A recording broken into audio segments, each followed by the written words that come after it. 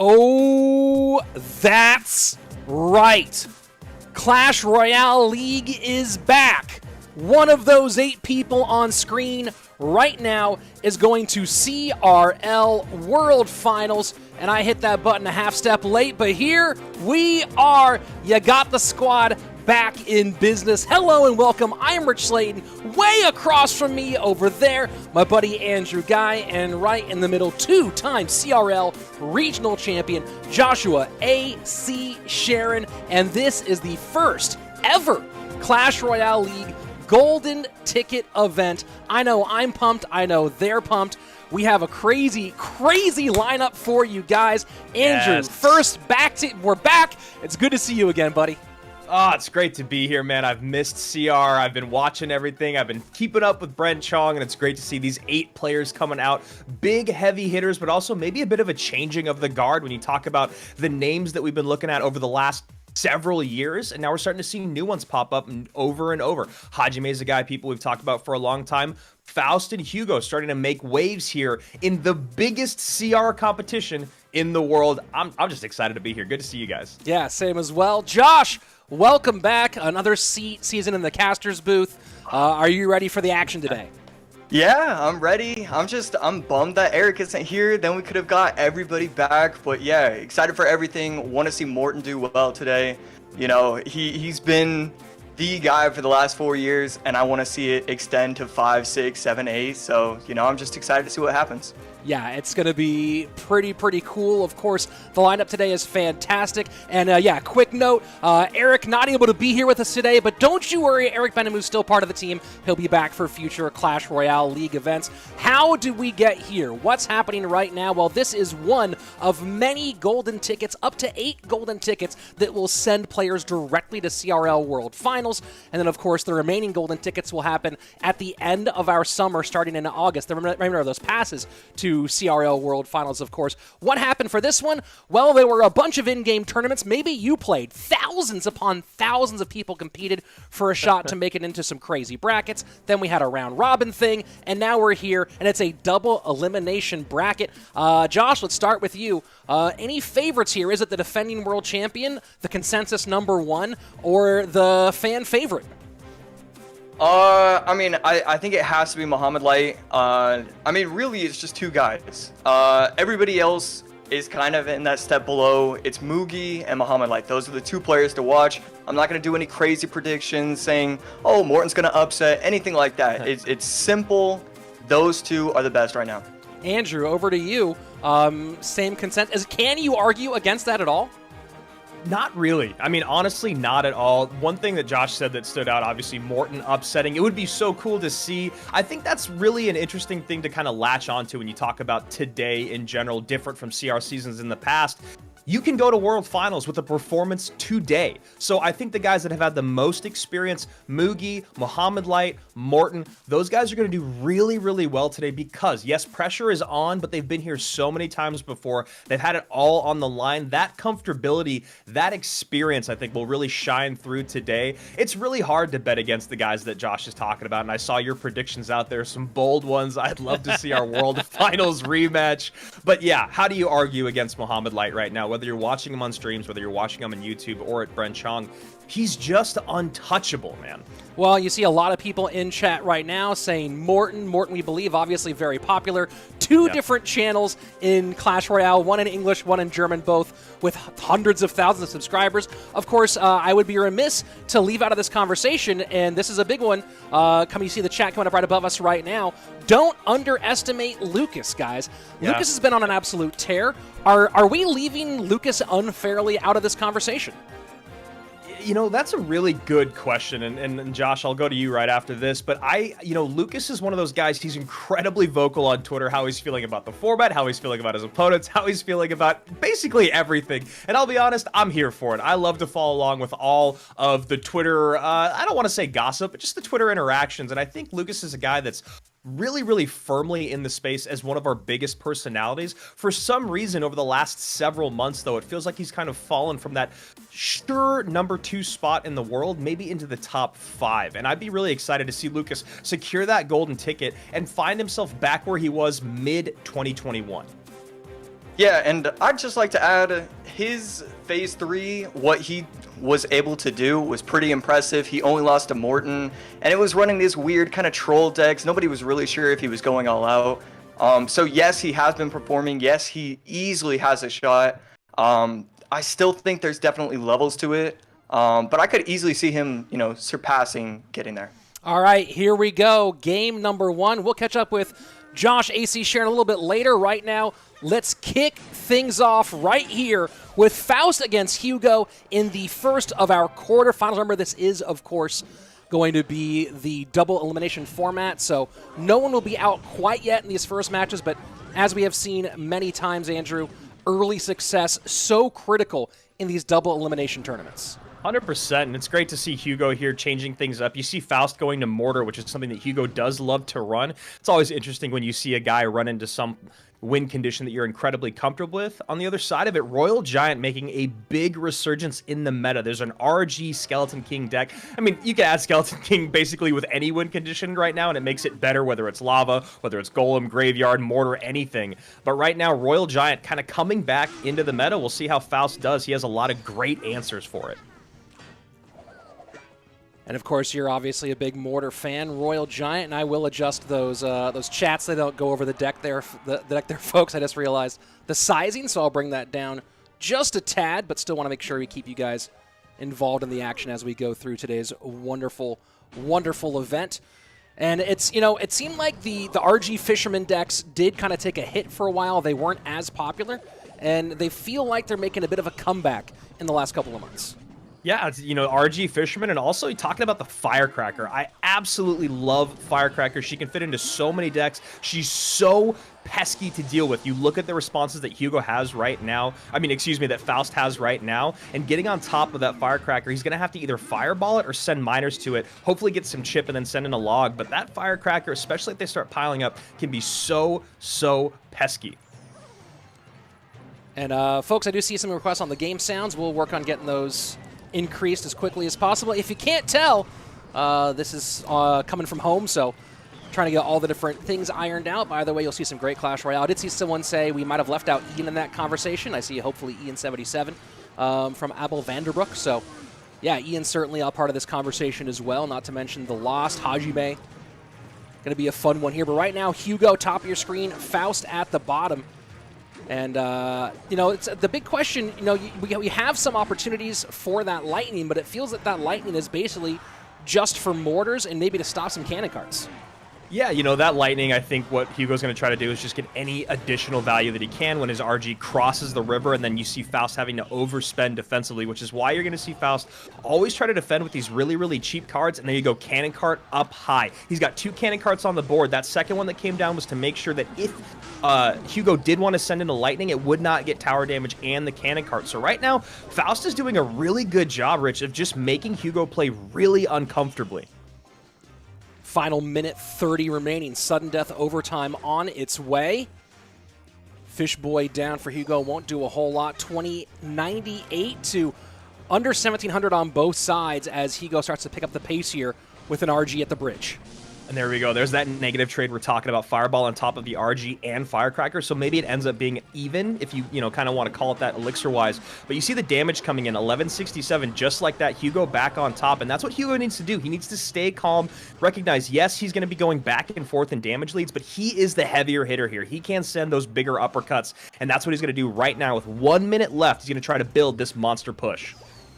Final minute, 8:99, left-hand lane, 11:67. Fighting back in right now is Hugo. Log to support that push. Miner will get an extra shot on the tower, 373. And keep in mind, folks, Miner does not, in fact, heal the tower, despite what the video said just the other day. Trying to hold on to this Dark Prince. Nice lightning in. Does this RG get close? Can it get a shot? Does not get that one off. That might be the nail in the coffin.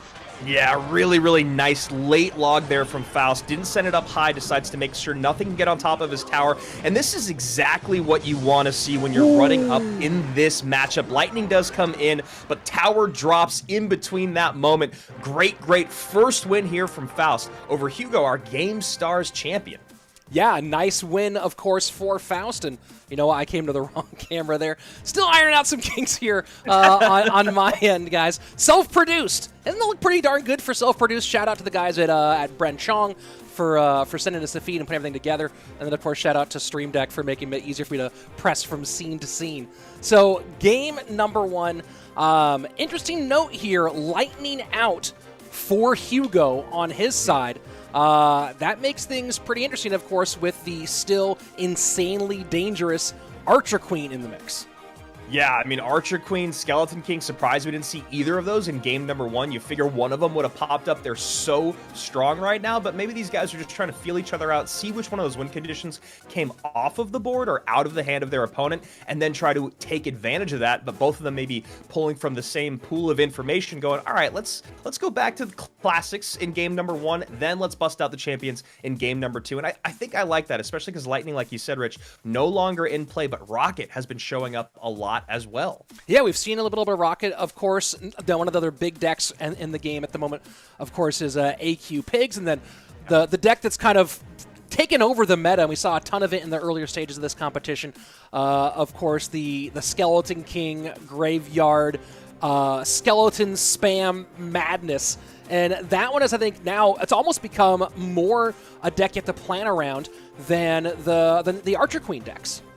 Well, when you talk about playing at this level, these guys know how to abuse when you have responses out of cycle, and that Skeleton King plus a Graveyard with a Skarmy somewhere on the board, they're so good at tracking cycle, they can really, really punish you in single elixir, especially because it takes you so much longer to cycle back around to those good responses. That's why we're seeing so much more Valkyrie. That's why we're seeing Poison finally come back. It felt like when Poison got its buff, maybe we'd start to see it more in the meta, but honestly, it's now because of Skeleton King, because of how strong it is, that we've started to finally see that great spell really back in the game.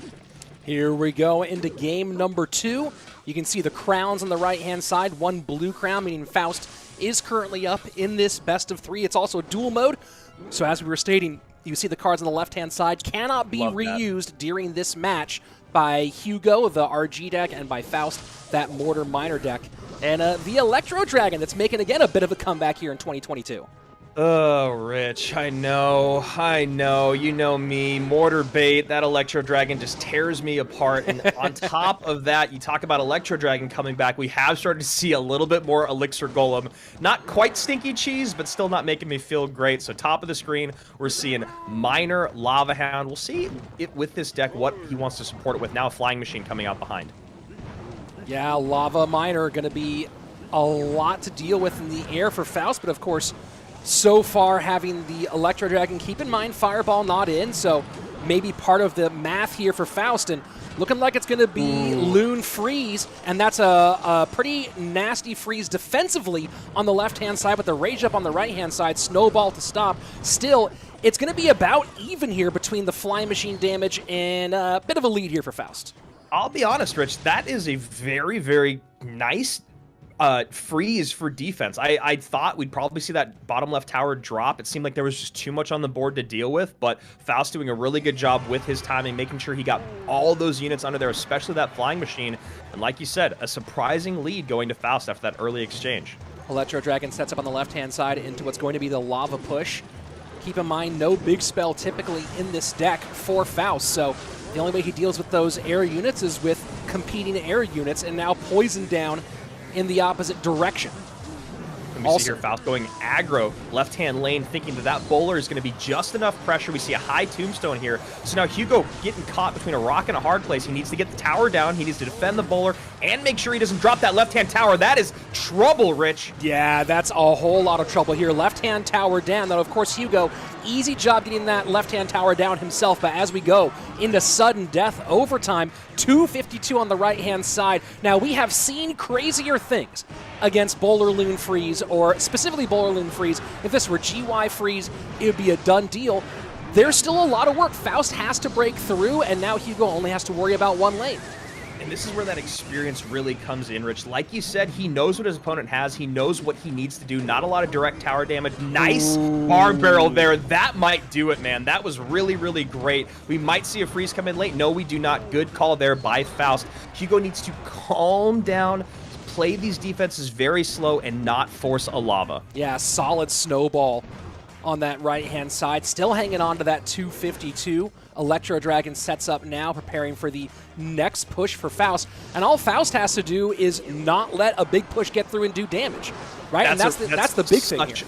Yes, man. Sorry to cut you off, but that's such a good point that you make. So many lesser players, newer players, not a lot of guys in CR, but we see it sometimes. They see this and they're like, I must take that tower. There's only 250 HP left. How do I do it? Let's start cycling freezes. Let's start cycling NATOs. No, man. You have a massive lead. Just like Rich said, sit back, enjoy it, and defend, defend, defend. This deck is incredibly defensive on the bottom of your screen. And look at that bowler. It was just a soak-up damage bowler. That bowler was just designed to pick up that flying machine and not let problems happen. And here we go. Freeze in. Snowball not going to be far enough. And Hugo trying to drop everything he can, but that's going to be it. Faust, your first winner on the day, sending Hugo down to the lower bracket. Just a clean 1-2 punch there from Faust. Great matchups in both of those games. A really good job there. I mean, what I loved in game number 2 there, you and I have talked so much about min-maxing or going for trading towers over our careers, and Faust really had that lockdown, knowing exactly how much to spend where he needed to make sure that, again, just like in game 1, Hugo was playing uncomfortably, and that's how you saw that first tower drop on the left-hand side. Just really, really great stuff. And let's go ahead and take a look at the bracket as it stands. By the way, if you're watching on YouTube, you are going to be able to see the bracket in the chat, or in the description below, so you can go ahead and catch it there. But as you see, Faust does move on in the upper bracket. He'll face the winner of Lucas and Mugi. So, man, that's a big step up in competition. No shade against Hugo, but that's a whole lot of trouble for anybody in this game. You see Hugo now down in the lower bracket, the elimination bracket. So he's going to have no more lives to live. Every point now is a elimination game for him. So we'll see if he can hold on. And I keep on going to the wrong button. I'll get it sorted out here, folks. If you guys want to see, Josh is just like, what are you doing to me right now, man? If you guys wanted to see Josh lounging. I love it. And then you see, guys, why are we here? It's the golden ticket event. $50,000 given away today, which is such a massive prize pool. And like we talked about, that first golden ticket is so nice for the rest of the year. And I saw here in the chat, I'm following along. I subscribe to your Twitch. No, hey, if you got a Prime sub right now, come on, send it over. What are you doing? Why wouldn't you Prime sub right now? I did it while I was casting, but I saw someone asking, will the format be the same for the other cups? There's only one way to find out. Esports Royale on Twitter. Follow Rich, follow myself, follow all the big event organizers out there, because that's how you're going to do it. You got to keep your eyes out to make sure you know when those next events start. Yep. That's the best part of it. We can't tell you about the next event because we're not running it. It's different community event organizers. So just follow along with everything and make sure you're here every single time. There it is. Nerf Miner. Yeah, I saw it healing that tower. Yeah, as it always does, of course. Shout out to Rick and Max for having a little bit of fun with that one for you. And I saw people excited for Mo and Morton. Here are the matches. You saw those matches coming up. Mohamed Light and Morton, the last of our quarterfinal matches. Lucas and Mugi, come on, son, let's go. Man. And then coming up next, though, Hajime and Samuel Bassotto. And let's go ahead and take a look at, here's a chance for you to take a look at a way for you to participate in all the action. Let me go ahead and throw this on your way. There is the Bernard Chong Cup Events app, so that you can go ahead and play fantasy alongside all this stuff. The information is somewhere to get the app. Look up Bernard Chong in the App Store. I don't know what to tell you. But I know I put my fantasy picks in. There are some rewards for it, so go ahead and enjoy that. Do your best or your worst. Take a swing either single way. What I don't know, let me just check here real quick. I don't know if Josh is, as we're getting ready for his former teammate, but I'll keep an eye and see if he unmutes, if he's available to kind of talk about this upcoming matchup, because he's actually got experience with both Hajime and Samuel Bassotto, so I'm keeping an eye to see if he does come on back here for a minute. Hey! Hey, let's go ahead and go to that little three-person view. There we go. Got it. Josh, I know you thought you were taking a break here for the whole time, but it's two of your former teammates going head-to-head. Tell us a bit about this matchup, what you think each one has to do to take a slice out of the other. Right. Let's start with Samuel because I know him best. You know, one of my best friends in the game, just an amazing person overall. But, you know, at the end of the day, who cares about that? We care about the gameplay. I'm excited to see what he does. I like when he runs these Royal Hogs, Mortar decks, quick cycle, make your opponent think. When he gets into a groove, that's how he wins. It's simple for him. He knows how to cycle correctly. He knows when to start spell cycling. He just knows everything about it. And so as long as he picks the right decks, and, you know, I can go on and on. I have done the write-up that I did last night has made me think, oh, what are the correct decks? What do you need to do when you're having the deck construction with the dual format? And so far, he's done really well in constructing decks. You know, it just fits what he's been doing his entire career. So I just like seeing what I've been seeing from him. And then Hajime, you know, Hajime, he's played a lot of SK, he's played a lot of Mortar, he's played a lot of RG. I like what he's done with the meta. I'm just excited to see what he does overall.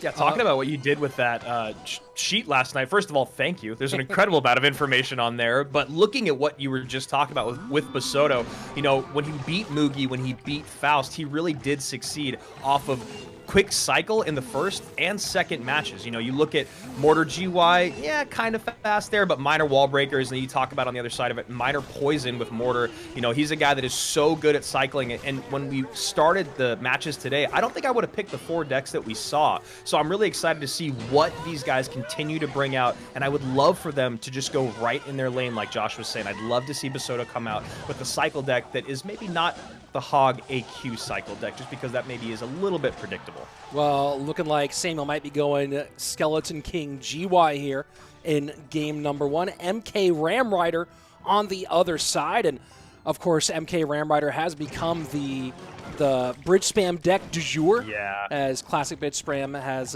gone by the wayside. Sorry for you out there, Jax. And man, Mega Knight, such a polarizing card in the meta overall, especially at lower ladders. It really is. There's sometimes when I'm playing against MK and I'm like, man, this is so easy to control. King Tower activated, done. Push the pressure opposite lane. But then there's other times when I overcommit or I'm just not ready for it, and that MK comes down, it feels completely unstoppable. The deck that Bassotto is playing right now, this Skeleton King, Valkyrie, Inferno Dragon Graveyard deck, I love this deck, but I actually, because I'm not great, like these guys, have a bit of difficulty against bridge spam. So we'll see how Hajime and Bassotto want to play this out. So far, things going the way of Hajime, up 1791 to 2588, and gets the MK down in front of the Archer Queen, and a little bit of space created there. Valkyrie will still pull back, so nice control there for Samuel Bassotto on defense, and he has a nasty counter push with a lot on the board. And you see Hajime rocking in that Fireball, no Lightning, which is a bit of a bummer when you talk about that Inferno Dragon. It will be nice because he'll have a faster cycle to get back around to graveyard responses. But here we go. I mean, this is, again, why on paper this is a bad matchup for the bottom of the screen. But like I said, I struggle because I'm not good. The overwhelm here and this single target kind of focusing on those skeletons becomes really, really difficult, especially because later on when we get into double and triple elixir, this deck at the top of your screen is relentless. You can build a push in one lane and you just go right Skeleton Dragon or Skelly King at the bridge with his ability in the opposite lane and just create tons of pressure. Bandit, big difference now. You know, you think about all the changes in the game. The 2 skeleton tombstone for Bandit is such a huge difference. You're so used to just chaining that girl all the way down to the tombstone. Does not happen anymore. And I think that's a great change. That's really one of my favorite balance changes. It was so small, but when you talk about the meta, when you talk about the usage of Tombstone, it was massive. Tombstone is everywhere now. We see it in, you know, Lava Hound decks. We see it in a ton of Graveyard decks. We see it in a lot of these Skeleton King decks. And one of the interesting things about Samuel's deck here is the ability to take the Archer Queen off the board with that Fireball Arrows combo. And that could be, as we go deeper into this game, kind of a critical relationship. As you know, one of the big hard points about the Archer Queen is that there are not that many spell combinations that do get her off the board. Yeah, that really is frustrating when you talk about Fireball Log and then Archer Queen still staying alive. So now we see Hajime trying to build some offense in the opposite lane, but he has nothing for that graveyard on the back end. Bar Barrel out of cycle, Skeleton King ability in, and that's going to be towered down, man.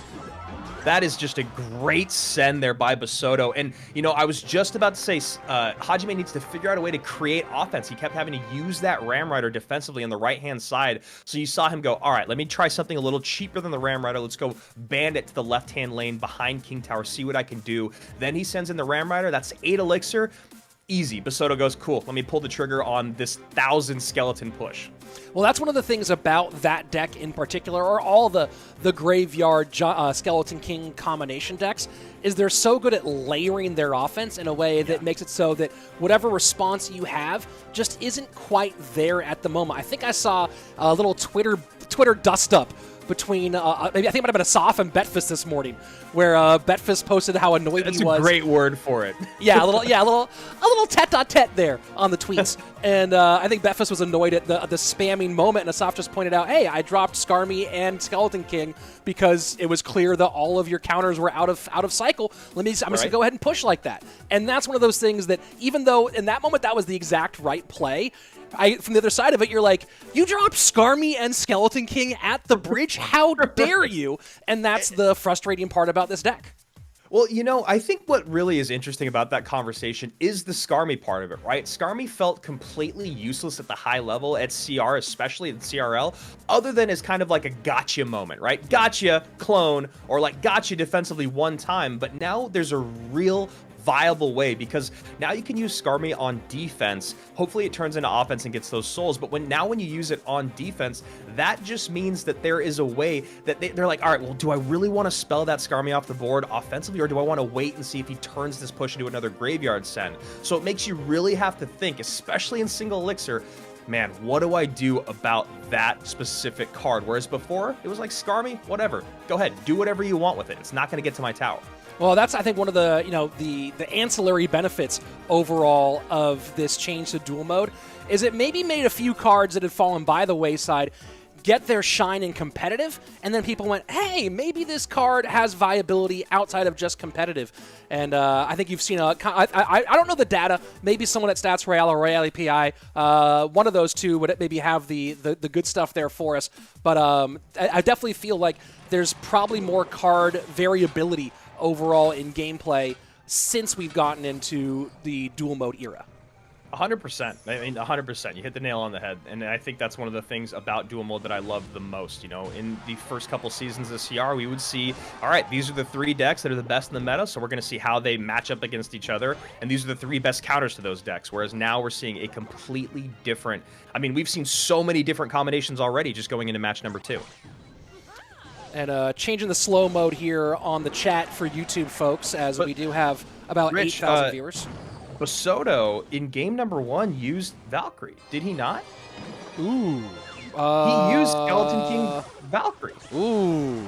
Yeah. That is a very, very interesting moment. And you see Samuel shaking his head because of the defense there, but that's a double use. This is, no matter what happens, I feel like neither of these guys have recognized the situation that they're in.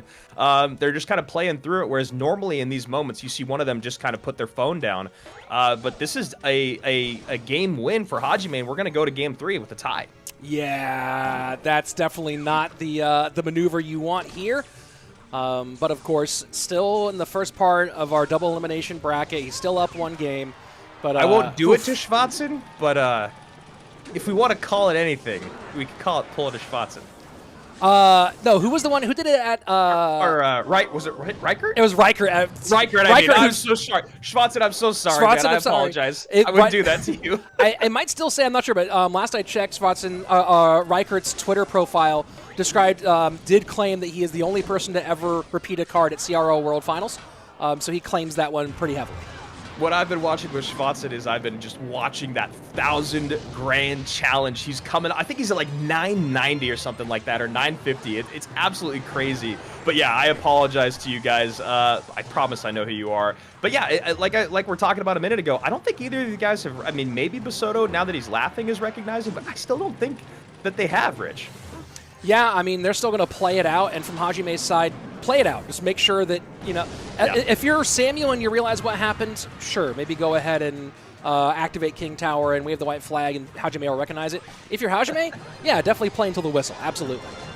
Here in the chat from Julesy. Yeah, nice one, Riker. Idiot. Julesy has been very vocal about how he was his analyst and he did pick that deck for him. So big shout out to you, Julesy. It's always important to own your mishaps and your screw ups. And that's all part of getting better. So here we go. Game number 2 goes to Hajime, whether it's because of the repeated card or not. Someone's analyst needs to get in their ear and just let them know. This is something they need to be cognizant of.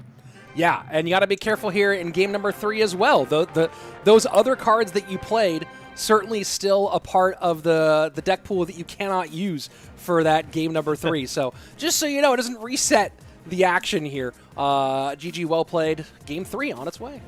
Yeah, and you saw there kind of what we talked about a little bit in the preamble. You know, Josh talked about Sam and how good he is with those quick cycle decks. You saw him go straight to, you know, minor control in that second game, something that is kind of his bread and butter. He really struggled with it. It didn't really matter because he played Valkyrie twice.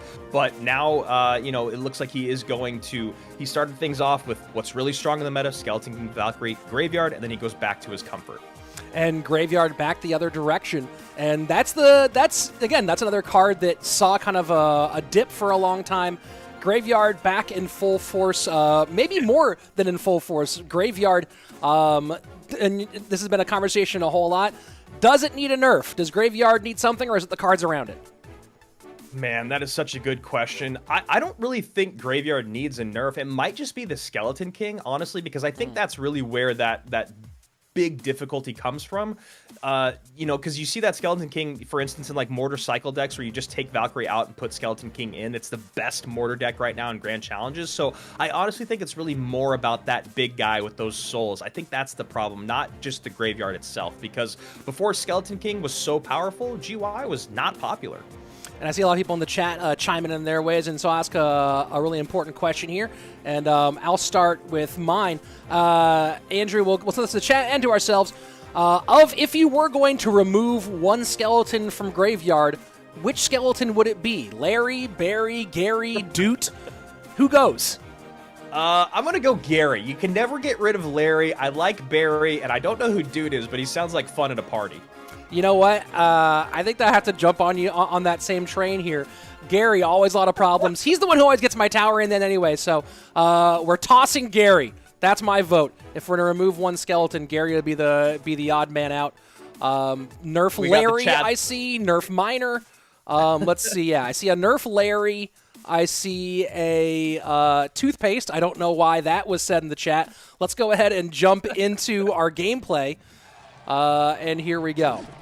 All right, game number 3. Hajime, bottom of your screen. Samuel Bassotto at the top. And, yeah, you know, gonna bust out with a bandit. Hasn't used that card yet.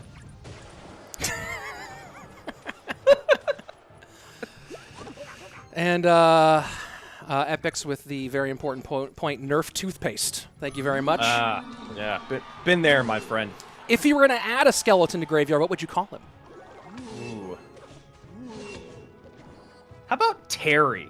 Because then you're like, well, you know, is Terry, is it a guy's name? Is it a girl's name? Who knows? Could go either way, and that always keeps people guessing. Maybe while they're thinking about that, Terry takes your tower. First skeleton with a ponytail, so good to know on that one. So here we go. You can see the decks played in our previous games so far. Keep an eye on that. I'm sure our 2 competitors are. Remember, loser does not leave town. They drop down to the elimination bracket in this one, but winner does get a very nice step forward towards that golden ticket. And, of course, on top of that, no small deal there, $20,000, the grand prize awarded today for our first golden ticket champion. Yeah, and you know, you talk about 7th and 8th place gets to walk away with 1K, then 5th and 6th, 2,000, goes up from there, 4th place at 4, 3rd place at 6, 2nd place at 10, and then obviously doubling that up with the golden ticket for 1st place and 20K. Right now, just kind of a slow back and forth here. Hajime using a very interesting Mortar deck. I love what he's doing here, though. You see there's so much there to feed his Skeleton King.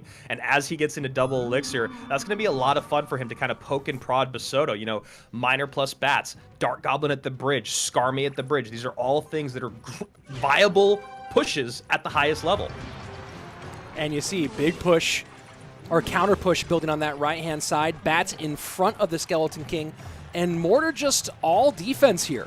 So we'll see if there's a big nasty Oh, Skarmy on that left-hand side for the Archer Queen. She'll be able to deal with that, but still, it's going to take a lot out of her. Now much easier to deal with when she crosses the board. Lightning in. Snowball to help for the Mega Knight. Ramrider trying to sneak through. Back to Skarmy. Connection anyway. Samuel Bassotto takes the lead in the final 30 of regulation. Yeah, really, really nice send there by Bassotto. Not a lot of answers there for Hajime. Great lightning comes in. So now Hajime is going to have to do those defensive mortars, but he's going to have to place them late and probably up high. And there you see a high mortar there trying to create a little bit of pressure. Not going to get on top of tower, and he's going to cycle rapidly to make sure that that mortar is back in cycle by the time that that Ram Rider wants to come down, most likely in the right-hand lane, because you see this massive push on the left-hand side. Miner there to work on the Bandit. And Archer Queen will still be needed to be dealt with, but no Snowball to protect her or create some room, so has to use the ability. Mega Knight and the Royal Ghost up front. Wow, that Archer Queen still on the board. A lucky Royal Ghost hit makes it come visible there, and so the Dark Goblin focuses on the RG, not on top of the AQ. Tons of value there, and you see Samuel Bassotto just riding that train, keeping the pressure up. Mega Knight does go down to the bat, so Ram Rider dealt with by this mortar. Final 90 seconds on its way. This one very tight, 22:03 to 24:03 as a pressure Dark Goblin forces out the Bandit at the bridge. Honestly, I mean, Dark Goblin, one of the strongest cards in the game right now. I love the fact that you can create pressure at the bridge with 3 Elixir that you have to respond to, or you have to take an insane amount of damage. It's a great use of 3 Elixir even in single. When you talk about double and triple, it's almost a no-brainer when you don't have a good cycle. And the Skeleton King does get his ability off before going down. Lots of swarm on the board, and damage taken here by Samuel. Going to be down now to under 1,500 HP. Pressure on by Hajime. That's exactly it. Hajime turning up the heat. Samuel Bassotto has been doing a phenomenal job of holding that AQ ability to make sure that he pops it right when the most swarm units are within range. He's always waiting for the absolute last second, but now struggling a bit here. That minion horde gets so much value against lightning. You know, we've been talking about this today, Andrew. It's been a theme. Cards that have popped back up because of dual mode format.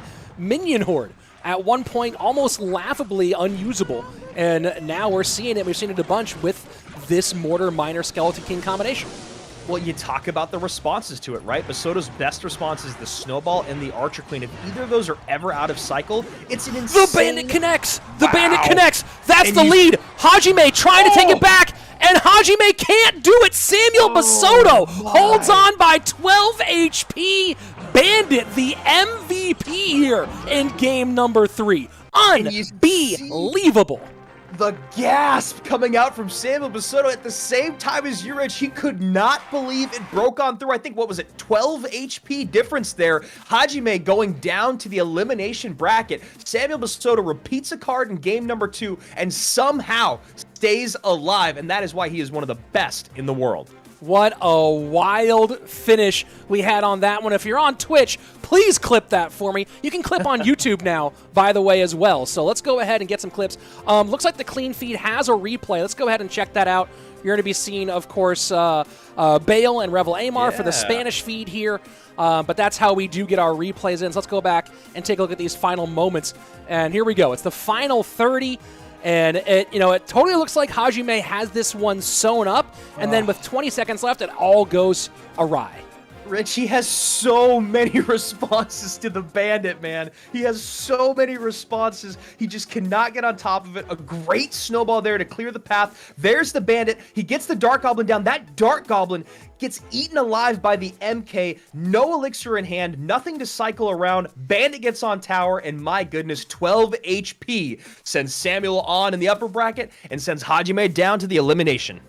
That's why you love Clash Royale, and that's why you sometimes hate Clash Royale, is moments like that one. We've all been there. Let's take a look at the bracket as it stands. Of course, bracket, if you're on YouTube, in the show notes below. You can open up those show notes and find the bracket yourself over on Challenge. You can follow along with the action. Samuel Bassotto moving on in the upper bracket, and he has a big opponent in round number 2. No matter who it ends up being, Hajime drops down to the lower bracket, the elimination bracket, so he'll be fighting for his life the rest of the way through. Whoo, boy, Andrew. what a crazy set that was, man. I mean, a great back and forth in game number 1. Seemed like everything was kind of par for the course. The Valkyrie, Skeleton King deck does what it's supposed to against that MK Ram Rider deck. Game number 2, Samuel Bassotto goes to one of the decks he's best with in the world, but he repeats a card, and that Bandit. The Bandit is I think she and the AQ and the Skeleton King have got to be the 3 most talked about cards in the game right now. And Bandit gets, I think, the crown because it's been talked about for a few months longer. Yeah. That was such a... And you saw just a half step late there out of Hajime, maybe thinking that the MK would go down to the bats. Instead, it goes and takes the Dark Goblin off the board, and that full connection from the Bandit, absolute game changer. And, how gutted... obviously, he still lost game number 2, but, losing a best of 3 when you repeated a card, obviously horrific for your emotions, but Samuel able to hold on and got that one out for a 12 HP win. Man, you gotta love that for Samuel, and Hajime, of course, down but not out, still alive in this golden ticket tournament. And of course, there are lots of golden tickets still available. This is just one of many. So for those of you watching right now, whoever you are, wherever you're watching, if you're on Twitch, if you're on YouTube, wherever you're watching right now, you can compete as well. Go ahead and follow at Esports Royale EN on Twitter to keep up with all the information as various golden ticket events begin to happen. I believe our next one is going to be starting in April, so make sure that you are ready to rock. Let's go ahead and jump in to our next matchup, and what a massive one it is. Defending world champion, the most popular man in Japanese Clash Royale and almost in the world of Clash Royale, Mugi, up against Brazil's star player, Lucas. Sport the do there. I love the blonde. 200K being spent well there by our world champion, our defending world champion. Like you said, it's an honor to call his matches. It's an honor to see him play, and he's going to one of the most popular, dominant decks in this meta. It has been, whether it's with the Hog or with the Royal Hogs, doesn't matter. This is such a strong combination, this 6 cards right here. I see a lot of people in the chat talking about what they want to nerf and buff. Let's get your votes here in the chat right now for who you want to see win. I saw a vote for Mugi. I know that's obviously a popular pick here. Mugi or Lucas, let us know in the chat who you're pulling for in this one, and we'll see if you end up being right. So MK, great to have there for Lucas. Very, very happy about that. MK Skeleton King with Zappies and Cannon Cards. So a pretty expensive deck, and now that Ram Rider comes out on the back end. Josh talked about this a little bit in the pre-show where he was just like, Lucas came out and played whatever he wanted. You can call them quote-unquote troll decks or not. This obviously is not a troll deck, but this is a little bit different of a look than we see a lot of these cards normally paired with. And of course, you see something a little bit out there versus one of the 2 most popular decks in the meta, so popular that even one of these casters is running it right now as his main deck. I'll let you guess which one. Pigs to the left-hand side. Skeleton King in reply. No need for Snowball. Tombstone plus Skeleton King stops nearly all that damage. Such great responses here from Lucas, maybe putting this deck right on Mugi. He has Skeleton King, he has MK, he has Snowball, he has Tombstone, he has Cannon Cart. He can start cycling Cannon Carts if he needs to make in the weaker lane. Then when it falls off of its wheels, then those Hogs have another target, but he's probably really happy with just the 3 cards that I initially mentioned. Fire Spirits go to that right-hand side, and the Ram Rider dealt with simply here. This is one of those situations where obviously Mugi can run away with it, and a big key to this matchup is preventing as much damage as you possibly can until triple, hoping that you're close enough to play defense and get EQs down, and then hope that you've done the damage, of course, in the lane that your opponent wants to push. So we'll see if Mugi makes that happen here as we go into sudden death overtime. Yeah, and you see there Mugi adjusting that cannon, making sure he does not miss that Ram Rider pull again. Nice job there, double cycling those cannons on the board. Both of them placed in incredibly safe spots for that right-hand tower. That's just one of those things that you don't see at the highest level a lot, misplaced buildings, but you saw it last game, that Dark Goblin a little too close or a little too early on that MK, and here you're seeing our former world champion, our defending world champion, misplaces the cannon there. Ram Rider connection early on, and Lucas is just kind of riding that lead. 1879 to 2174. Starting that spell cycle in the left-hand lane is Mugi, and now down to almost 2,000 HP. Does Lucas prevent the Fire Spirit? No, chooses to instead double down on the right-hand lane. Will defend the pigs with the MK, Cannon Cart plus Ram Rider into that Cannon plus Archer Queen. Will it get a touch? And no, stopped. You know, Mugi's going to try to go for the King Tower activation here. He pulls it off perfectly. Skeletons up high. Fire Spirit not on top of the King Tower, but I believe one tile up to make sure it pulls that aggro. Great King Tower activation there. Cannon set up for defense. Let's see how Lucas wants to add a little bit more damage to this right-hand side as he has lost the lead by 600 HP. Yeah, this is what this deck does in late game. There are, of course, some rough matchups. Lightning will be a factor as time goes on. And that Mega Knight does not go to the cannon. That is a huge leap. I mean, you said it right there. We saw it earlier on. Mugi and his cannon placements just not the thing here in game number 1. The early missed Ram Rider, the late missed MK, and an odd kind of missed interactions by our defending world champion. I think that's really the only way you can kind of chalk it up. And Lucas, with the face of someone who knows that he got away with one there at the end, he was falling behind very, very quickly. And man, I think we were just talking about Mega Knight, right? We were just talking about how annoying that card can be. If you're half a tile off, half a second off, the punish factor of Mega Knight is so massive. He does so much damage. He's so beefy. And I love that you bring this up because it's exactly what we were talking about the MK nerf. You saw the prime example of, all right, skeletons, Fire Spirit, King Tower activation, cannon up high for a cycle, and you look like a fool. I've got a positive elixir trade. My King's activated now. Great stuff for me. And then we see the other side of it. I missed the pull on the MK. Game over. It's just so devastating, which is why I actually don't think the MK needs a nerf. I think he's been in a great spot for a long time. Just missed interactions by the best player in the world. And interesting to keep this in mind, right? As we go into game number 2, obviously bait not particularly popular right now, but part of it is because that deck that we just saw is so popular and log plus royal delivery so devastating against bait. Lucas does have the skill with some of these fast cycle decks. Does he stay big or does he go something like that direction? I'd love to see something a little lighter. Bait would be fun to see, but it like you said, it's kind of I don't think you're putting yourself in the best position in the current meta. Obviously, those cards are out of cycle now. There's, like you said, there's so many good responses. The delivery, the log. You can even skeletons plus Fire Spirit and counter that barrel. So maybe because all that is out of play, it becomes a little bit more appetizing. But I still think you're trying to kind of, as Josh loves to hear me say, I skate uphill in that situation.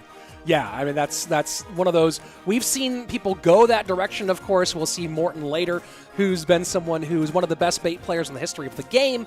But, of course, we've seen him do that in some situations that have been questionable or been challenging for him in the end. So, you know, if one of the top 3 all-time bait players can't pull it off consistently, maybe it's the wrong move. But, again, that's the X factor of duel mode. When you start seeing that those cards begin to come out of the deck pool and you go, oh, okay, well, this was pretty bad 1 game ago and okay 2 games ago. Now we're in game 3, and this becomes imminently viable. I mean, we saw Lucas, you know, he's one of the few players out there in the world that has been playing a good amount of Expo, whether it's you've been catching him on FriendLink or whether you've been looking at it on the Grand Challenges and stuff. I don't think he's going to bust it out now, and obviously when you see the guards come out, not going to happen, but that's always a fun thing to keep in your back pocket. And again, we're going to take chat down just maybe about 10 seconds slower now, or maybe a few seconds slower, as continues to go fast and furious with nearly 10,000 viewers over on YouTube. Thanks, everyone, for joining, whether you're on YouTube or on Twitch. Super appreciate you. If you're on YouTube, throw a sub. Come back. This is the most fun place for Clash Royale esports. And here you go, Rich. This is, you know, kind of what you're talking about. Fast cycle mortar deck here from Lucas. Bread and butter. This deck is really, really strong. Also, you know, Fire Spirit in here. It's just got so much defensive capability, but it also can cycle so quickly. And then you talk about that mortar. It's a great defensive building. People kind of discredit the mortar for how good of a defensive card it is. That minor chip could be your bread and butter. Mortar to that left-hand side, picked up by the Valkyrie. And you're seeing Valk on both sides. I feel like we've seen Valk played by both players nearly every match so far today. Such a catch-all card, 4 elixir, tanky, damage. Of course, we're in a heavy swarm meta. Skeleton King, Graveyard. She just seems to be the answer for just about everything. I think I might have seen a Valkyrie do my taxes this last year. Yeah, I mean, she's so strong for all the reasons that you said, and especially because of the Skeleton King. A great counter to that. You know, a 6 for 4 usually when you talk about that Skeleton King ability being active. What's going to be really interesting here is what Lucas wants to do in terms of how he wants to create his damage. So he's still going offensively with his mortars, but then when you talk about those minor poison pushes that he can do in double, he's got great defensive capabilities with that Archer Queen, and then if he goes with a minor poison, it's just going to be tough for Mugi to get good trades out of that defense. So here we go, final minute of regulation time. Miner will go straight to the safe spot here. Poison down as well, get some value on the guards. But it is still Lucas with the lead, 21-74 to 23-64. I love guards. I really do. Guards, Dark Goblin, Bats is my combo in my Mortar Bait deck just because it's just so relentless and it's so hard to figure out where you want to use your spells because the guards and the Dark Goblin just do so much damage. Poison down on that right-hand side, increasing the Brazilians' lead. Final 20 seconds, of course. Last year, the conversation up until World Finals was Lucas or Mo. Lucas or Mo. Yeah. Lucas, of course, the only player to win 2 of our monthly qualifiers back in 2021. And here, of course, hoping to prove again that he is one of the world's elite. I really like, you know, how Lucas is playing this. He already has such a big damage lead. He knows that the last thing he wants to do is turn this into a single lane battle because his opponent has a bit more single target DPS more readily available. If that AQ is ever out of cycle and you see Mugi build up a Valkyrie plus Miner plus Musketeer plus either guards or Mega Minion push, that becomes something that Lucas can't really deal with that well, although he does have delivery. So I like what he's doing, continuing to get damage in on that right-hand side and just keep up a little bit of pressure on the left. Interesting changes here in these decks, of course. The Musketeer on the side of Mugi, Lucas going Archer Queen, the Mega Minion on the side of Mugi to Bats for Lucas, and it feels like those two differences might be the biggest change. Of course, Miner now in plus Poison. Mugi starting to fight back here in the final minute 10. I love that play by Lucas. He goes Archer Queen up high, Valkyrie doesn't cross the bridge. That way the tower plus his own Valkyrie get on top of the Miner. Less damage taken. AQ cleans things up nicely, and he continues to hold on to this damage lead. He's only got 1 minute left to go. Things can get a little bit dicey here, but honestly, solid defense and spell your way out of this, my friend. And AQ goes ability immediately here, and you see a big breath there from Mugi, knowing that that's probably going to be it. That looked like it was his best moment, and best moment gone. Final 37 seconds. Perfect timing there on the Valkyrie. Then he sends in the Miner. Miner catches the aggro from the Mortar. Just the cleanest of plays here from Lucas. A very quick set there, and this just kind of adds to that conversation that we were having at the top of the show. Lucas was, you know, arguably the best player in the world, definitely in the top 2 for a very long time. And then as the months went on, as we got closer to World Finals, it felt like he kind of dropped to 2, to 3, to 4, to 5, you know, and now you see what he just did against Mugi. That was some really clean stuff there. And I love that. I mean, it's weird because the deck matchup in game number 1, it ended up really faring in Lucas's favor because of that MK getting on tower late, but he had good responses early, even though he was starting to lose that damage lead. He had Tombstone, he had Snowball, Skeleton King, plus MK, so he was looking for those hogs. He's done a really good job with his deck choices. And there you see Faust going to pick up Lucas in game number 2. Hugo versus Mugi will be one of our elimination bracket rounds, are in that first spot here, so either Mugi or Hugo will be going home today very soon. But for now, you do, of course, move on to our final match of the quarterfinals. And, of course, those of you waiting for Josh, don't worry, one more match, and then you're going to get AC back in here. And, of course, where is Eric?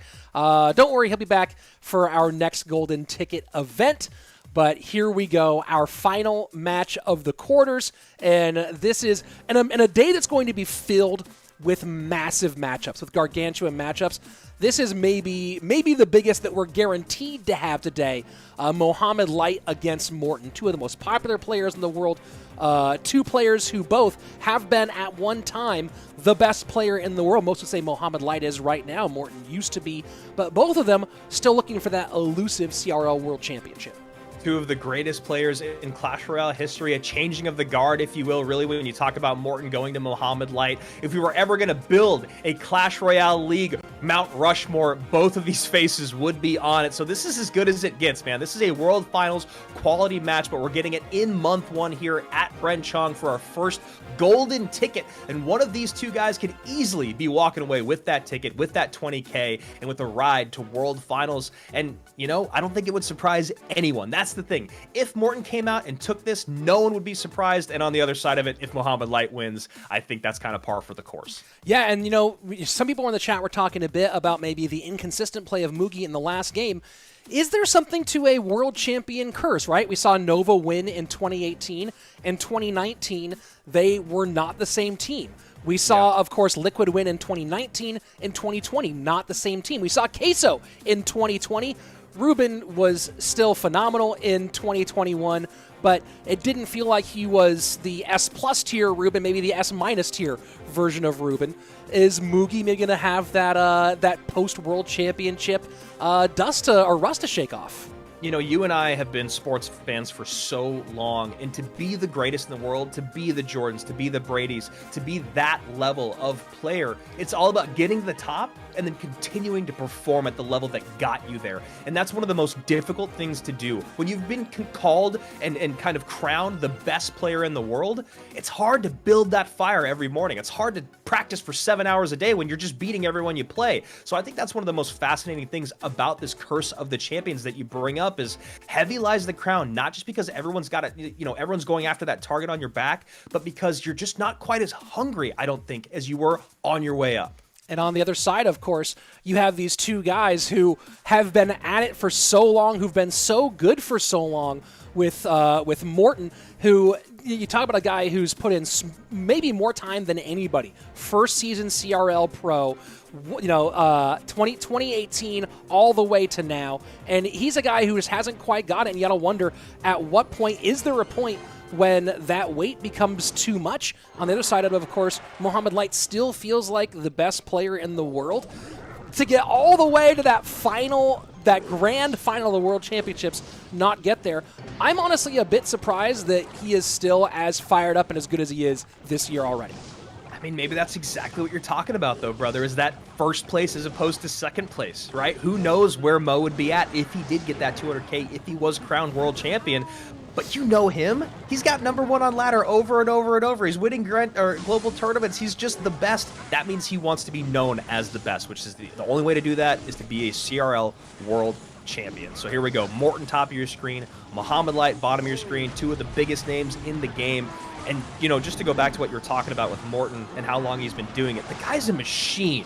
He streams for several hours a day. He puts up videos every day on both of his channels. I mean, he is just, if you ever want to be a pro, you ever want to be a content creator, what a guy to kind of model your business plan or your strategy or whatever you want to call it after.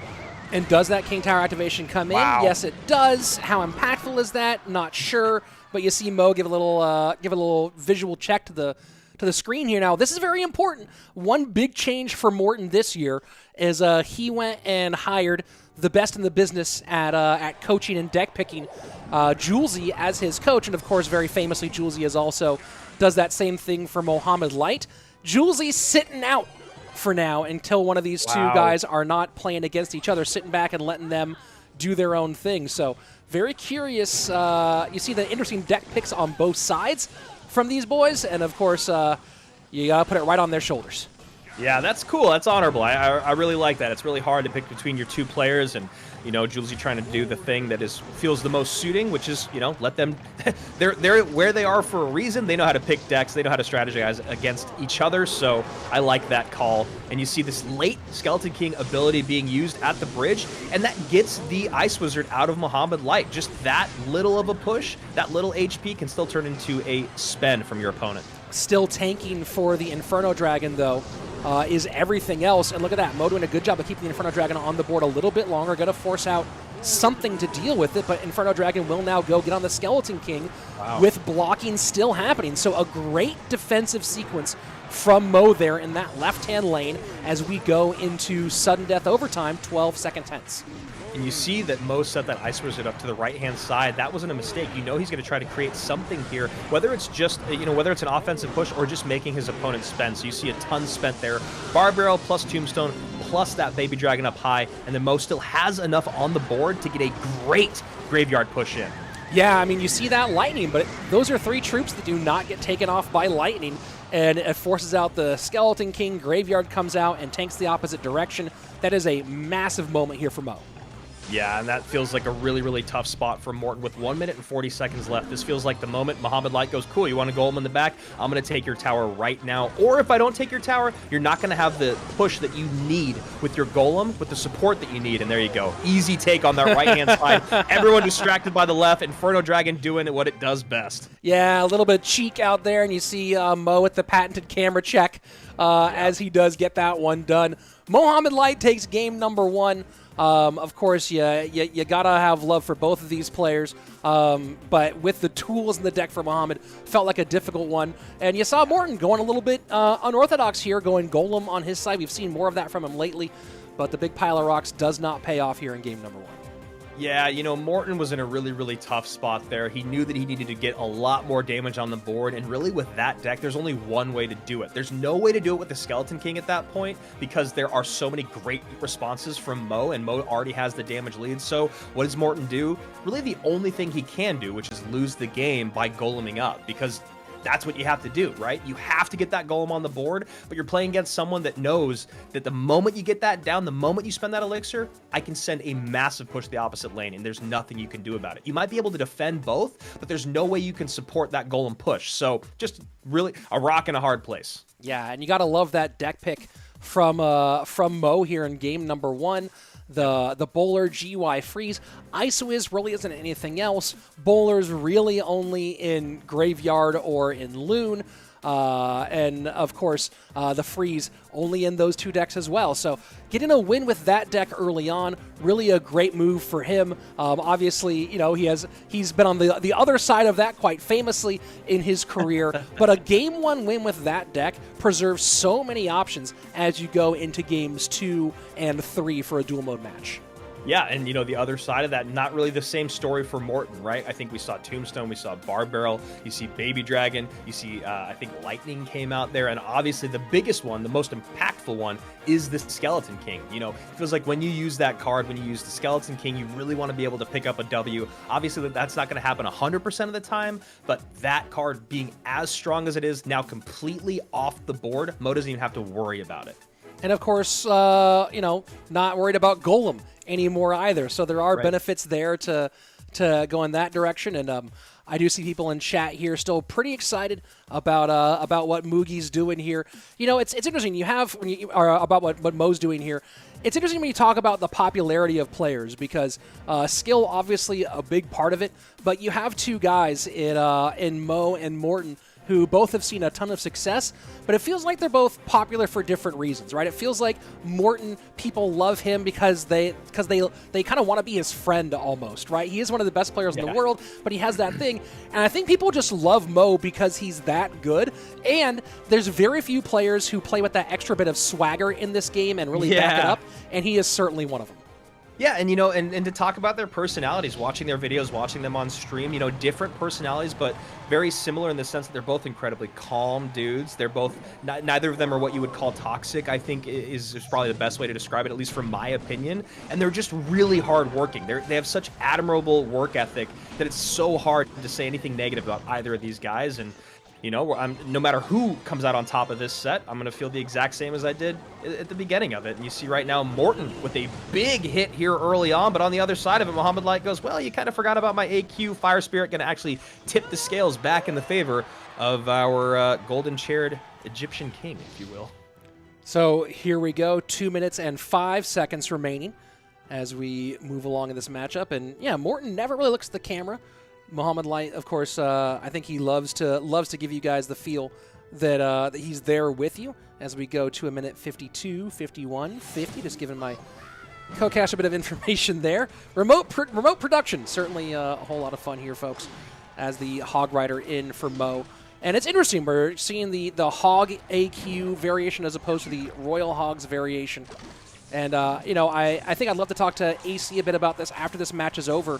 What makes you pick the Hog Rider version over the Royal Hogs version based on what you've seen in earlier games? Where are you at right now on their timer? Minute 20 exactly. 19, 18, 17, 16, 15. Now I'll give you a few more Right, beats there in a moment. As we're all synced up. Yeah, as we get the lead back from Morton now. Hog Rider in opposite direction. Snowball to hold off. AQ holding off at the bridge and trying to protect it. This is a little thing that I talked to Ian, who's known as the best Hog Cycle player in the game and very good at this deck. And he said that one of the biggest things you can do is try to protect the Archer Queen and get her ability to pop across the bridge rather than pop it on defense, if that's possible.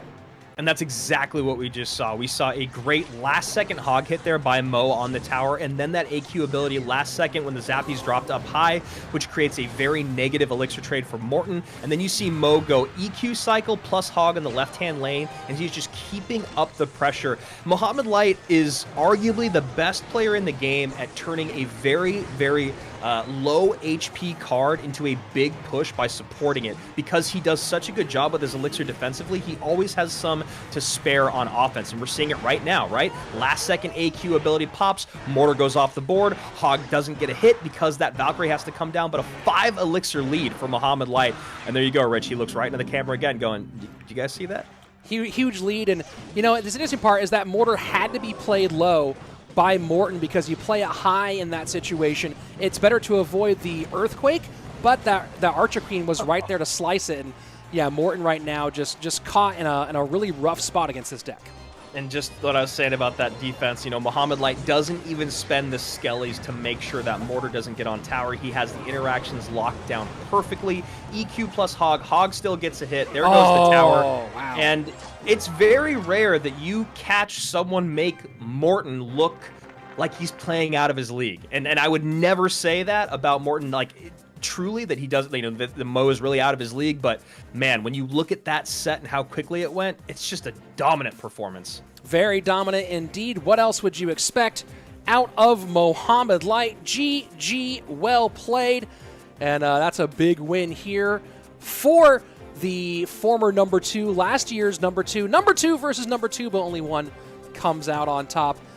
Very nice win there overall for Mo. We'll get the final end of quarterfinals bracket look coming your way right about now. Let's go take a look at our next matchups.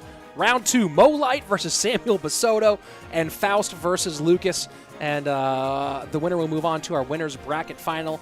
Only 2 match wins you need to make it into that grand final for the golden ticket. On the bottom end, Morton versus Hajime in an elimination match, and Mugi versus Hugo in an elimination match as well. So that's a whole lot of fun. Let's go ahead and bring on our third member of the squad today, Joshua AC Sharon. Josh, I threw a question in your direction for that one. Talk to us a little bit about the Hog Rider pick over the Royal Hogs pick in moments like that. Okay, so I loved that you brought that question up because I hate the Royal Hogs variation at this point. MK Lightning, I think, is one of the best decks, if not the very best deck in the dual format. And, I mean, anytime MK is available... Okay, here's the thing. There's 3 great cards in the meta right now when it comes to mini tanks slash, you know, cards that can fit in a lot of different decks. And that's Valk, SK, and MK. And all 3 of those are way too popular, again, or way too strong going against Royal Hogs. Hog, on the other hand, has a good matchup against all 3 of them. You don't have the DPS with the MK, it always gets a shot. You don't have the DPS with the Valk, it always gets, you know, 2-3 shots if you pair it with the Earthquake. And then the same thing with the SK. You can block it, but at the end of the day, it's still getting those shots. And so I think players should just avoid Royal Hogs in general, and it's weird to say that with how strong they should be, but in the dual format, there's too many options available.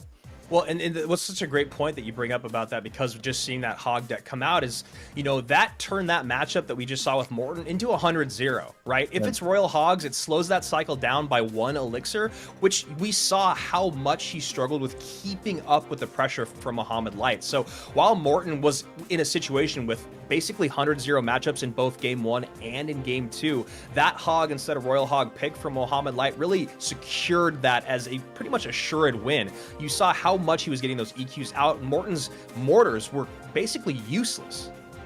And that's again one of those big challenges in that moment. Guys, I'm gonna go ahead and take a break here and turn this over to you as we go into our next set of matches. I believe we are going into our lower bracket matchups, so we'll have a couple eliminations coming up. But Andrew and Josh, I'm going to take a break here and let you guys take things away for a little while. All right, enjoy yourself. Thank you so much, my friend. Josh, good to see you, brother. Good to be casting with you again, my man. And I have a question. What did you think about these first few sets that we saw? Anything that really stood out to you? Any surprises, or was it kind of all par for the course? Okay, so one thing I hated is that I vouch for Samuel. I love the guy, and then he repeats a card. You cannot start it off with repeating a card. I don't care that he won the set. It'll mess with your head. You won't think as fast. You're not going to be thinking as clearly. I really didn't like seeing that. And then other than that, I think the other thing is I was not impressed with the players that have lost so far. I think that their deck selection was really weak. I've been doing a lot of research, and even if we take a look at Morton's decks, he used SK Golem in game number 1, and so that throws away any potential for SK in games 2 and 3. You're not using the SK Royal Giant, the SK Lava, which I find to be really strong, and I did not like that for game number 1, especially when you're going against Mohamed Light. And the other thing, game number 2, what did he use? He used Mortar Graveyard, and I've been doing a lot of research with that. You need the cannon cart. If you don't have cannon cart with that, you don't have the correct pressure. You can't do anything with just a Valk Graveyard push, because when you finally get that push, your opponent goes hog opposite lane, and now you don't have the elixir to actually build with that.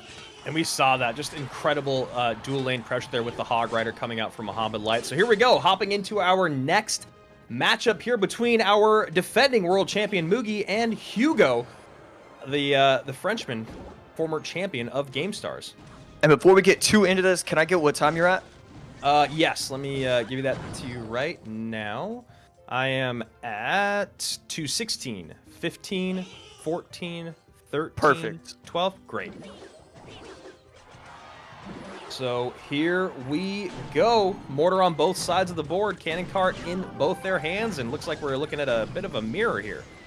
Okay, and both players using the cannon cart, which I really, really like. And then I also just like pairing it with the Archer Queen. The old variation, which is the one that Hugo's running, the one with cannon cart, bats, spear goblins, it's strong, and it can get a lot of really good matchups. But a lot of the times when you're going against these mirror matchups, but one player has Archer Queen, one player doesn't, the Archer Queen variation tends to win. Yeah, I was literally going to ask you if that's pretty much tried and true, and it does really feel that way. If you can fit AQ into your deck, or into your win condition, or at least the style that you like, then just do it. Talk about Cannon Cart, though, because it's a card you've mentioned a good amount. What is it about Cannon Cart that you love so much in the current meta? You know, when Cannon Cart got nerfed, everybody said, oh, this card is like no longer viable whatsoever. But then people started throwing it in these weird, slower paced graveyard decks.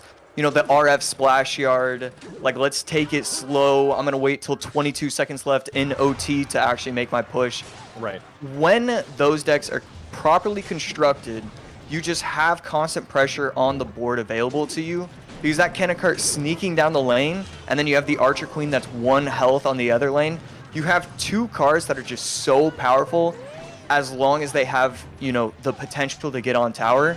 And so when you always have that pressure, it's too much for you, and eventually it's going to wear you down.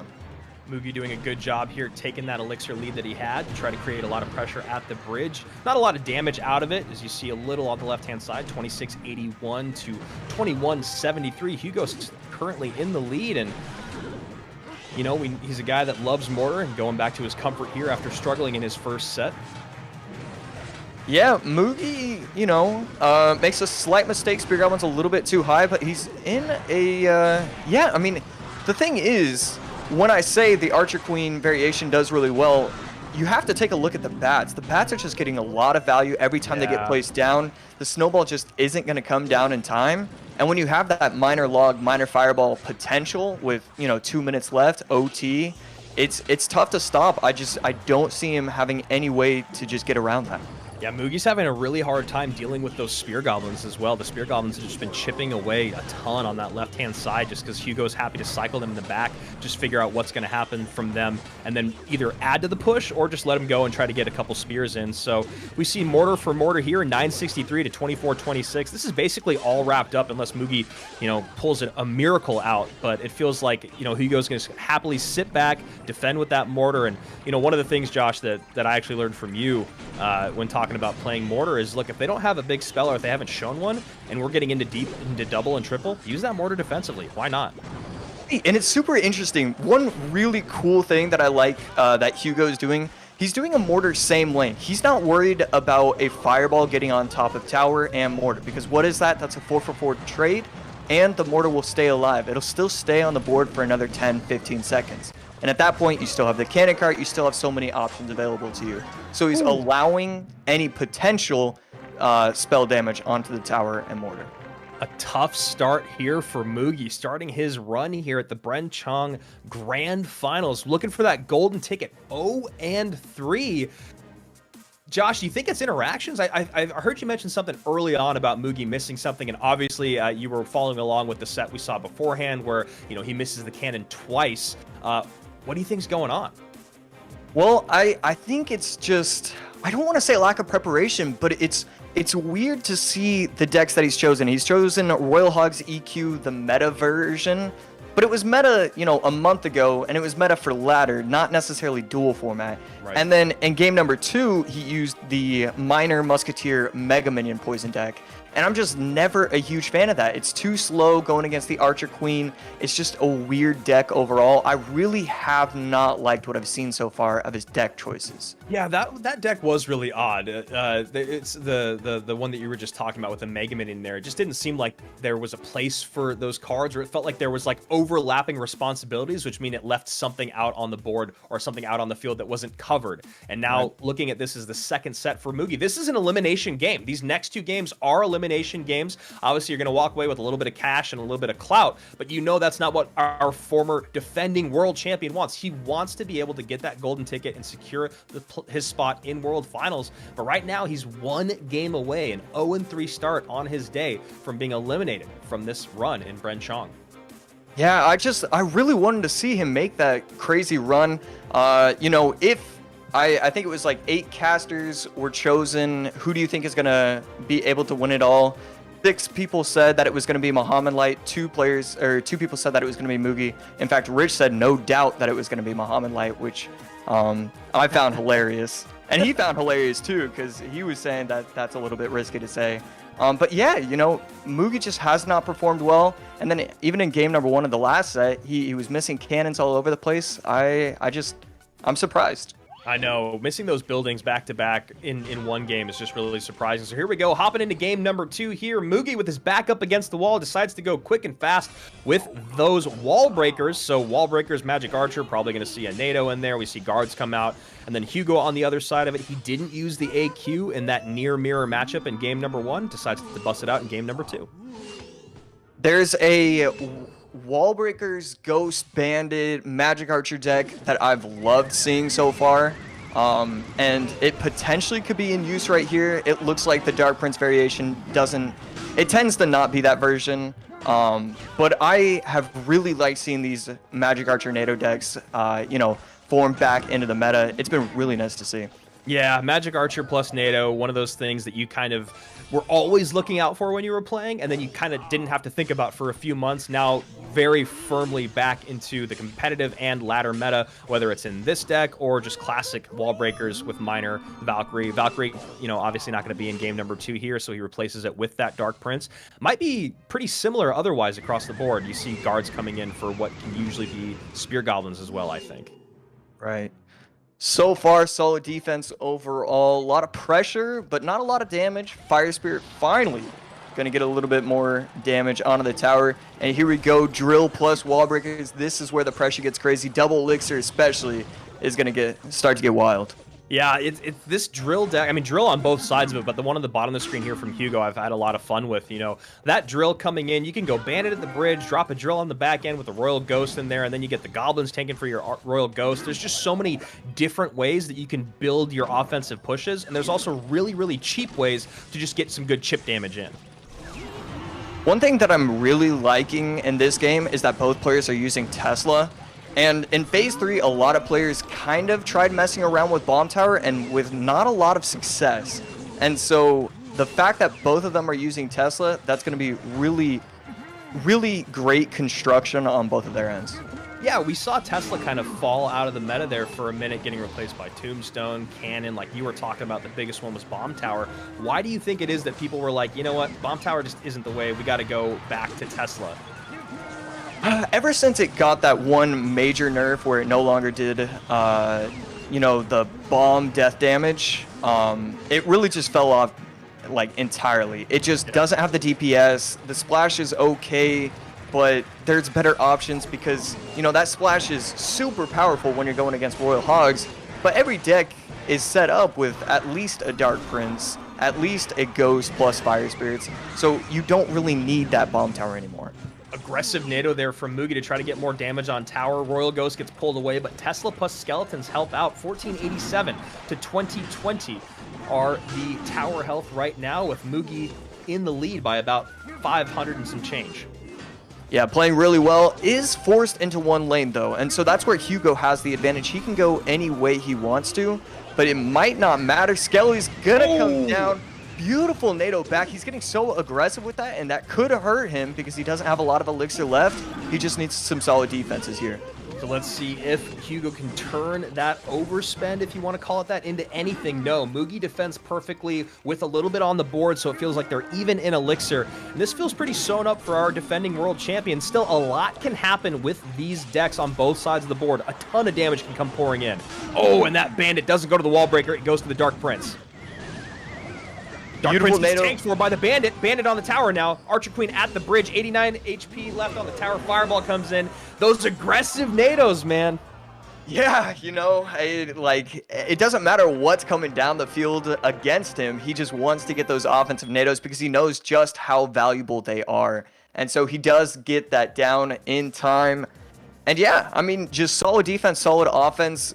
Great usage of his elixir. Never...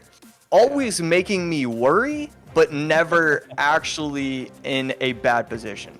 I have to say, after casting Clash for, 5 years now, those aggressive or those clean NATO plays, no matter who they're from, are still some of my favorite interactions in the game, whether it's pulling everything together with a rocket, whether it's pulling something to the opposite lane, or what we've seen with Magic Archer lineups, and now with Goblin Drill, knowing exactly when to pull those units away and get that additional damage on tower. You see great usage with the Snowball also when that's paired with the Goblin Drill, but the NATO plus the Drill, man, beautiful. Yeah, I mean, 95% of the time people use NATO, even with all of the weird constructions, when it's a pro player, it's always a disciplined NATO. They know that, hey, I can use this NATO, I have X amount of elixir, I will be able to defend. But there's still that 5% time where they don't know what's going to happen, and they need to just throw everything to the wall and hope it sticks. And those times, that's when it's especially brilliant. I love that, the disciplined NATO. I'll be happy to admit, it's one of the cards in the game. One of my favorite things, I've said this for years, is I love to play classic challenges, and I love to try every deck that's popular because it feels really low stakes. It feels like I'm going to run into people that even if I play really poorly with a deck that I don't know how to use, I can come out with a win. So I love to do that to practice with decks. NATO is still a card that I know I am a very subpar user of. There's just something about it, the interactions when you watch the pros do it. I'm good at lining things up with the Magic Archer. I'm good at activating King Tower, but when you talk about knowing when to use it defensively or offensively, or like you said, disciplined NATOs, I just don't know how to do it yet, man. It's such a fascinating card to me. I was playing a game the other day, and he ended up cycling something to the right, and I was trying to build a push to the left, and then he puts a cannon cart right in the middle, and so I ended up NATOing it to the side, and I was like, what are you thinking? This is so obvious that I was going to do that. But then I realized, like, I wasn't really thinking, and so had we flipped that matchup, I would have made that exact same mistake. It's one of those cards that's super fun. You think, oh, this is so easy. But then at the end of the day, like, everything about it is kind of weird. And it's such a fun card because you never know the final outcome of a game when that card is in your hand. Yeah, you know, that's a good point. You know, Lightning is another card that we've talked about a lot over the years, that like when you can get that sneaky offensive Lightning in, you can really punish your opponent. Now with Lightning Ram Rider being everywhere, it's not happening as much, but NATO being as versatile as it is, you can always make something crazy happen. So let's see something else crazy happen here as we hop into game number 2. Mugi, top of your screen, Hugo at the bottom. There we go, Dark Goblin, and I love SK being used from both players. It's cool that I can see the first 2 cards and know exactly what the decks are. I would assume Mugi's going to be running the spam deck, probably with arrows. Oh, wow, E-Spirit going to change everything right there, so I'm just going to let it happen at this point. The curse of the caster, my friend. The curse of the caster. You've heard me call decks wrong for half a decade. Here we go. Top of your screen, we get Skeleton King, Dark Goblin, plus Goblin Barrel for a fun bait deck with Skarmy in there. Wow, that is a ton of Swarm. And then on the other side of it, we see GY coming out for Hugo. That's really unfortunate that I didn't start with Hugo, because I would have got that right, and then I would have been able to look at the next cards, and I would have been fine. So talking about this matchup, man, a ton of responses to the graveyard. How do you think Hugo breaks through? How does he break through? Well, he could be running the freeze variation. We often see that when it's paired with the Inferno Dragon. Still could be a weird, maybe, yeah, I think it's gonna have to be freeze. And that really is such a problem. You have the Skarmy up top when you're running, or when you're Mugi, and the Skeleton King you can place on top. It's just so weird. He certainly has to wait till triple. Yeah. If he wants to try and set up that push, because otherwise he just doesn't have enough elixir to actually build the push with how brilliant Mugi is as a player. Wow, Mugi's unless he wants to do that. He just sacrifices the Goblin Barrel on tower and just goes hyper aggressive. GY Zappy's freeze. Okay, Ooh, that's man. going to get a solid amount of damage, but it's just not enough, because with Mugi's deck, you want to be even. If you have 1,000 HP and your opponent has 1,000 HP, but you have barrels, you have Dark Goblins that you can spam at the bridge, that is a perfect situation for you. You're always going to be able to defend easily because you're pressuring so much. Yeah, just so many great responses here. We see another barrel come down. Zappies to defend. No good spell, no good card to really deal with that barrel and still be able to have enough elixir to try to create any semblance of offense. And Hugo in a tough spot. I love these Dark Goblins. He's not just saving it for the graveyard. Just the Dark Goblin, every single time it gets placed on the field, is going to get value. And there you go. Look at that Dark Goblin getting value on top of that bowler. Electro Spirit up high to tank for it. Goblins get on tower from the barrel. 1227 to 2045. Great Rascal block up high, and the boy Rascal is lost, and still because of that he's able to defend that baby dragon and those Rascal girls. Just can't get any shots whatsoever on the tower.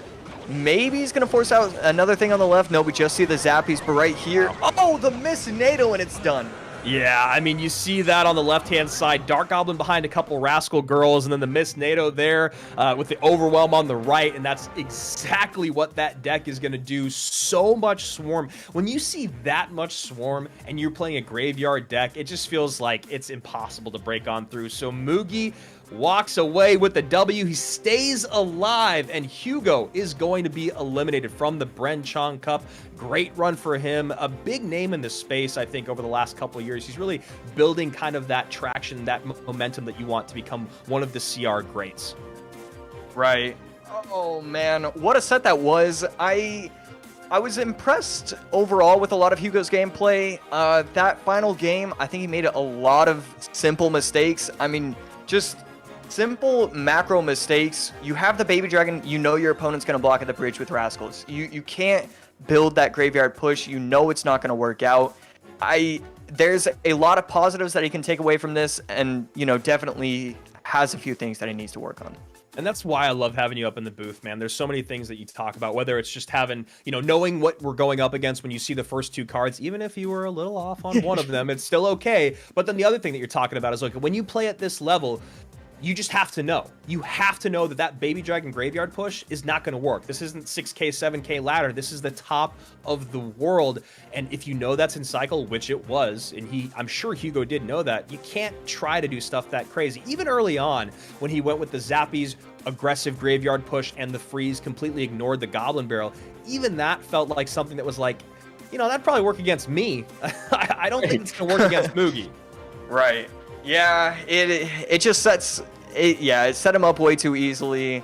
Mugi, super happy for him to get the reverse sweep. I was not ready to watch him go. It's been so long since I've been able to cast. I want everything to be perfect. I'm selfish, I'll admit it. And when You're such a Mugi stan, dude. It cracks me up. When I seek perfection, that means Mugi's advancing to the next round. And Mugi is going to be advancing to the next round, waiting to see who he's going to be facing off against. I think we're going to stick in the lower bracket, but I'm not 100% sure. He's going to be playing the winner of, or excuse me, Morton and Hajime are going to play, and they're going to continue on, and then Mugi will have to face off against one more opponent that will get dropped down from the upper bracket. Remember, the upper bracket, Mohamed Light and Samuel Bassotto will be facing off. So will Faust and Lucas. Faust has been sitting back for quite a while since we started our day off with him, and he's just kind of sitting back, hanging out, looking at all these, you know, CR greats go head to head, and we're just gonna see what they're gonna do. You know, one thing that you mentioned earlier was about being a little underwhelmed by the players that had been dropped down to the lower bracket. Talking about the players that stayed alive, you know what? Never mind. I'm gonna stop that thought. Game is up. Well, I'll pick that up at the end, maybe. Morton, bottom of your screen. Hajime at the top. We are sticking in the elimination bracket, and this is a big one. Right, and the thing I'm most excited for when it comes to Morton's decks is that he no longer has to choose them. So I am excited to see what Julesy and him are going to bring out. Firecracker, I really like this Hog deck. Tends to have Tesla, tends to have the Hog, quick cycle, and that's going to fare decently well. It just depends how much value you can get from the Valks when those graveyards start to stack up in double elixir. Valkyrie right now putting in some more tanking for one of those Zappies and that opponent's Valkyrie, Inferno Dragon Distract as well, 25-24. And you see arrows coming out, not what you want when you're running Firecracker. Yeah, absolutely not what you want. We see the high Valk, and I really like the idea of just having a lot of pressure in single elixir if you're Morton, because these arrows plus, you know, Fireball as the last card for Hajime, it's going to be very difficult for him to defend. Even if he does have the Valk on top of everything, there's a lot of plays that Hajime can do. He can possibly even, you know, Fireball the Valk into the tower to allow the SK to get more value. And right here, the Hog getting a lot of damage. I love what Morton did there. A great kite there with the Hog Rider to turn that Skeleton King around, gets the Earthquake down defensively on top of the Skeletons, gets some good damage in. You see the Fireball having to come out from Hajime last second to prevent any additional damage. They are even in Elixir at this point, but that's also with a little bit of chip damage from that Ice Spirit coming in from Morton. And like you said, Josh, Morton back to letting his analyst pick decks, and we see a great start here. Right. Just fantastic pressure, and he really knows how to run these decks. At this point, I mean, okay, so this is why I want to go back to the fact that, like, players are using Hog instead of Royal Hogs. If this is Royal Hogs, he just has already lost this match.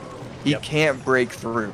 So I love that they decided to go with the Hog variation. Even though his opponent has arrows, he's still in a decent spot. The way he is going to use the Firecracker in this matchup, it's almost going to be like the arrows don't exist. I love what he's doing, man. I really do. You see the spell cycle, the quick chip, and then those high Firecrackers setting up Teslas defensively. It seems like it's all, should be all covered on Morton's end. There it is. Yep, clean things up. 100% HP Valkyrie. Maybe 90% HP Valkyrie coming across the bridge here. 13.99 to 10.12 though, so maybe Morton needing to get a little bit more aggressive, a little bit less comfortable. What are your thoughts there? It's weird because he should be technically using the Earthquake on defense a lot against the Graveyards, but at this point, down to 523, he can start to get a little bit wild with how he wants to do things. He can just block everything at the bridge at this point, and, you know, pressure with Hog, and it might be over just like that, just probably 1 or 2 more pushes. Great log there. Skeletons down low, and then you see the high Valkyrie here to make sure that the Inferno does not get on top of tower. That's the last thing Morton wants. And with 313 HP left, a log, an Earthquake, and an insanely fast cycle, it feels like this is going to be game 1 in favor of Morton. Yeah, when you see the arrows as the 3rd card and you're running Firecracker, I think we got a little bit too scared because, you know, we got to have faith in Morton. Yeah. But yeah, I mean, just able to win that game in, you know, pretty dominant fashion. I thought it was just solid gameplay immediately, was able to get that really strong pressure with the Hog, and at that point, he just kind of coasted, just solid defense, and that's it. It's amazing what just having a good matchup can do for you, right? Or not even a good matchup, not having a horrible matchup, what that can do for you. Yeah, when you play like Morton, if you get that okay matchup, I mean, even just getting okay matchups is great for his confidence too, because that's not something you should have to say, but, you know, whenever it's a 50-50, just kind of around there, he always tends to win those. And right there, we see why. It's just that one decision that he needed to make. It was the right one. Game over. Yeah, and the interactions were also really, really on point. Never overspending, always having exactly what he needed. That high Valkyrie with the Skeletons defending that early Graveyard with Inferno push was absolutely phenomenal. You know, Morton not overspending, so he had that 4 elixir that he needed to get that Valkyrie up high, or else he would have been in trouble, because that Valkyrie being played up high, like you were saying, Josh, not only does it take care of that Inferno Dragon, but also creates some offensive pressure, which is really what you want to do in those situations. You drop that Valkyrie down too low, the Inferno goes off the board, the Valkyrie goes off the board, and you've made a negative elixir trade. So everything is just going really well for Morton. And the other thing was that he stayed aggressive. I do love when I see an aggressive Morton using those Earthquakes to ensure damage and then figuring out how he's going to defend the graveyards. Yeah, and he's using a lot of cards that you don't have to worry about using them up. You know, you do have the Firecracker RG deck, but that's not really anything crazy. Tesla is kind of weird if it's not with Hog. So he's a lot of things available to him. I really like the potential for game number 2. And then on the other side, SK has already been used, so you no longer have to worry about Lava. I've seen Lava be used 3 or 4 times in the last couple phases, and it has no success. We saw it earlier today. Let me see who it was by. Yeah, I remember. It was by Hugo, as a matter of fact. Right. And it was Lava Poison with no Skeleton King, and it was just a horrible deck overall. Yeah, so you no longer the freeze deck. Right. And so you can't do that. And so you take away Lava, you take away one of those things that you really have to build for. And so SK in game number 1, you have to get that win, otherwise it puts you at a huge disadvantage. So not looking for any beatdown, and Dark Goblin comes out early on. This is something we were talking about. Morton does spend the 1 elixir there on the Electro Spirit, but still takes a good amount of damage, 2994 to 2790. Hajime going bait here. Rich called it earlier on. Will we see any bait today? Well, we're seeing a little bit of it. Yeah, but not by Morton. Morton going to be running what looks to be the MK Ram deck. I love this deck. It has such a high win rate. It's so powerful against so many different options. And then Bait, on the other hand, I also really like, especially with the Inferno Tower. It does match up at least decently well against a good majority of the decks. And right here, Bait against Bridge Spam usually does okay as long as the Ghost doesn't get too much value. Oh, and look at that. Royal Ghost cannot get on top of that 3rd Goblin. Great send there by Hajime. 1972 already. And yeah, it's interesting to hear you, because of how good you are, your experience, and kind of, all your friends in the scene, to hear you talk about this MK Ram Rider deck, because I have run into it so many times. I'm sure everyone watching has run into it so many times.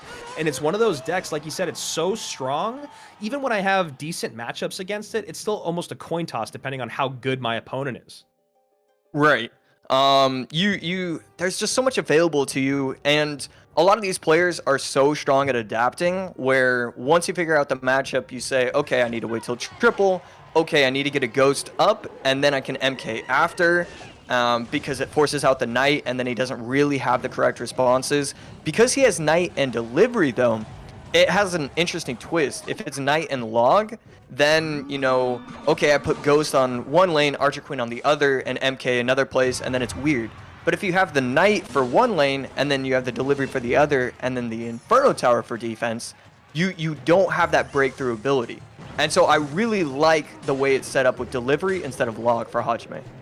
And so you see here Hajime getting a little bit more damage in on the chip from the Dark Goblin. The first barrel defended perfectly. The second one there getting just a little bit more damage, 1469 to 2827. The last card there from Morton, is it a big spell? Yeah, there's the lightning. Okay, I thought it was lightning, but I wasn't 100% sure because of the Electro Spirit, how he wanted to play it out. But here we go. Bandit left-hand side, MK right-hand side. Easy, clean defense here with the Dark Goblin plus Knight. Yeah, beautiful defense right there. Not a huge fan of the offense overall. It's just clear that you're not going to get the damage. With this deck, you need that full setup. You need the Ram in the back. You need the MK. You need the Ghost opposite lane to pressure the Knight. It's just so difficult for me to think that that is the right way to play it.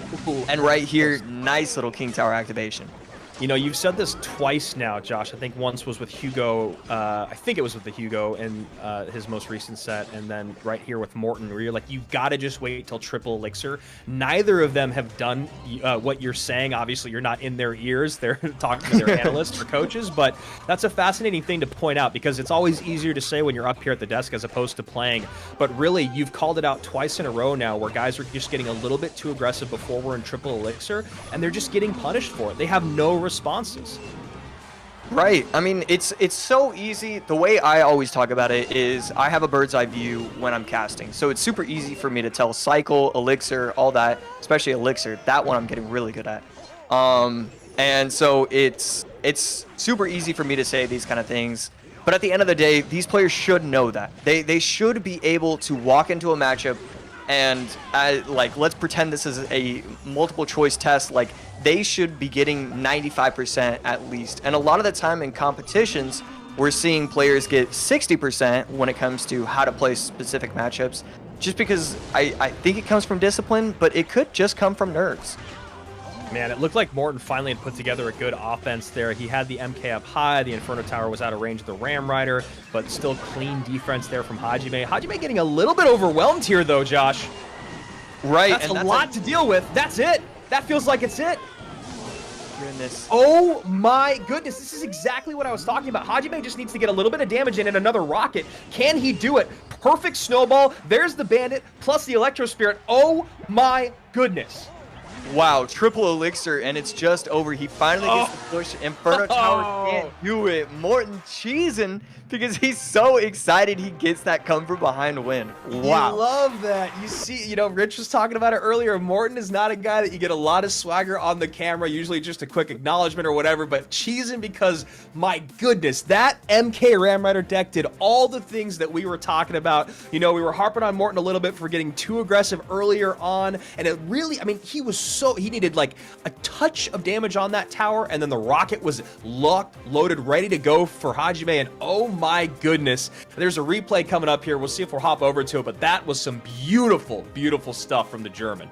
Yeah, exactly what he needed to do. Finally got that push going, and an aggressive rocket, you know. Yeah. There's potential that maybe we don't rocket, we try and defend for another 10 seconds, then we try the rocket cycle, or just keep the barrels going.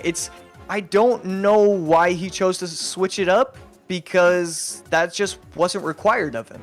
That's really the best verbiage you can use. And Rich and I have said this for years. If it's not broke, don't fix it.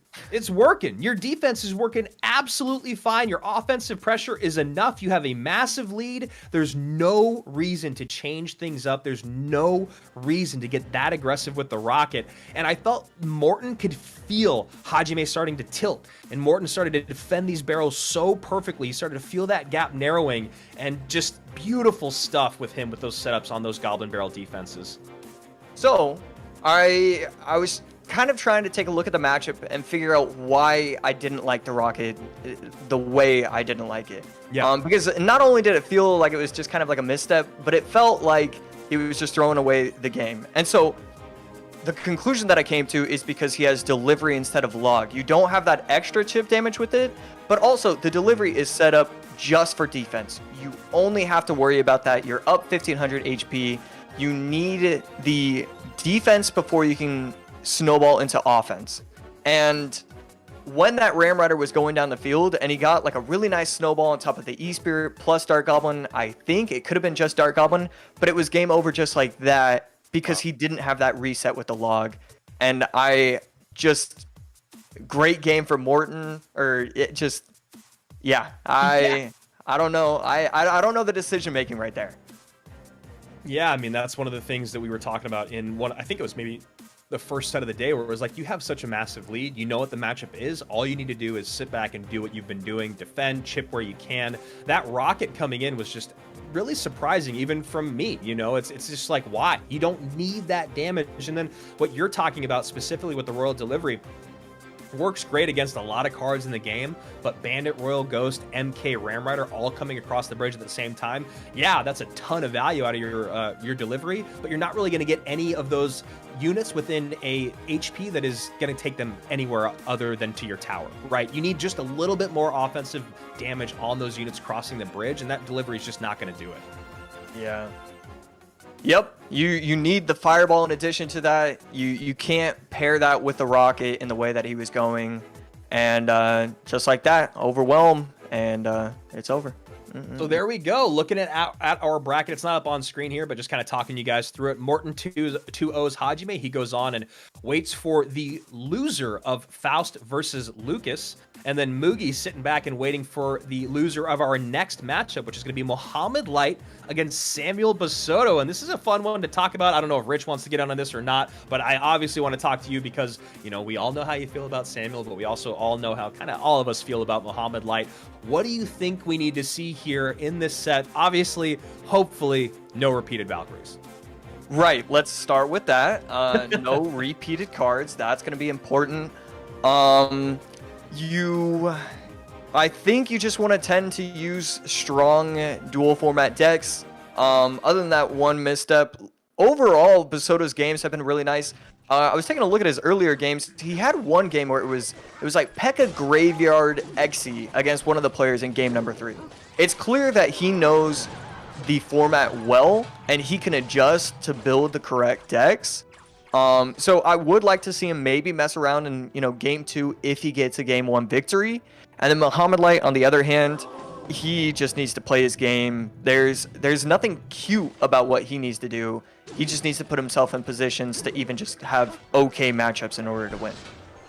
The two of the best minor plus players in the world, Samuel Bassotto and Mohamed Light, rocking quick cycle decks here. You saw Mo get super aggressive early on. He only got a little bit of damage out of it, but he did hold on to his substantial elixir lead, and that Royal Delivery might even things up.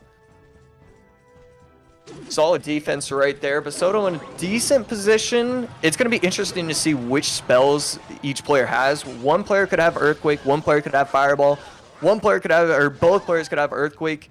I feel like if it's Earthquake versus Fireball, the Earthquake deck is going to have a huge advantage. Just because that's an easier card to cycle when you have no other options. Right, yeah. And you get so much more damage, and it's just that one elixir less that allows you to set up for that next minor as well. So I'm looking to see what spells they have before I can really get my case for one player having an advantage. One thing that Bassotto's doing is he's just giving additional value every single time he sends in that Fire Spirit. You know why he's doing it, but the thing is the Fire Spirit is kind of a negligible elixir trade in that moment because, for instance, minor plus Fire Spirit and only a log comes down. That's not too bad for Mohamed Light, although Bassotto does take the lead there with that log coming in. 2240 to 2204. Let's see how Mo wants to respond.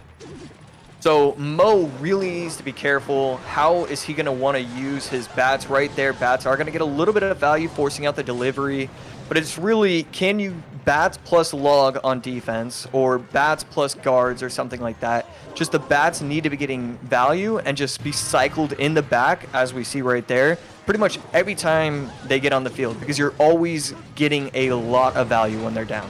Right. I mean, bats on Mohamed Light's side of the board, there's basically literally no way for Bassotto to get on top of them. You said we had the conversation about Earthquake Fireball. Do you feel the exact same about Earthquake Poison? It's weird because so far Bassotto just can't catch a miner. So at the end of the day, it doesn't really matter about spells if one person is just getting damage every single time they miner on the board. But I think the poison shouldn't really change anything. Once it gets down to like 500 HP, that earthquake is really going to change the game. Yeah, and we're getting so close to that. 872 down to 785. Poison can come in to bring that down to the low 500s. And 791 on the other side. Nice catch there. Samuel Bassotto goes to the same spot twice in a row. Mohamed Light doesn't get caught twice. Looking, Earthquake comes in, and this is exactly what you talked about, AC. 500. Now let's just see if it holds. Val can't catch it. And there Val can't catch it and forces out the log right there. And the Knight was tanking for the miner there, so now all Mohamed Light needs to do is just cycle rapidly. He's going to look to catch the miner. There it is. Guard cycled early on. Samuel Bassotto holds. Knight in the back, just looking for that miner. That's not going to do it. Taking too long, though. Log comes in. Now all he needs to do is send it there. Yeah, wow. Mohamed Light, just the master, man. I mean, if he catches that at the end, it's interesting to see what happens. Mohamed Light gets the victory. And I mean, it comes down, I mean, a lot of it is, it's weird. There's not really anything you can say about the gameplay in terms of mistakes.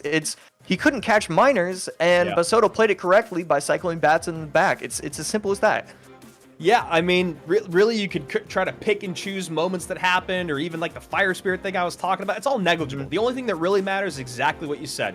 The spells at hand, and then catching those miners. And for some reason, Mo was just in the head of Samuel Bassotto with sending in those miners. I think he kept going to the back over and over. And I'm curious from a pro's point of view, when you have someone that keeps going to the same spot, are you like, man, it's like a roulette thing. It's like, man, if it's been hit red like 50 times, it's got to go to black. But then you play that mental mind game of like, look, he didn't catch it in the back 3 times in a row. I'm going to go there again because there's no way that he thinks Mohamed Light is going to go to that same spot again. But like you said, he just could not catch a miner. And then when he finally could, he was giving tons of poison value.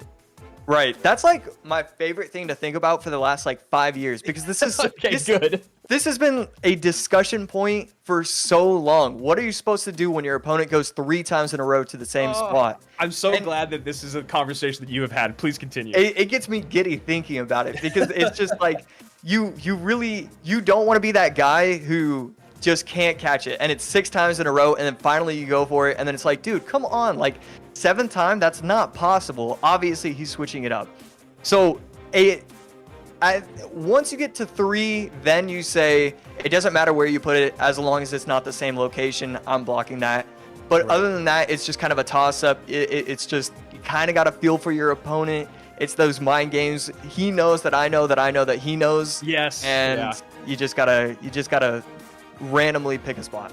That's one of those beautiful nuances of Clash Royale that you couldn't understand just watching on day 1 or when you first pick up your phone and play for a week, right? It's only one of those things that you get to talk about after you played for a long time. And like you said, it gets me giddy talking about it too, because the mind games, it's one of the most beautiful things that you can never, it's not a tangible thing that you can look at and go, all right, this is what has to happen next. And so when you talk about being at this level, what he knows that I know that he knows, it's just so much fun to watch. 2 of the best in the world with minor cycle decks, and you see there Mohamed Light coming out by just a hair, and I'm so excited to see how the rest of the set plays out. Right, and so it's interesting that both players chose a variation that didn't have Archer Queen, and so it's going to be super exciting to see what they pull out for games number 2. And so we see the Prince, and we're starting to see him a little bit more lately. Right. And now we see the wall breakers. So what I was going to say is that I'm really hoping that it's the MK Prince wall breakers deck. It sometimes has drill, sometimes it doesn't. And it looks like that's the variation we're going to see. I've seen a lot of success with this deck, and I firmly believe that this deck should be a lot more popular than it is. Yeah, so I've seen this deck as well, Josh. It only has the zap, though. Is that correct? I think there's one with drill maybe that has arrows or something, but it almost always tends to be just zapping it.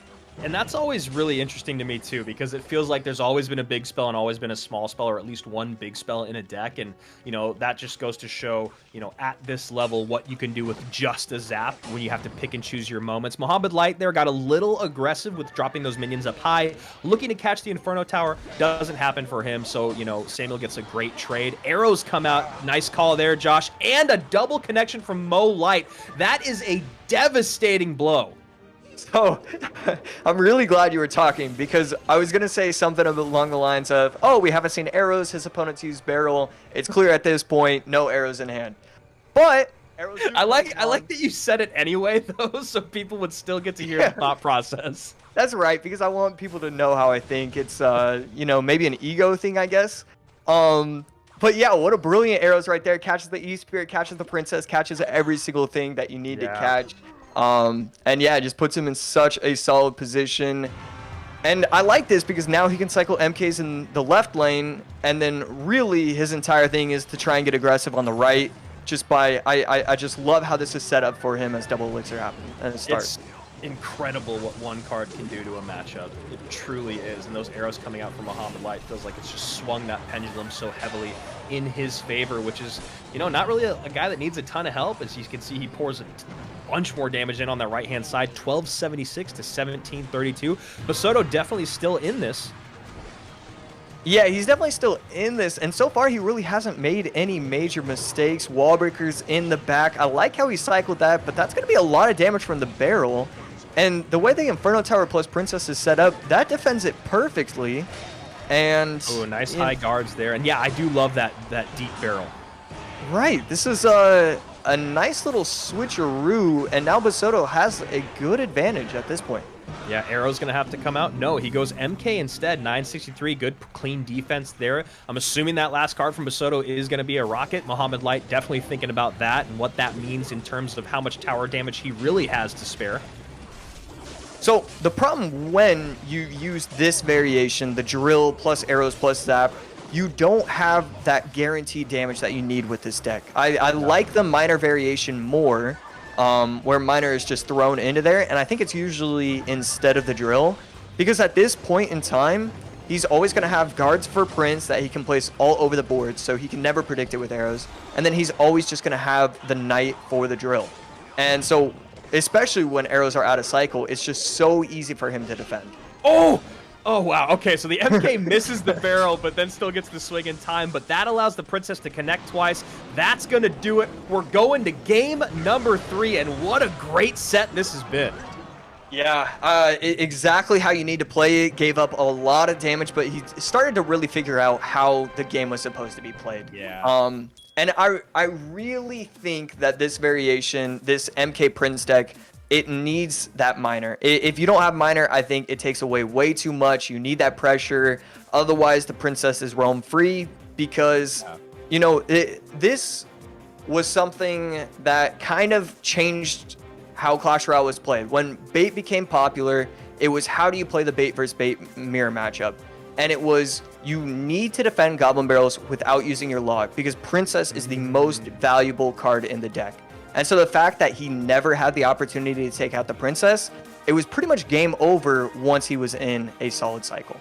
I love it when you take me to school, AC. I love learning these things. It's true, man. I mean, there's things I've never even thought about that. I had no idea that that's what you did in bait versus bait at the highest level, was that it was all about defending barrels without logs so you could get the Princess off the board. That's a really important note to go and take in your back pocket if you guys are bait players or if you're a person that struggles against playing against bait. And, you know, while we're having a break here, I'm assuming there's a ton of people watching on YouTube and here on Twitch. Obviously, we got Mohamed Light and Samuel Bassotto going head-to-head. We're giving away $50,000. Let's not forget why we're here. Obviously, Supercell, Clash Royale, the golden ticket, but Rich Slayton running this on his Twitch channel, on his YouTube.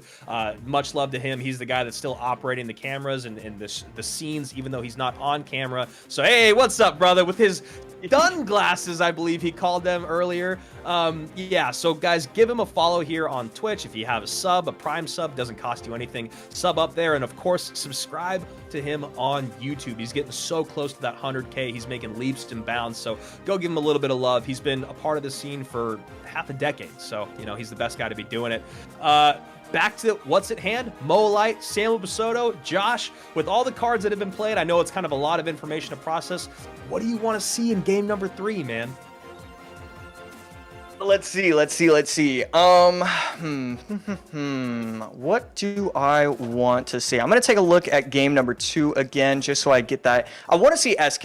We haven't seen it from either of them, correct? Right. So I want to see at least one person doing it. Really, the deck that I want to see, now that I've gotten my MK Prince deck out of the way for pretty much this tournament, I just needed to see it once.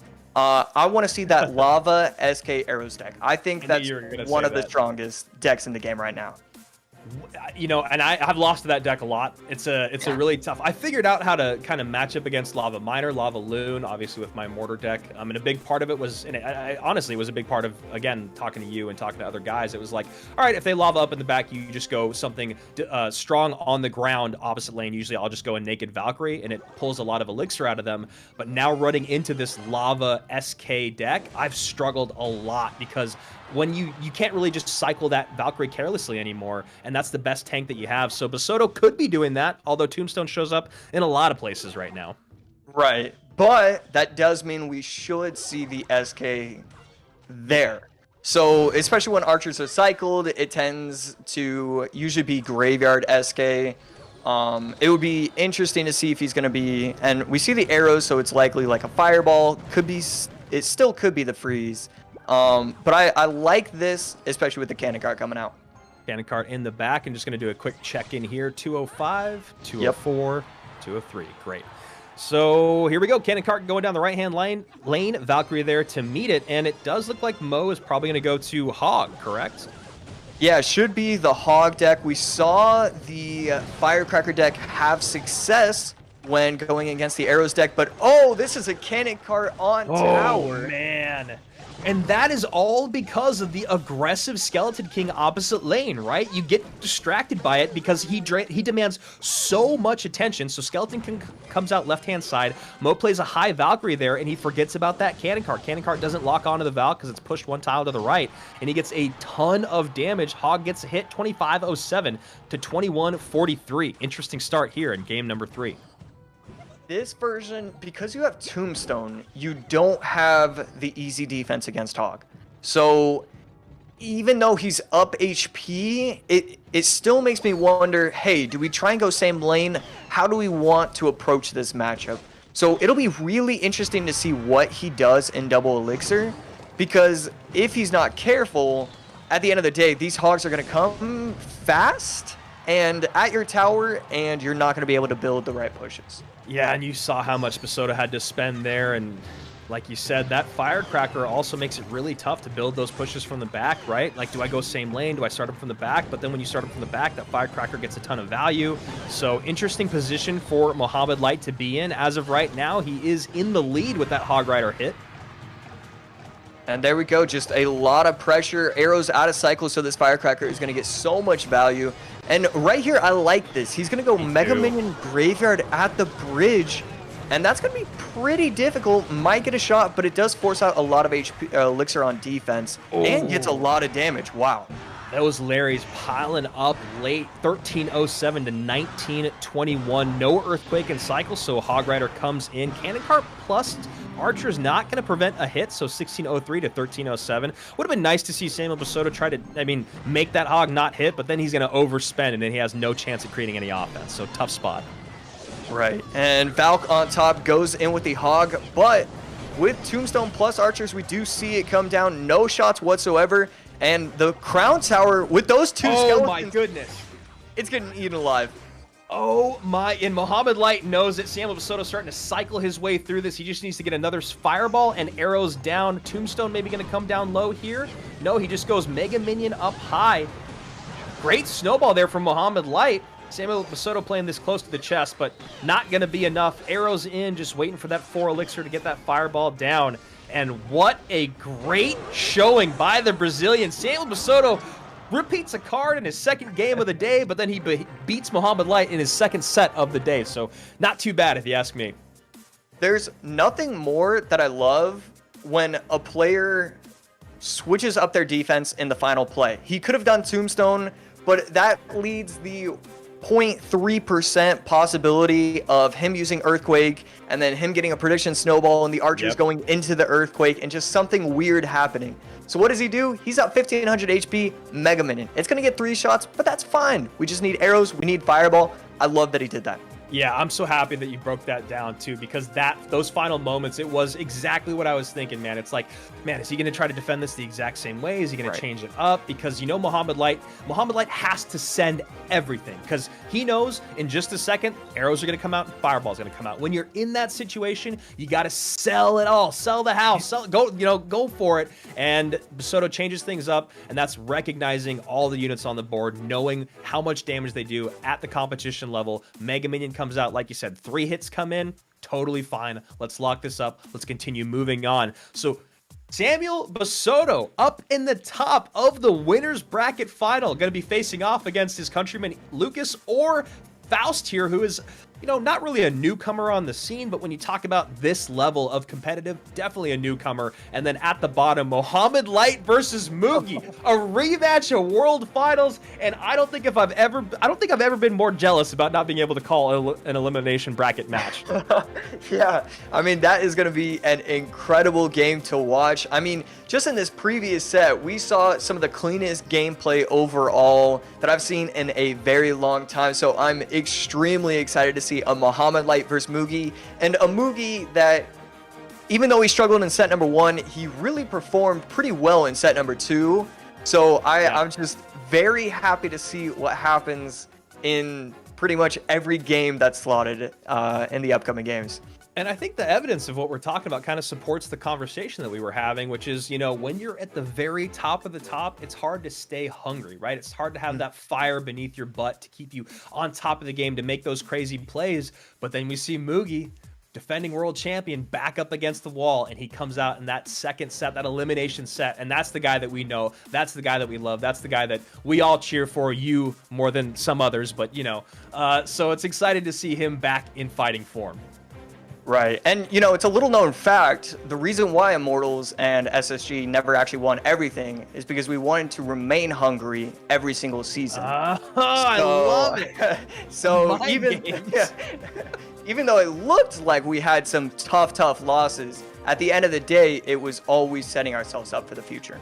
Always thinking about the future. Here we go. Game number 1 up in our winners bracket semifinals. Lucas versus Faust. Lucas, top of your screen. Faust at the bottom. And is that a mystery box from Supercell? What's that? That's exciting. Mystery box. Wow. And right there, we do see Bandit. Archer Queen could be the MK deck that I really like. And Lucas going to be running Giant Skeleton Fisherman. It could be either RG, but it also could be Loon. I've seen a Giant Skeleton Loon Fisherman deck every once in a while. And that one's always really exciting to see, because they're going to be losing by 2200 HP from, you know, the first 30 seconds on. And then all of a sudden, everything swaps, and they now lost 0-2. So I'm hoping to see that. I'm assuming it's going to be RG, though. Early on in the broadcast, we were kind of having a conversation about how the duels format has lent itself to bringing a lot more cards into the competitive scene. I can't remember the name of the player, and I'm sure you can. Was it Denisito? Is that right? He's the guy that kind of brought the Giant Skeleton back into the competitive meta, correct? Denisito Pro. Everybody loves playing against him on ladder. I'm sure they do. But Giant Skeleton kind of, I don't want to say back in the meta by any means, but has been rearing its head more than we've seen in any competitive season, not counting 2v2. Right, yeah. It's also such a fun card just in general.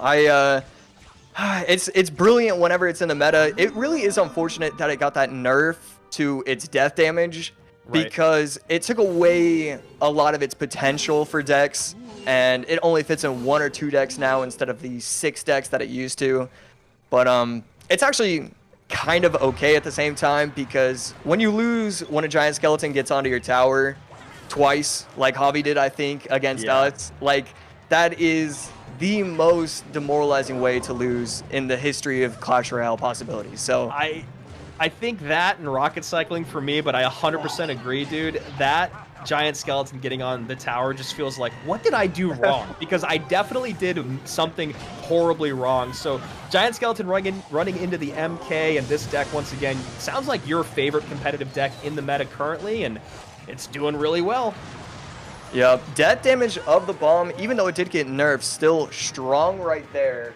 But the MK Ram deck, the reason why it's so popular, it wins against everything. Your opponent comes out with a weird Giant Skeleton. See, it's Giant Skeleton plus Zappies. So it's one of those decks that should have an incredibly strong defense, but you're still breaking through. Even though you have Lightning against Zappies, it hasn't been a problem so far, which is just, it's a testament to why I like this deck so much. It's got to be RG is the last card, right? When you look at everything else it's coupled with, but Lucas just can't find a spot to use it. Yeah, I mean, it's just a lot of constant pressure protecting the Archer Queen. I'm hoping to see something get in front of it. Maybe don't need it, and there we go. It's a weird use of its ability because you're not getting any value on offense from it. Right, you're just kind of wasting elixir there. And then Lucas maybe doing something that you've been talking about a lot today, which is just like, I know the matchup that I'm in right now, I need to wait till triple elixir. So maybe that's what he's doing in regards to not busting out his win condition. And right here with 118 left, we could potentially see it come down. Doesn't need to worry about the right tower. And there we go. RG, can it get the shots it needs? Going to get at least 3. There's the third, does not get a 4th, 1368, and just like that, Lucas back in the game, 1245 to 1368. Faust feeling a bit of pressure, decides to go opposite lane, not wanting to build or give too much of a counter push to his opponent, but still a lot to deal with here for Lucas, both sides of the board. Zappy's going to put in work right there, stopping it from getting the charge, stopping it from getting onto the tower at all. Giant Skeleton played down, and we know... Okay, we do not know that the MK is coming down because it did not come down. And he needed that. Everything dies at the bridge right there. And this is a rough spot for him. I don't know if he's going to be able to defend in a situation where he doesn't allow Earthquake cycles. So here we go. High Giant Skeleton here to set the line once again. Piggy's on top of the tower. Lucas getting in that RG. He's creating so much pressure. There's no way for Faust. You can see Faust already with the tilt of the head. He just got overwhelmed. He did exactly what he needed to do. Lucas did absolutely what he wanted. And you could tell, right? When we were getting into 3 minutes of gameplay, Lucas was still just sitting back, taking a couple hundred hits here and there on both sides of the board. Both towers, I believe, were still above 1,500, might have just only been 1,200, but he was in a great spot recognizing, all right, once we get into triple, you're going to be in a lot of trouble. And then, like you called it, as we got to 117, he goes, all right, now it's time. 3 shots in, another great RG Sen late game, and Lucas picks up a very disciplined win. Right. So even though I said like Mugi and Mohamed Light were the 2 players to really watch, Lucas and Mohamed Light are the only 2 players where if there was like a sandbox mode in Clash Royale and I could pause it every 4 seconds to try and figure out the best play, at my peak, at my very best, if I have the matchup memorized, if I know exactly how to play it, if I slow the game down to 0.25 speed, I would make the same decisions as them in the games that they play just regularly. They never make mistakes. They know how to play each matchup. It is spectacular to be able to, it is visually appealing to the eyes to be able to watch them play this game because they don't make mistakes. That's a really great way to break it down, because I have the same kind of sensation when I watch the best players in the world and you watch them defend. You know, you can always see what they have in hand when they're playing live, so it always gives you an option of going, okay, what would I do in this situation? And when you watch them make those plays that cost literally half as much, or maybe even 0, because they're like, no, that's going to get right to my tower. It's going to be halfway through its swing or halfway through its bomb drop, and it's going to die. That level of knowing the interactions, then like you said, knowing those interactions when you feel that pressure, it's just an insane ability. So that's why, you know, I catch myself watching Morton and Mohamed Light as much as I can on streams, because they're 2 of the guys that are so good at those minor interactions that just turn them into the best players in the world. Yeah, like even the interactions where there was like a Ram Rider coming down the lane and he had Zappies, my heart would be, you know, beating through my chest. And for him, it's like, oh no, you know, the snowball timing, it's clear. It's not going to hit. I was literally the same thing. I didn't say it because I was like, I mean, he seems so confident that those Zappies are going to do what I don't think they are going to do. And they absolutely did. So here we go. Lucas in game number 2 decides to go to Skeleton King. And I kind of love that in game number 1, he decided to go RG with Giant Skeleton as opposed to rocking the more traditional, or at least more firmly in the meta right now, Skeleton King, or excuse me, Royal Giant plus Skeleton King. Yeah, wow. That was the hardest sentence I've said in my whole life. It's okay. But yeah, you knew what I meant. Exactly. I wasn't going to say anything. It was just like, he's getting through it. He's got it. This minor Skeleton King Cannon Cart spam deck is so fun to watch. It is in that tier with Skeleton King Lava for me when it comes to just being a fantastic competitive deck. There are so many different ways to play it. There's so many different, you spam everything at the bridge. You cycle Dark Goblins. You don't cycle Dark Goblins. It is so fun to watch. And, I mean, 2 seconds in, I'm going to say this game, I can call this game the way Lucas has been playing and how this matchup is set up. I feel confident for Lucas.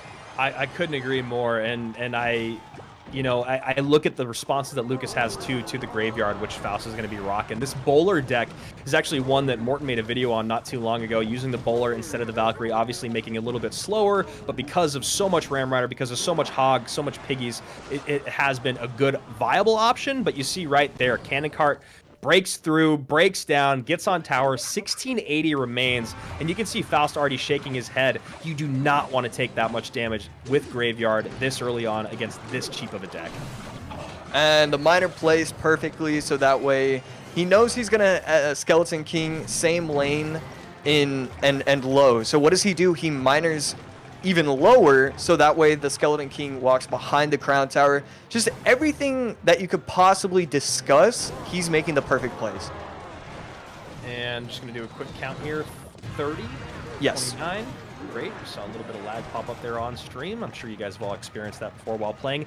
We got Light at the bottom, 1337, to basically 2 untouched towers on the other side of the board here for Lucas. And this is the form that he wants to be in. This is his final form, just playing top of his game, perfect interactions, great deck choices, good matchups. This is the guy that we want to see in 2022. I mean, there are just no mistakes whatsoever. And I mean, and this goes for both players, really. He hasn't made any costly errors. He just can't do anything. Every time he cycles 1 card, then Lucas has 3 more that fill in that same role. And it's just tough to see what's happening. Again, we see the protection with the bats on top of the Inferno Dragon, and it's going to fully take it out, too. Yeah, and you talk about, early on, it's like, oh, Skeleton King, Inferno Dragon with arrows, and you're seeing Dark Goblin and bats. It's like, okay, this could be okay, maybe. And then you see all the other targets that those arrows need to hit, right? Right there, you saw arrows hit. The Dark Goblin hit the Skeleton King. Now what does he have for these Skellies piling up? Well, he's got 1 Zappy and a lot of hope. And right there, the remaining skeletons from the Skeleton King gonna force out another bridge Skeleton King, so that's just 1 more time where he can't set up an actual push. And with 1 minute left in this game, we still have not seen his win condition. It's pretty clear that it's gonna be Graveyard, but the unfortunate part is that we don't know. And when you're 55 seconds left in the game and you still haven't played your win condition, it's clear you are getting dominated. Yeah, and it felt like this was a moment where maybe Faust could pull out his Graveyard, but if he did, I think he would have just lost the game immediately. It looked like he had a good counter push coming in, but there's just so much single target DPS from Lucas. Wow, 35 seconds left, still pressuring opposite lane, gonna force out the arrows, and then that allows the Dark Goblin to get value, instead forces out the Zappies. And I mean, this was an impressive game, not a very difficult one, but those are the ones that you have to win every time. And so the fact that he won it in this fashion, it speaks to his discipline and just how strong he is in this current meta. I love that call there with the bats plus miner opposite lane. Not going to get much out of it, but what you are going to get is, like you said, Josh, either the arrows or elixir. And he ended up getting elixir spent, which meant that when Faust wanted to go in, he had to go, all right, so how do I actually get damage on the tower? That means I have to fireball the Dark Goblin instead of the Skarmy, and then I have to arrows that Skarmy. But Lucas goes, all right, cool. You can do all of that, no problem. I know you have both of them in hand. There's not enough time, and there's not enough skeletons. Lucas moves on. And you know what that means, my friend? A battle in Brazil for our upper bracket final. Bassotto versus Lucas. But first, we got to go back down to the elimination side of it. Mohamed Light versus Mugi is your next match. And then we're going Morton versus Faust. I know that you and Rich are going to be calling those. I will be watching very, very closely. I'm so excited to see our next matchup. A rematch of our 2021 World Finals defending world champion, Mugi, going up against not even arguably the best player in the world right now, Mohamed Light. A lot of fun here, Josh. I can't wait for it. Every single game, there's history, and there's something new that can come from this. It's just, I'm kind of jealous that you get to watch, but at the same time, I'm super excited that I get to do this. So, yeah, you know, just ready for it. Man, that's so cool. Oh, sorry. Rich, you're back. Yeah, I'm back. Hey, everybody. I hope you guys have been enjoying this so far. Let's take a look at the bracket before we go ahead and cut Andrew loose here. He'll be back, of course, for the grand final today. But, guys, look at that winner's bracket final. Samuel and Lucas. Oh, man. And that's a matchup. The winner is guaranteed a minimum of $10,000. That's our second place prize, 20 grand to our first place prize. And then, man, these upcoming matchups, Faust and Morton, the battle of the Germans, but then, come on, everybody. What else do you want? Mohamed Light versus Mugi? Get out of here. Man, it really doesn't get better than that. I mean, I'm going to do it before I go, because, Rich, you called it in your predictions. You said what you wanted to see was a Mo Light Mugi matchup, but it feels like you still went Mo. I'm assuming, Josh, you go Mugi? You know, I think I have to side with Mohamed Light. I don't see him losing twice. It hurts my soul to not be rooting for Mugi. Well, okay, that's wrong. I am rooting for Mugi, but to objectively say who I think is going to win, I think it just has to be Mohamed Light. Well, you know, before I go, you know, Rich, I always love to be a contrarian. That means I'm going Mugi. If you guys are both going Mo Light, I'm going to go with Mugi. And then when he wins this set, I'm going to clip this out, Josh, and I'm going to send it to him, okay? It's going to be great for everyone. So good luck, Mugi. Good luck, Mo. And you two guys have a lot of fun. I'll be sitting back watching. I don't know if you're kicking me off yet. I'm just like saying goodbye for no reason. Yeah, fine. I'll kick you off. I have no problem with that. Go, get out of here. Get a drink of water. We'll see Andrew back for the grand finals here for that $20,000 golden ticket match. And yeah, now we go into the big one here, Josh. We go into the match that everyone wants to see, Mo versus Mugi. And, you know, just to give a little rub to your roommate, Nick, the God RF over there, I'm picking Mo in this one. I'm not going, as he would say into my ear repeatedly at World Finals, Mugi, Mugi, Mugi, Mugi, Mugi, Mugi, Mugi. It was so annoying working with him when Mugi specifically was up on stage. I know what it's going to happen. Words are going to be whispered in my ear. Yeah, 100%, all the time. And of course, big shout out to him for being a part of our World Finals team. We had a blast there. But man, this is going to be an interesting one. Of course, there's been some revenge the opposite way around. When you talk about Mo and Mugi, you're talking about the probably Lucas is in that conversation. Remember, you talk about top 5 players in the world. We have for sure 3 of them here in this tournament still this weekend. Maybe more of them depending on how you break that list down. But do you put Mo and Mugi as 1 and 2 in the world right now? You know, after the performance that I've seen from Lucas, I can't say I was a 100% believer when it comes to the you know, a tier list or something. It's like you have to put Mo up there, you have to put Mugi up there. But at this point, I think you have to put Mo up there, you have to put Lucas up there, and I'm kind of waning when it comes to Mugi. So I think Lucas is in that. I'm interested to see what happens in this set. You know, win or loss, I really want to dive into how he plays to be able to say if he's in that same tier. Well, that brings an interesting question, right? You know, you talk about Mohamed Light in that one. Obviously, you have his competitive success, but then you also have a guy who's been so good on ladder and global tournaments. For those of you who follow the competitive scene pretty well, Mohamed Light now has what's called a perfect profile. 3 #1 finishes on ladder, 3 #1 finishes on global tournaments, all at the same time as being the best competitive player on the planet with what he did all throughout 2021 and now into 2022. Is the knock on Mugi that he doesn't seem to do all of it at the same time? You know, the knock on Mugi is he sometimes kind of disappears for a couple months. He doesn't take ladder too seriously, and then, you know, technically he didn't try for a couple months, but it feels like he did, and he just didn't have a lot of success.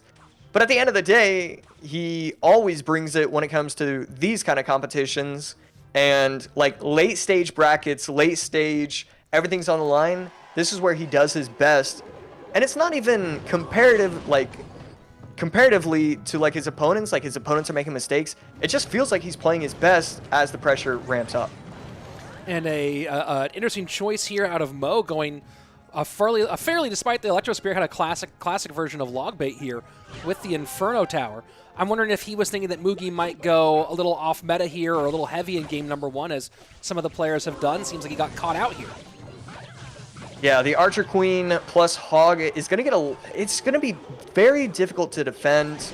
But, you know, as the game goes on, maybe the Inferno Towers get a little bit easier. But right here, Hog plus, if he can get anything on the board, no, Hog still gets one shot, though. Reaching the midway point of regulation time, and you see Mo go for a bit of scratch at the back of the head there. What's the game plan for Mohamed Light going forward from this point in this game? Well, he always needs to have enough elixir for Hog, and the best way is going to be Valk plus E-Spirit plus Skellies. You don't want to have to be in a situation where you have to use Inferno Tower, because at the end of the day, you're allowing your opponent to cycle, you're allowing your opponent to... When you use that Inferno Tower, you don't have that pressure, so that Goblin Barrel isn't going to get value because he's going to log, and then he's just going to be back to another Hog. So when he's in a situation where he can Valk, that's what I want to see. And this definitely doesn't feel like the kind of game where you can succeed on Rocket Cycle, being up against Earthquake Lock. Right, you just don't have the potential to be able to Rocket Cycle with a lot of success. It's especially when you're allowing your Dark Goblins to die or to get killed off. It's just tougher. Yeah, and you saw almost able to get the distraction down. What you saw what Mo was going for there, couldn't quite do it. So Mugi just keeps the pressure on, doesn't get a hog shot, but comes out of this maybe a bit behind on Elixir. So now a good look here from Mugi, for Mo, log not in cycle, and first significant damage from Mohamed Light, and now he's back within about 150 HP. A pretty huge mistake right there. If he goes Valk in the front, then he takes the aggro from the Dark Goblin, and then he can just Fire Spirit in the back. Instead, Goblin's getting a lot of value, and with 2 minutes left, game is basically tied, but Mohamed Light has a slight advantage. So this is interesting, because you just saw the rocket being cycled onto tower there. Obviously, he's not pushing into that left-hand tower, but why not rocket the left-hand tower and Archer Queen there rather than go for the damage? Is that just because that's the only way to damage and he feels he can control the AQ otherwise? In this matchup, this is one of the only matchups in the world where Archer Queen isn't the win con. Archer Queen isn't getting the value you normally would expect from it. So he doesn't need to worry about it because he has the Valk, he has the Inferno Tower if he needs to. He doesn't have to worry about the offensive Archer Queens like you normally do. Hog Rider down, Dark Goblin way far away to be right behind the Inferno Tower. Does he stop the Hog? And yes, he does. Mugi still with the lead here, but Mo starting to put together moves. Does throw the log on the right-hand side for Mugi. Hog Rider down. It's super interesting that he chooses to go...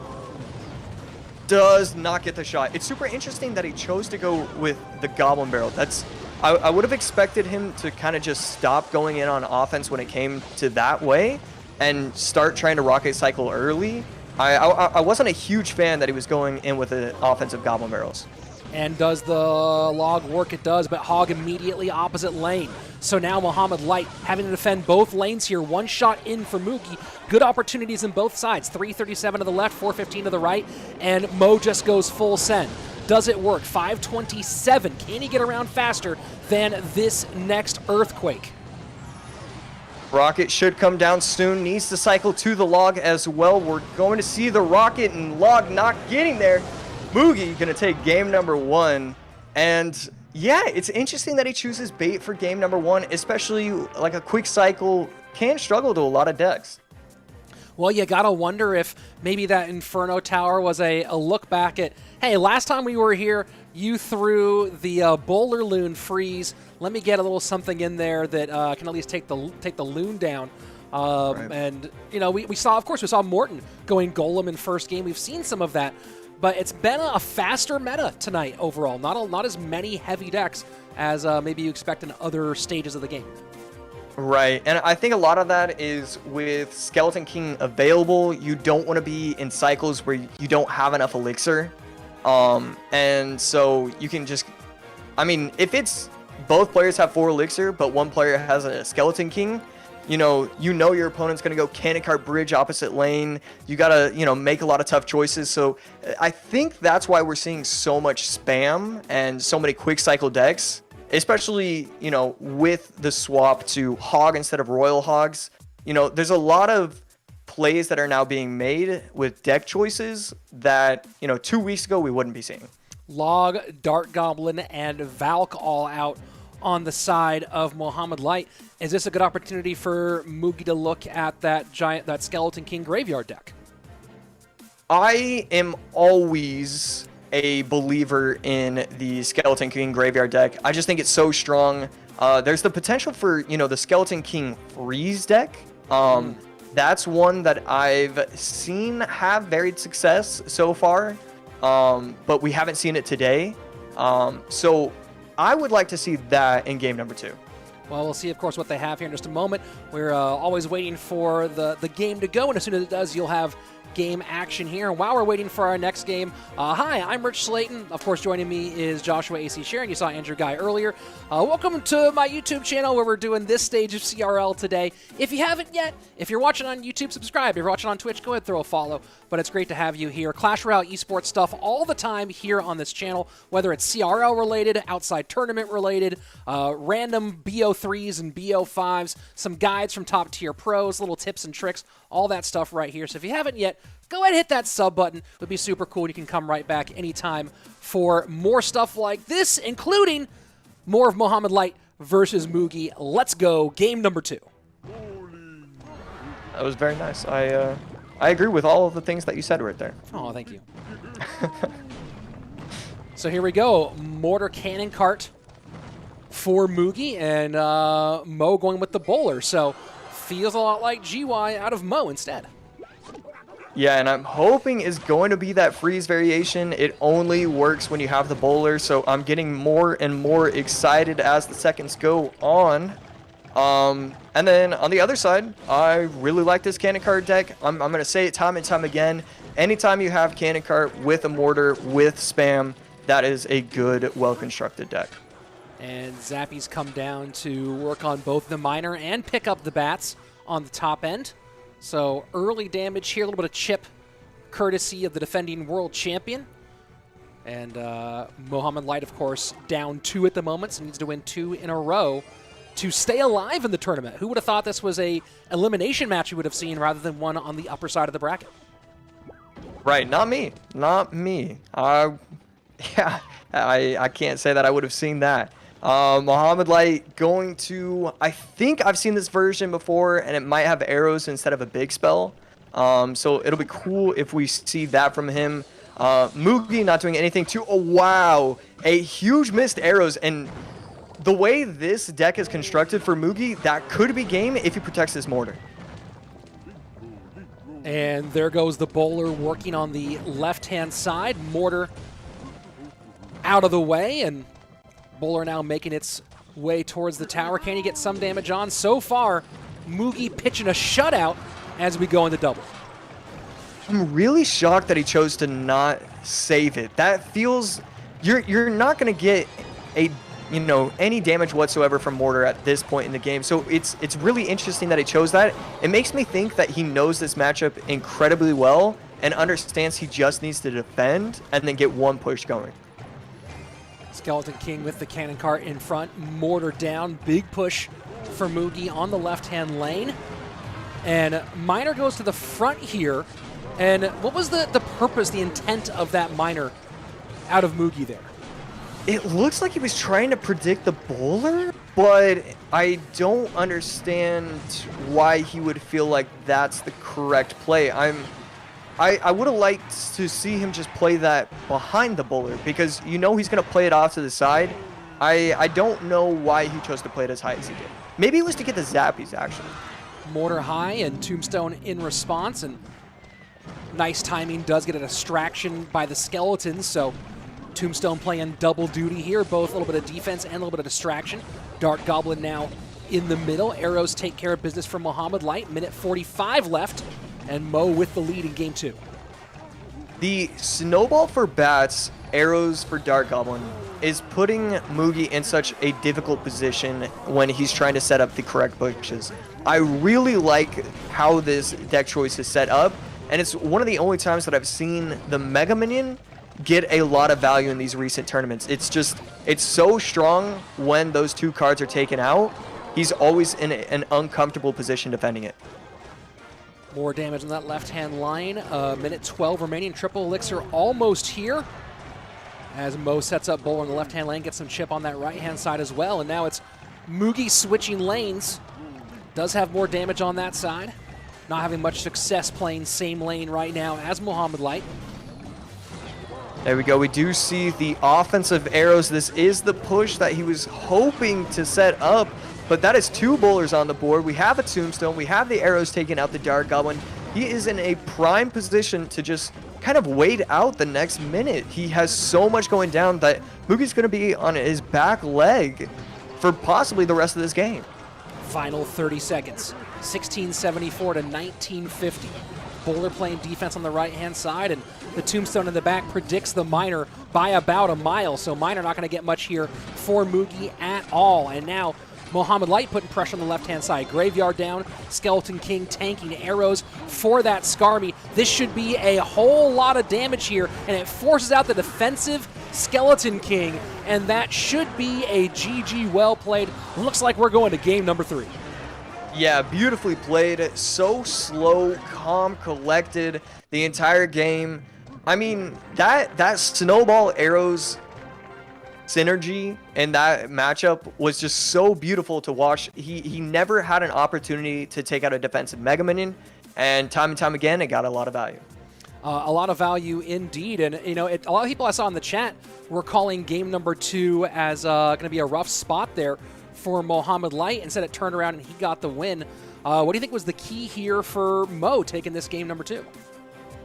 A lot of it comes down to discipline, knowing your matchups. I don't know if that's like a deck they set up, but the fact that it was snowball arrows instead of, you know, arrows fireball or freeze, NATO, anything like that, it just shows that they were thinking ahead. They kind of knew, you know, Mugi's game plan overall for game number 2 situation. Because, yeah, as soon as he got into the game, it was like, oh, you know, if this is the deck, this is a fantastic matchup. We saw with the defensive Tombstones behind the Crab Tower, he was just predicting everything. He knew what was going to happen. Yeah, that Tombstone on the Miner was very nice. On Mugi's side, right, we've seen Hog EQ in game number 1, and then now we see the Graveyard Skeleton King deck with the Miner in, or the Skeleton deck in Miner in game number 2. If you're in Mugi's corner, what's your plan here for game number 3? If you're his analyst, what are you picking for against Mohamed Light with everything on the line? Against Mohamed Light, he still has a fair amount of things. I mean, I think one player has to use MK. You know, MK, RG, those are the 2 decks that I'm expecting to see. So I don't know if you want to go off meta, anti-meta, maybe, and try and build a deck that'll fare well against both of those. But I expect to see at least one player running at least one of those decks. You know, you talk about MK, you talk about RG. Obviously, it was the Inferno Tower gameplay in game number 1. Let's say that you're on the other side of it, right? Now you're thinking those are the picks that you would go on potentially on Mugi's side. And if you're picking that, if you're predicting that on Mo's side, what are you picking to counter? You know, let me see. What was the game number 2 complete deck? Okay, so he did have Skeleton King out of the way, but Skeleton King out of the way right there. Man, I just don't know. You just have so much available. You take out bait, you take out graveyard, but you still have everything available to you. So I don't know how he chooses to go. But I would like to see him not use Mega Knight, and I would like to see him not use RG. Just he needs to do the opposite, and he can't go with those two decks. What do you think are the best RG counters remaining? Mega Knight and RG counters a little bit different, obviously, but remaining on Mo's side here, right? Inferno Tower, obviously out, but you have a lot of options, but a lot of options that aren't particularly central meta options at this point. Right. So I've seen a lot of people try and substitute the Mega Knight for P.E.K.K.A. in these P.E.K.K.A. Ram Rider Lightning decks. And even if you get the exact matchup you want, the reason why you have Mega Knight is because you need that pressure. And so I do not want to see him use P.E.K.K.A. Possibly, one of these Drill Bandit Ghost decks could be the exact way. And I guess that is the exact direction that he wants to go as well. And Ghost should get one, and it does on the right-hand side. First blood drawn once more by Mugi as Mo sets up Ghost in the back. Musketeer, which, Musketeer was at one point everywhere and then took a big hit. And now she's back at what I'd say is a moderately decent use rate. Right. I do not know Mugi's fascination with Musketeer. It just doesn't feel like that's ever the correct answer. So just not a huge fan of that. So far, brilliant defense, and I don't think that's going to go to King Tower. Mega Knight on top of the tower, huge mistake for Mohamed Light, and he's in a rough spot.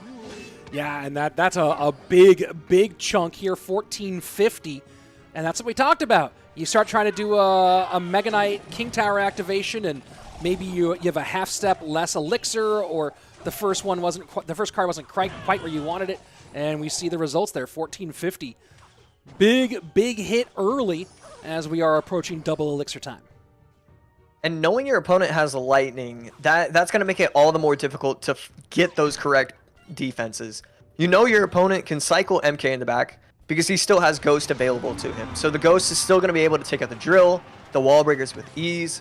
So you never have that opportunity to get the advantage when something is cycled. And at this point, it's just going to be so hard for him to come back knowing that really nothing is available to him to get these clean elixir advantages. So stacking at the bridge right now is Mo on defense from Mugi, but still a Ram Rider connection. Come on, brutal. Right there, that's going to be a lot of damage potentially on the tower. No, nice snowball, going to be able to defend it fairly easily, but this is a lot coming down the lane. Bandit doesn't go to the Musketeer, but that's almost even better. Gets the tower almost to 1,000 HP, and it's a game again. Yeah, we definitely have a game again one more time. This Ghost has to be controlled, though.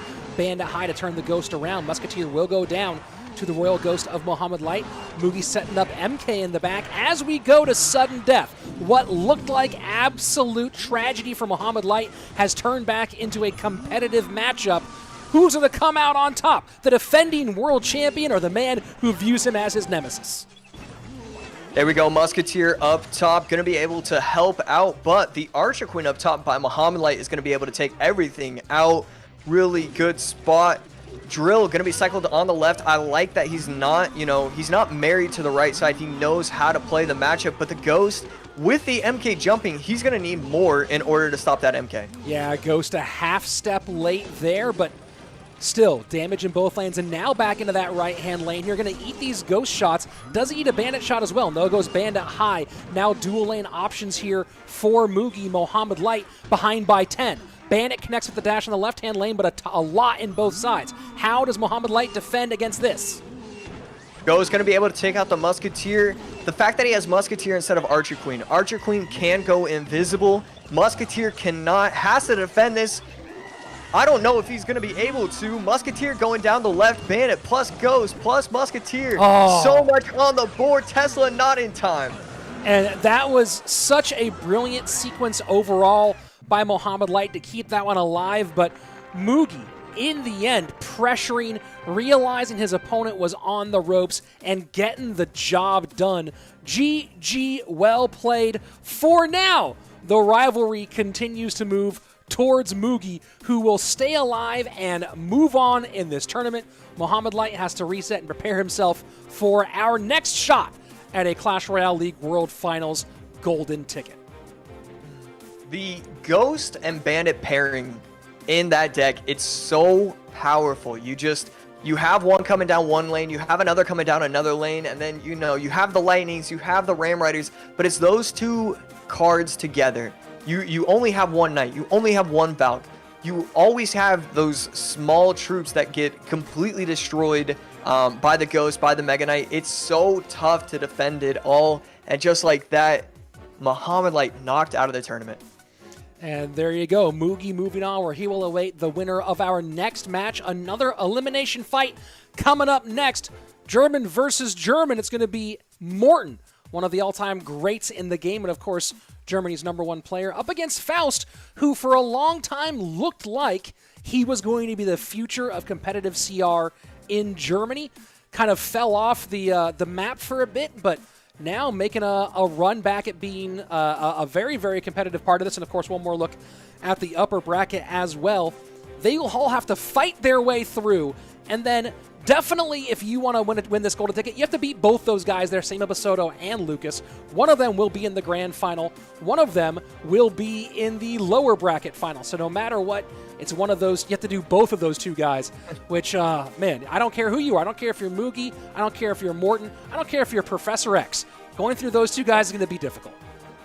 Yeah, both of those players are having nice little runs. Samuel, the weird thing about Samuels is that it wasn't the cleanest, but he still had that strong mentality, which allowed him to win set number 2. So it's almost scarier that you only really have like one shot to beat those kind of guys. And so the fact that that player wasn't able to win when given the opportunity, it just makes it all the more intimidating. I don't want to be in a position where I have to run through both of those guys. And, no matter what, you take a look at a guy like Faust right now, who Faust's route to a golden ticket, because he has Morton coming up next.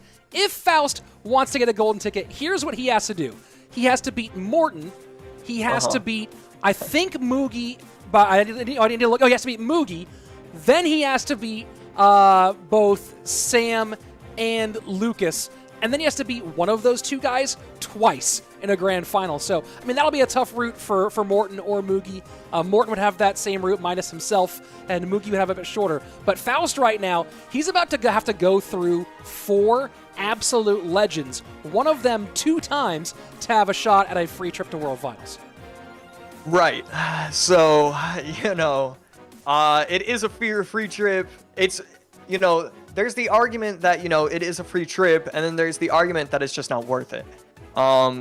Because having to go through all those guys, I mean, that is so tough. To have the confidence, the know-how, the deck selection, it is quite the situation for Faust. And even Morton on the other end, like, this is tough for those two players. Yeah, this is certainly tough, right? Because if Morton does win this matchup, he would then have Mugi, Sam, and Lucas, one of those two players, twice as well. Mugi, of course, you can talk about all the different directions, but this is going to be a big challenge for Faust. We talked about, I mentioned this a few moments ago, but it's absolutely true. There was a time, I think at the end of 2019, when we're looking at players who might get picked up for 2020. I know people were talking to Faust about picking him up for their team. He was rumored to be tied to a couple of different organizations. Didn't end up in CRL during the team's era. But talk a bit about what makes Faust special, because he certainly was a guy who was one of the most sought-after rookies for a while.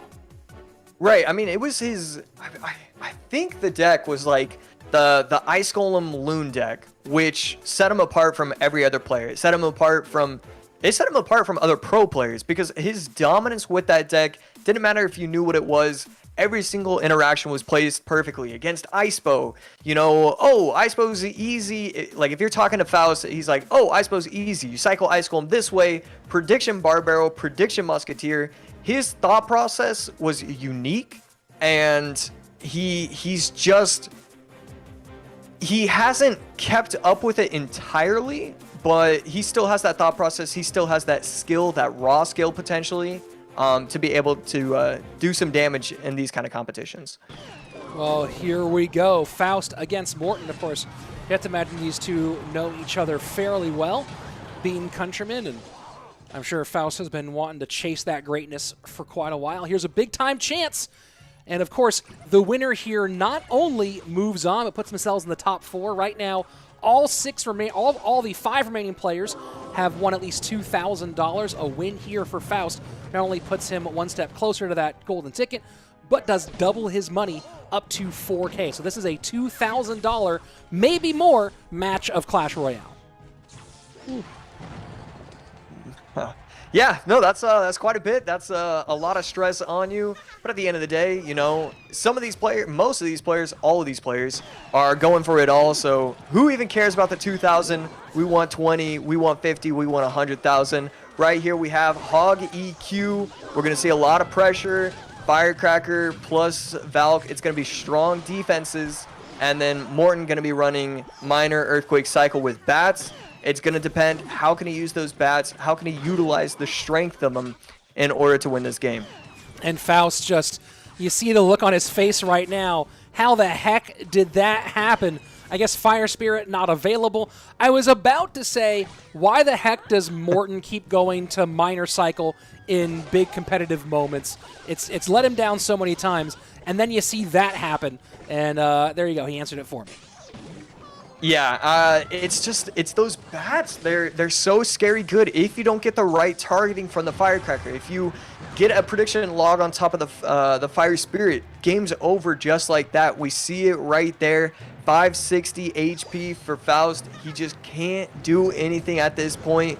We might not see another Miner. If we do, we could potentially see him only on defense. It's going to be interesting how he wants to play this. But every time he builds a push, delivery, Tesla, game over. Or push over.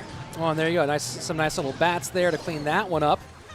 And final 30 seconds, just don't let it happen. And Morton can choose how he wants to take that tower down. Miner will go ahead and take care of business. Game number 1 for Morton. And you got to feel a little demoralized. You saw Faust kind of wearing his emotions on his sleeve a little bit there for a moment. Going down 1 to Morton, of course. Going down 1 to in this matchup as well. Rough outing here in game number 1 for the younger German player. Yeah, there's a difference between losing the game, you know, domination. How did you lose it? Did you make a misplay? It was just those kind of losses are always the most difficult. Oh, you know, it didn't target it correctly. This could have been an entirely different ball game. And so you have to fully reset. You have to say, hey, it's okay. I messed up. Game's over. Let's move on to the next one. Hog out of, you know, you can't use Hog, you can't use Earthquake, but you still have a lot of things available to you. You still have the SK, you still have the MK, you still have other cards, you know, Tombstone, Wall Breakers. I'm trying to think, but it's like those cards dominate the meta, so it's hard to think of other options, but you still have a lot available to you. And just to clarify some things for those in the chat, I know I saw some questions about it. What's SK? That's not SK Gaming, which Morton is a part of, so don't get confused there. That's the Skeleton King. What's MK? That's the Mega Knight.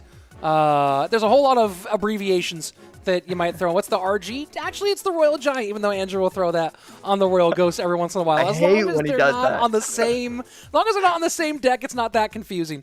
But yeah, there's a lot of different options out there for these guys. And you know, you talk about. I was going to say I brought up some of my critique. I've vocally critiqued Morton on broadcast before for going to Miner Control, to Miner Cycle, in an era where, except for some flashes here and there, Miner Control has not been phenomenal for a long time. It feels more almost like a deck that overperforms in grand challenges and underperforms in competitive.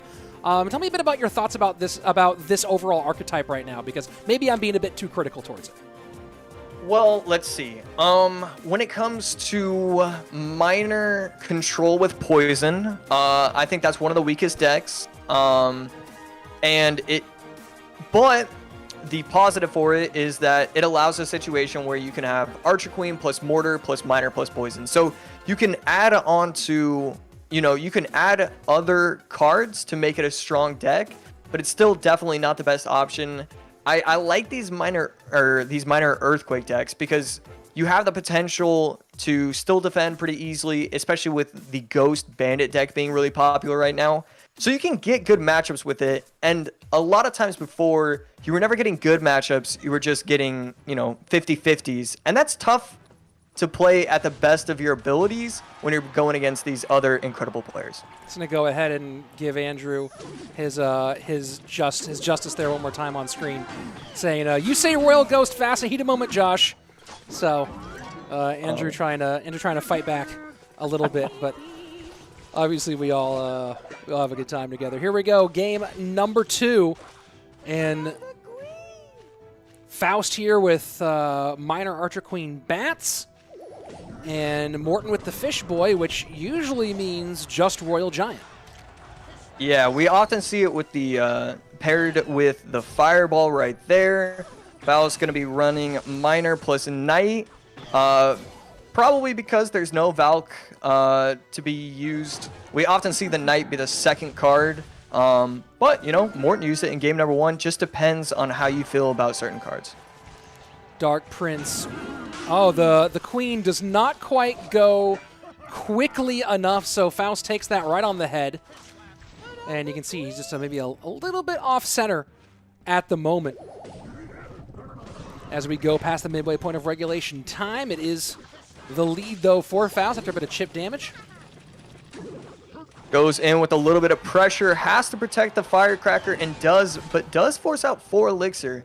This is a weird 4 Elixir because not only protecting it is good, but you're allowing an easy King Tower activation. It's not like you're getting that much value. You are using RG, so King Tower doesn't really matter, but there can be a lot of interactions where, you know, there's a Dark Prince close to your tower, and so you go, you know, Knight low, and then the King Tower help is, you know, massive in those situations. So it's just one thing, kind of surprised he chose to protect it using a Hunter. And a nice sequence there from Morton on both sides of the board, defending the Archer Queen with the Fireball on the right-hand side, and then forcing out the extra spend on the left-hand side. You see he uses that immediately to RG up behind King Tower. 32 seconds left as we go towards sudden death overtime. And now let's see what Morton can do on offense. Can he get the invisibility in time? He does. Mortar is not going to also hit the Firecracker, so we are going to see it stay alive for a little bit of time. Archer Queen taking it out just in time, and we should see the invisibility forces out the Hunter, and that's 4 Elixir for a card that was almost completely destroyed. Just that potential of the Archer Queen's invisibility going on top of the tower. You have to do everything you possibly can to stop it. Well, once again, I was talking about this earlier today, that if you can get away with not having to pop her cloak on the defensive side, it just makes her so much more frightening, even at low HP on the offensive side. So saw some use there as Poison now cycled to get the Firecracker off and some tower damage for Faust as we go into the final 90 seconds change. Beautiful split with the guards. He does a 1-2, so that way 2 guards are going to the RG, and then 1 guard, I forgot which card it was, but 1 guard was taking the aggro of, you know, the Fisherman or the Dark Prince or whatever it was. Just a beautiful split, and it's not the most difficult play. When you're a pro player, you know, okay, this is, you know, X amount of tiles away from me. I can do the split just in time, and it's not like all the guards aren't going to go to 1 lane. And, you know, just to be able to pull it off with the success rate that they do, it's just impressive to be able to see that time and time again. Queen plus guards playing good defense there for Faust, who does have a pretty significant lead, and no minor pickup for Morton as it goes to the inside. And so that left-hand tower down to 1663, and RG's just simply getting nowhere on that right-hand side. And, you know, of course, for a long time, you always saw RG paired with Lightning would be nice in the situation. Fireball not quite doing the same job. I like this RG Fireball deck, but at the same time, when Mortar is available, when Mortar is gone, I like this RG Fireball. When Mortar is available to you, I don't think RG Fireball is the best deck choice. I think you need the Earthquake, or you need the Lightning Otherwise, it's just too often where you're in a situation where you just lose the game immediately. So I think that is a misstep on Morton and Jules's, you know, on their end. I think this was, you allowed for an opportunity for there to be an easy win in game number 2 for Faust, and I don't think that can ever happen. And that's a really interesting way to think about it, giving an opportunity for an easy win. You know, AQ still on the board. That was certainly one of those things where you probably much always making a plan for it, and it seemed like he had no really great plan for the Archer Queen here as well. Right, and I mean, there was also a time where he finally got one push that I was like, okay, this is all right, and then he did a Night High that took the aggro of the E-Spirit, and so the bats were able to get value. It was just way too simple for him to set up defenses. And yeah, he never set up the double RG push. The game was over just like that, really. And, you know, here we are. Obviously, Mortar Miner, a little bit different than just Miner Control cycle on its own.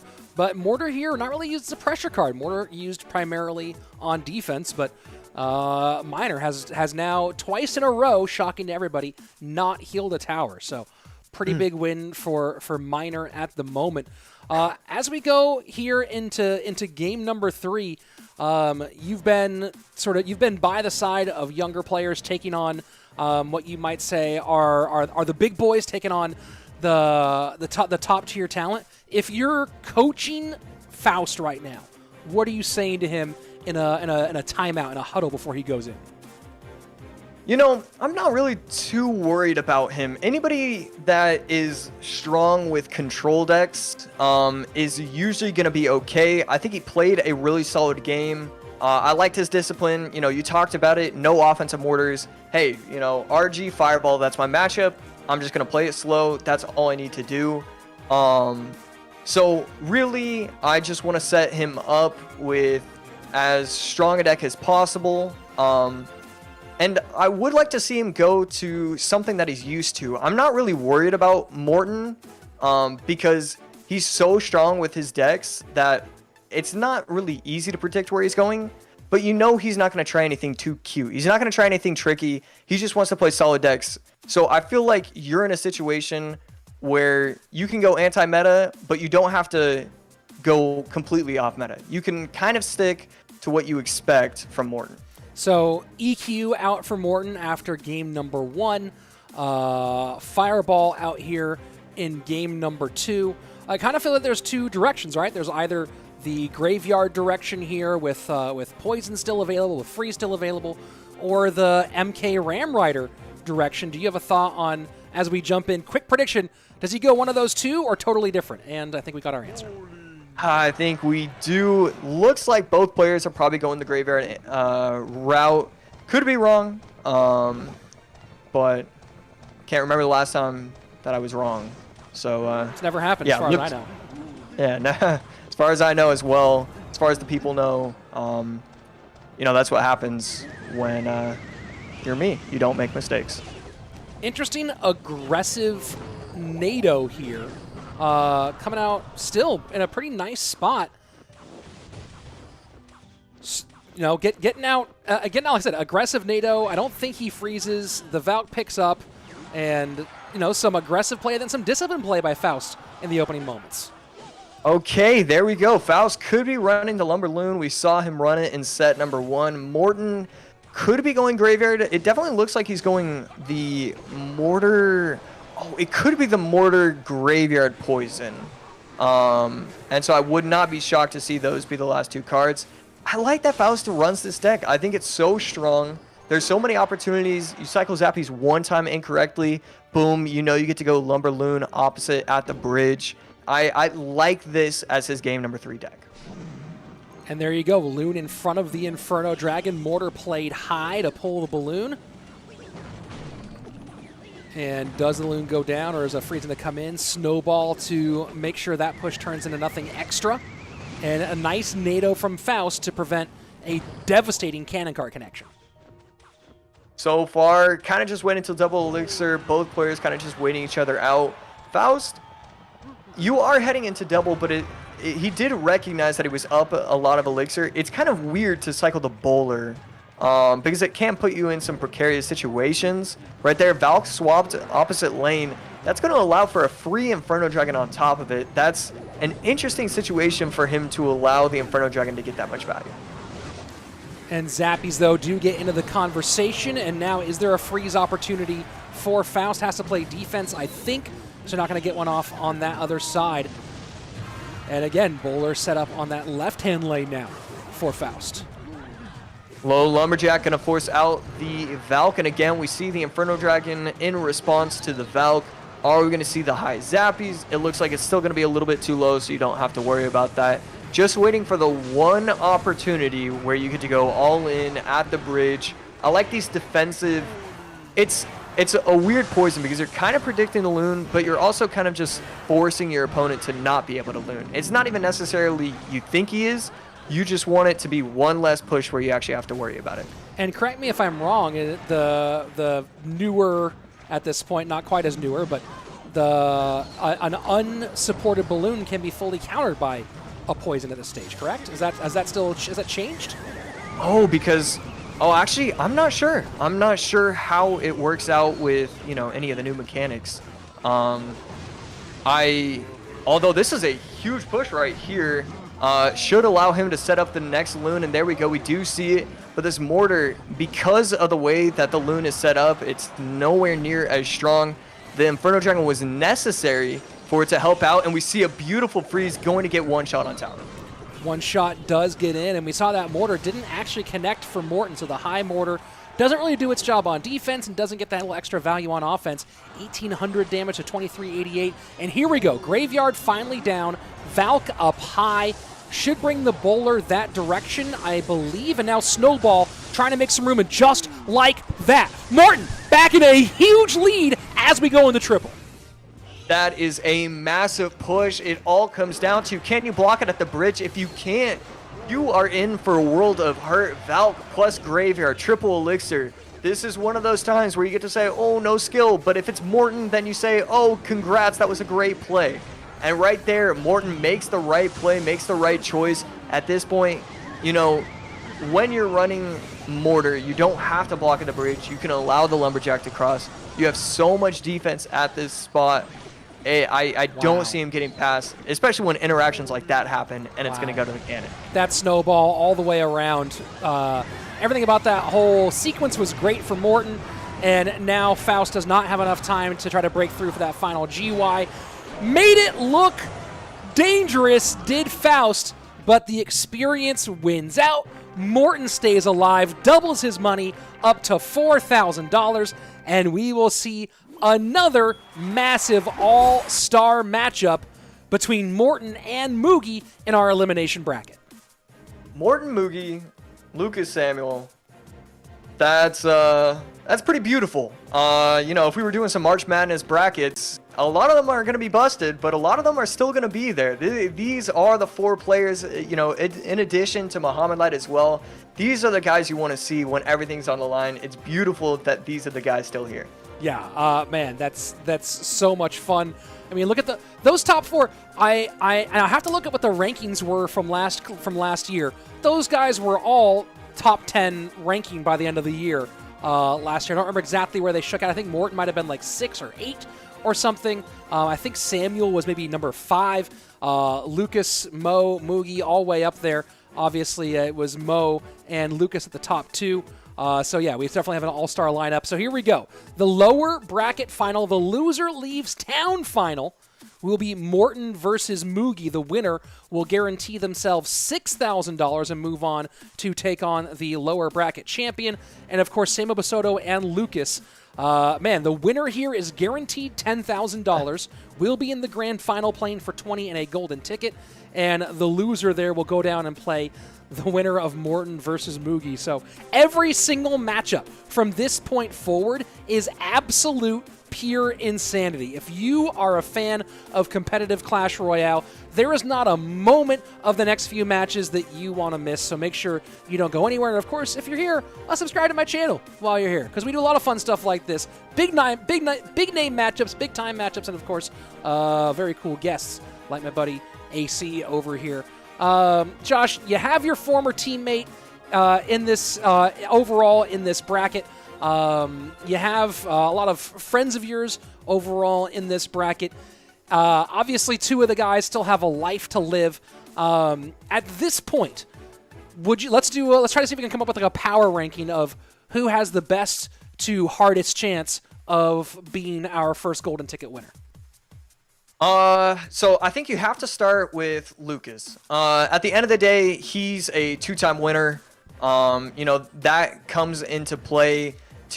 It doesn't matter about Worlds performances. At the end of the day, if you treat every single one like a different competition, to win it twice, that's powerful. To be in the winner's bracket, that's powerful. To look at number 2, I think I would say, Mugi or something. But I think I have to say Samuel. The fact that he lost, or that he used a repeated card and was still able to bounce back and win in set number 2 has helped my case when it comes to where I place him in my rankings. I think that actually gives him, just a little oomph to what I believe he can do. And so I still place him at number 2. And then really the only time I was disappointed in Morton, wow, this is weird. And then I have to say Morton, then Mugi. The only time I was disappointed in Morton was when it came to deck choices in the one where he had to create his own decks. And, now that he has that Julesy help, I feel really confident in him.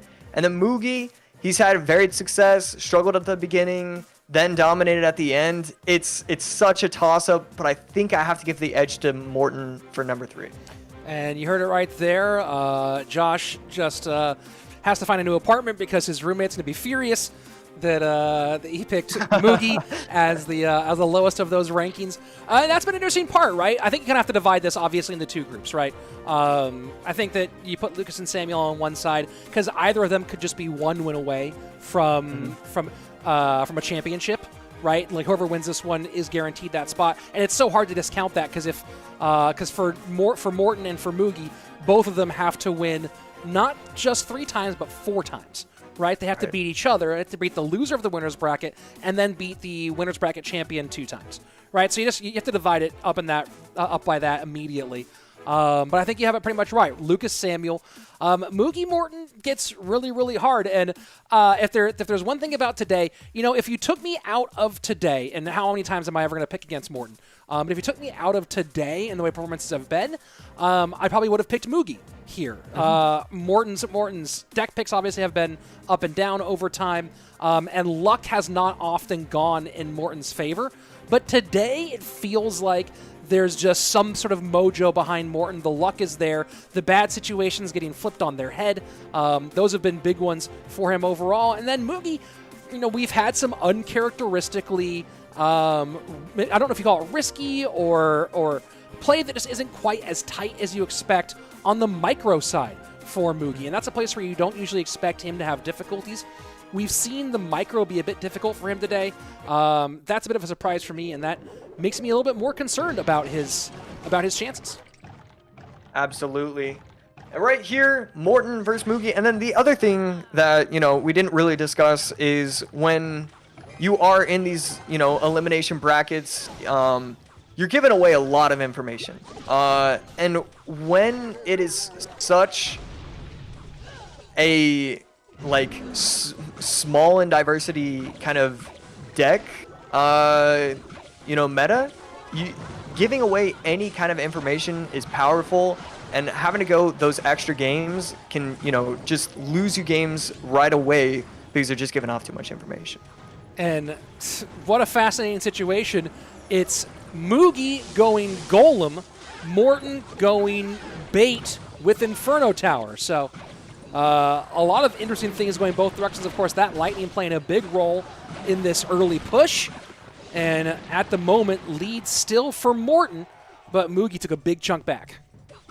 Mugi did take a big chunk back, but Lightning's used. The exact deck that Mugi's running. It's tough. Once you're in this position, you have that Inferno Tower, you have that Valkyrie, you have that Rocket. it is going to be pretty easy for Morton to take it out. You spread out the Inferno Tower and the Dark Goblin, you can really take out any push. So I don't know how he's going to try and set this up. I'd almost like to ask Mugi to kind of just give the tower up, not have to worry about the right, and just say, if I'm winning this, tower needs to go down no matter what. I don't care what needs to happen. 1842 to 2053, and barrel goes to the outside, picked up by the bar barrel. And look, if you can get that sort of value, spending 2 to get 4 back, why not get it? So bar barrel does its job here, lightning in deep. And this NATO trying to make some room for Mugi to get more damage on tower. He does take the lead back down to 1579. The thing is, you know, you get that bar barrel value. You get the bar barrel on top of the E. I think he even cut the E Spirit. Didn't even let it jump. But you saw what he did. He protected his Dark Goblin with the guards. And yes, the Lightning was able to catch the Dark Goblin as well. But it's such a difficult position. He can't really get the pushes. And right there, I think that's a bad Lightning. I don't think you're getting enough value. And you need that push. You're not going to win by Lightning cycling against a bait deck, especially one that's that has Morton running it. Here we go, sudden death overtime, 1395 to 1262. And you saw Mugi tip his head there a bit when he went to the outside with the bar barrel. And now King Tower activation, late stage King Tower activation, but the rocket comes in right behind it. Golem immediately sets up opposite lane. There you go, nice Dark Goblin, gonna be able to force out the Tombstone. And he will have enough for the Lightning, but the guards plus Inferno Tower will be enough to take this out. Not even going to try an offensive Lightning, and that's the problem with the earlier Lightning. You have to completely reset, and that was just a lot of elixir to spend, and he's in a tough spot. Dark Goblin protected by the guards working on the Baby Dragon. On the opposite side, though, Skeleton King in deep with Night Witch behind, 1262 to 862. But this is going to be a lot to deal with for the German. Electro Spirit comes out, good cleanup job. Dark Goblin behind, and right now Morton looking like he's in control. Yeah, beautiful defense right there. Good aggression. 55 seconds left. Can go the rocket cycle route. It's going to be interesting if he wants to go that or if he still wants to defend. Golem placed at the bridge, maybe thinking, oh, let me get one more defense. Dark Goblin spread out. Beautifully played. Can he get the damage he needs? No. Needs to defend for the next 40 seconds. 655, 1262, Skeleton King down on the right-hand side now. NATO play right now by Mugi is really aggressive, trying to find a way through. Lightning does some work. 887. Can the Baby Dragon splash on tower? And it doesn't here, but more pressure at the bridge. And Skeleton King goes opposite lane just like that. Mugi now has answers in both lanes, but can he win this battle? NATO to the left-hand side. Goblins go inside. No catch there for Mugi. Morton wins game number 1. GG, well played. Here we go. Morton with the advantage. Mugi played it about as perfectly as he could. Forced out a defensive Inferno Tower on top of a Baby Dragon, Skeleton King. No, it was Baby Dragon plus Bar Barrel push. I mean, he put himself in a position to have a shot, and that's exactly what you need to do. Morton, I don't know how. I certainly thought the game was over. There was so much on the board. I thought, I know he knows how to defend. I know he knows his interactions, but it doesn't matter. That's a lot on the board. Lightning in hand, what's he going to do? He magically escapes. Magically, indeed. And, but that's one of the things, back to 2018, the first season, where I was singing Morton's praises early in the year. I remember going on CWA, and we were talking about our power rankings for players, and I was touting Morton so heavily, and I had to call out Ash on this one. He was telling me I was wrong because it 2v2. But one of the things that was early on, very readily apparent, was Morton has always had an amazing ability to play through bad situations. He's always been one of those guys who you see him in a moment where you go, there is no way to defend what we're looking at right now, and he finds some way to make it happen. You talk about all the things that make him special. To me, that might be number 1. So this goes to the point that I was going to make. And it was it's the way he uses his E-Spirit. So if you look at every other player in the world, I mean, even these top-notch players, the E-Spirits are always 1.5 tiles to the side. 1 tile to the side, 1 tile back, 1 tile up. He always plays the E-Spirits on top of the push. There was plenty of times where the Skeletons got 1 shot. The Skeletons got 2 shots on the E-Spirit, but it was, you know, that process allowed his towers to be a little bit healthier. There's no one else in the world who plays E-Spirits the way he does, and it's cool because everybody else could have lost that game, but because of the way he plays and how disciplined he is, knows every interaction, he escapes. And so you have Morton. I mean, those of you who are Morton fans, what better than seeing Morton playing log bait, and of course that log bait coming out on top here in that one. Are you surprised at all by Mugi going Golem in game number 2? I don't like Golem against any of these players. I think that's a bad deck choice. To use it in game number 1, you know, you no longer have to worry about Graveyard. You no longer have to worry about Freeze. I cannot say that it is a good play in any way whatsoever. Specifically when you're going against 2 players, Mohamed Light, Morton. Those are the 2 guys you just don't do that for. Well, little change here for Mugi. Wall breakers. We'll see if he's going. He is going minor wall breakers. Question is always if you're going wall breakers drill or minor wall breakers. Question answered. One of Morton's favorite archetypes being run against him by the Japanese pro. There we go. I like what I'm seeing so far. Minor wall breakers, night cycle. Is it going to be Hog? Is it going to be probably Hog? And there we go. We do see the earthquake cycled. And now it's just a matter of, is this going to be MK or is this going to be Prince? It just depends how Mugi wants to set up the next 3 cards in his deck. Well, obviously, Royal Hogs was still available, and Morton's known for the piggies, but this is looking more like Hog rather than Royal Hogs here in this matchup. Minor to go tank for the AQ, and it is Hog Rider coming out and pulling the bats back a bit, giving some room for that defense. Bats not going to take it out in time. Knight gets down just in time right there. Will force out the early snowball, and that's going to allow both of them to get on top of the tower. We see the frustration in Morton's face. He knows that he messed up. He cannot use that snowball early. Because of the timing, it just allows for too easy of a push for Mugi. He knows that he's low. He has to wall breakers. He has to save that snowball. Man, you don't see Morton express himself like that very often. I mean, you and I have both been around him for now 4 going on 5 years. And I don't think I can, even when winning a CRL Western Championship, I think there was less emotion than I just saw over that single interaction. Right, because it's just, it felt kind of careless, and that's not a word that you're allowed to use when you're describing Morton's gameplay. So it's rather unfortunate that he made that choice. I don't know if it's nerves or he wasn't thinking properly, but it just seems like he has to know what will happen in the upcoming push, and so it's just odd that he didn't recognize it. Knight set up early here. Go ahead and watch for the Queen to pop and get the distraction away from her. Fire Spirit behind, Snowball to support, but this feels like the end here on the left-hand side. Tesla does get down to help. Morton doing everything he can to defend his way out of this, and comes out relatively unscathed despite the ton of minor damage. Right, and so the cool thing about this is that he gets the pressure a lot. Left tower getting all the way down to 1624.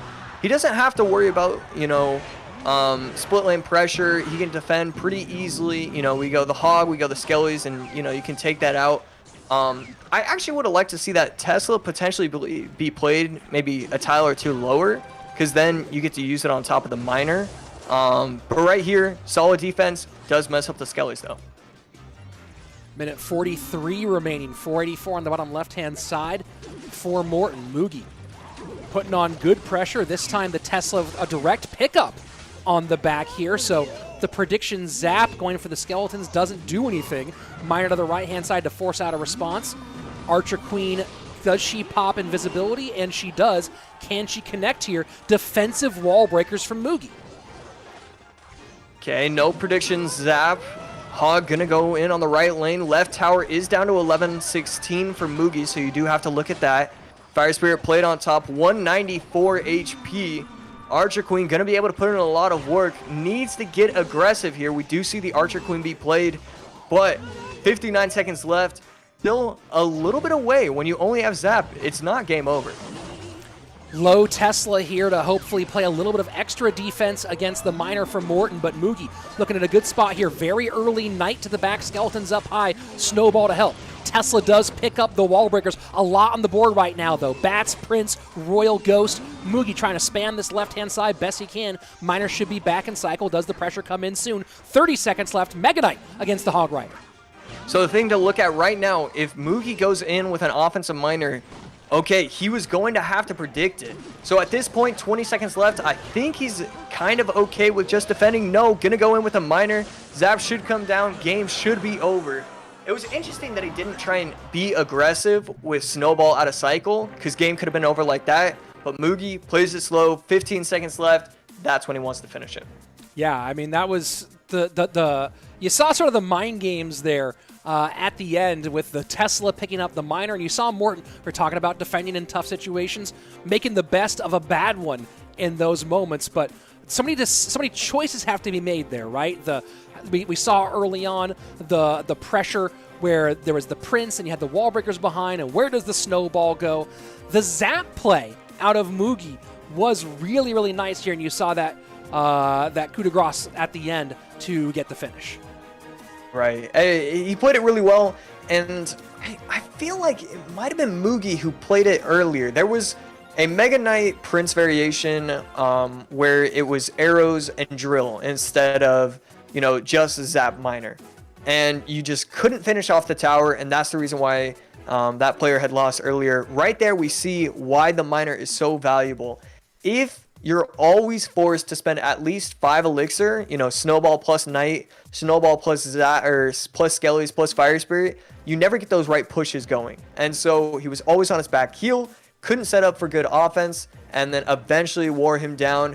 Even though, he almost did it, he almost defended with his tower that low, it just wasn't possible at that point. So we've seen a kind of a really interesting sequence of games so far from these two. We saw Morton going to what he knows best in game number 1 with the bait deck, coming out on top of a strange kind of out there choice in Golem. Second time I believe we've seen it today. Earlier from Morton, this time from Mugi. This game felt like more the kind of matchup you expected out of these two, right? The Hog on one side versus the minor wall breakers on the other side. Any thoughts on what we might expect from Mugi here? Let's go on that side first. Josh, as we go into game number 3. Okay, so he's used minor wall breakers and he's used Golem Lightning. He still has Hog EQ available to him, and a lot of the quick cycle, like, I want to have a Hog versus Hog, or a bait quick cycle versus Hog. Those aren't available to Morton. So I could see him go that way, but I could see him think, Morton's going to be preparing for that. He could be using like a Bowler Freeze deck. So I don't really want to see him use Hog with Graveyard still available to Morton. But you can't use Mortar either. Maybe you could use like a Cannon Cart Mortar poison deck. I think I would like that from Mugi. And, one of the things about these conversations, to the viewers at home, you hear Josh, who has been a pro since before being a pro CRL player really even felt like a thing. First competitive match back in 2016. Been through it all, been through solos, been through team stuff. And what I'm enjoying here for the viewers is you hear some of the reticence here. Imagine what the conversations are, or the thought process is for the one who's making the decision with the golden ticket and all this money on the line. So a little insight into what it might be like in the war room for some of these players and their coaches as they're preparing. So my favorite thing about competing like live competitions was we had this whiteboard, especially like in the Immortals campus, and we had this whiteboard and we would work on a deck for 30 minutes. This was, for 1v1 games. And after 30 minutes, we would erase it and start all over because it didn't make sense. It wouldn't match up well. it is so confusing and so difficult to actually get the matchup. It's almost easier when there's only 5 or 6 decks, because then you can just kind of randomly choose. When there's so many things available to you, it is the most stressful thing in the world. Yeah, the game certainly has changed drastically, over 100 cards now, from about 40 when it began. So a pretty big shift in how you have to prepare and all the things you have to master this time around. And here we go. This is the Skeleton King Skarmy Mortar deck out of Morton. And then log bait against Morton from Mugi, going, hey, let's see if I can do what you did, but a little bit better. No, E-Spirit and Cycle, really good use of the bats. Going to be able to take out most of the Valk, some of the guards, and some of the towers, so getting a lot of value right there. And if he has, there we go, arrows coming out. I like the arrows version. I've seen the Fireball version try and get used every once in a while, but you need that cycle when you get these kind of matchups. The arrows need to be coming out, getting a lot of value, and I really like how Morton set up his deck for game number 3. Answering a quick question I saw in chat. You'll see it on screen right now. Please tell me where we can find the current bracket. If you look in the description below on YouTube, you can find the up-to-date bracket and follow along yourself. And then, of course, if you're watching on Twitch, I believe there's a Nightbot command that will give you that bracket on the Twitch side. So 2 ways to find it, no matter where you're watching. Rocket there to work on the Mortar by Mugi. Good Dark Goblin connection. And Valk should clean up most of the Skeleton King push.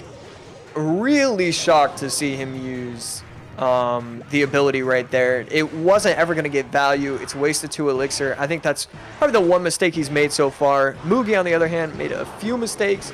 Overall, okay.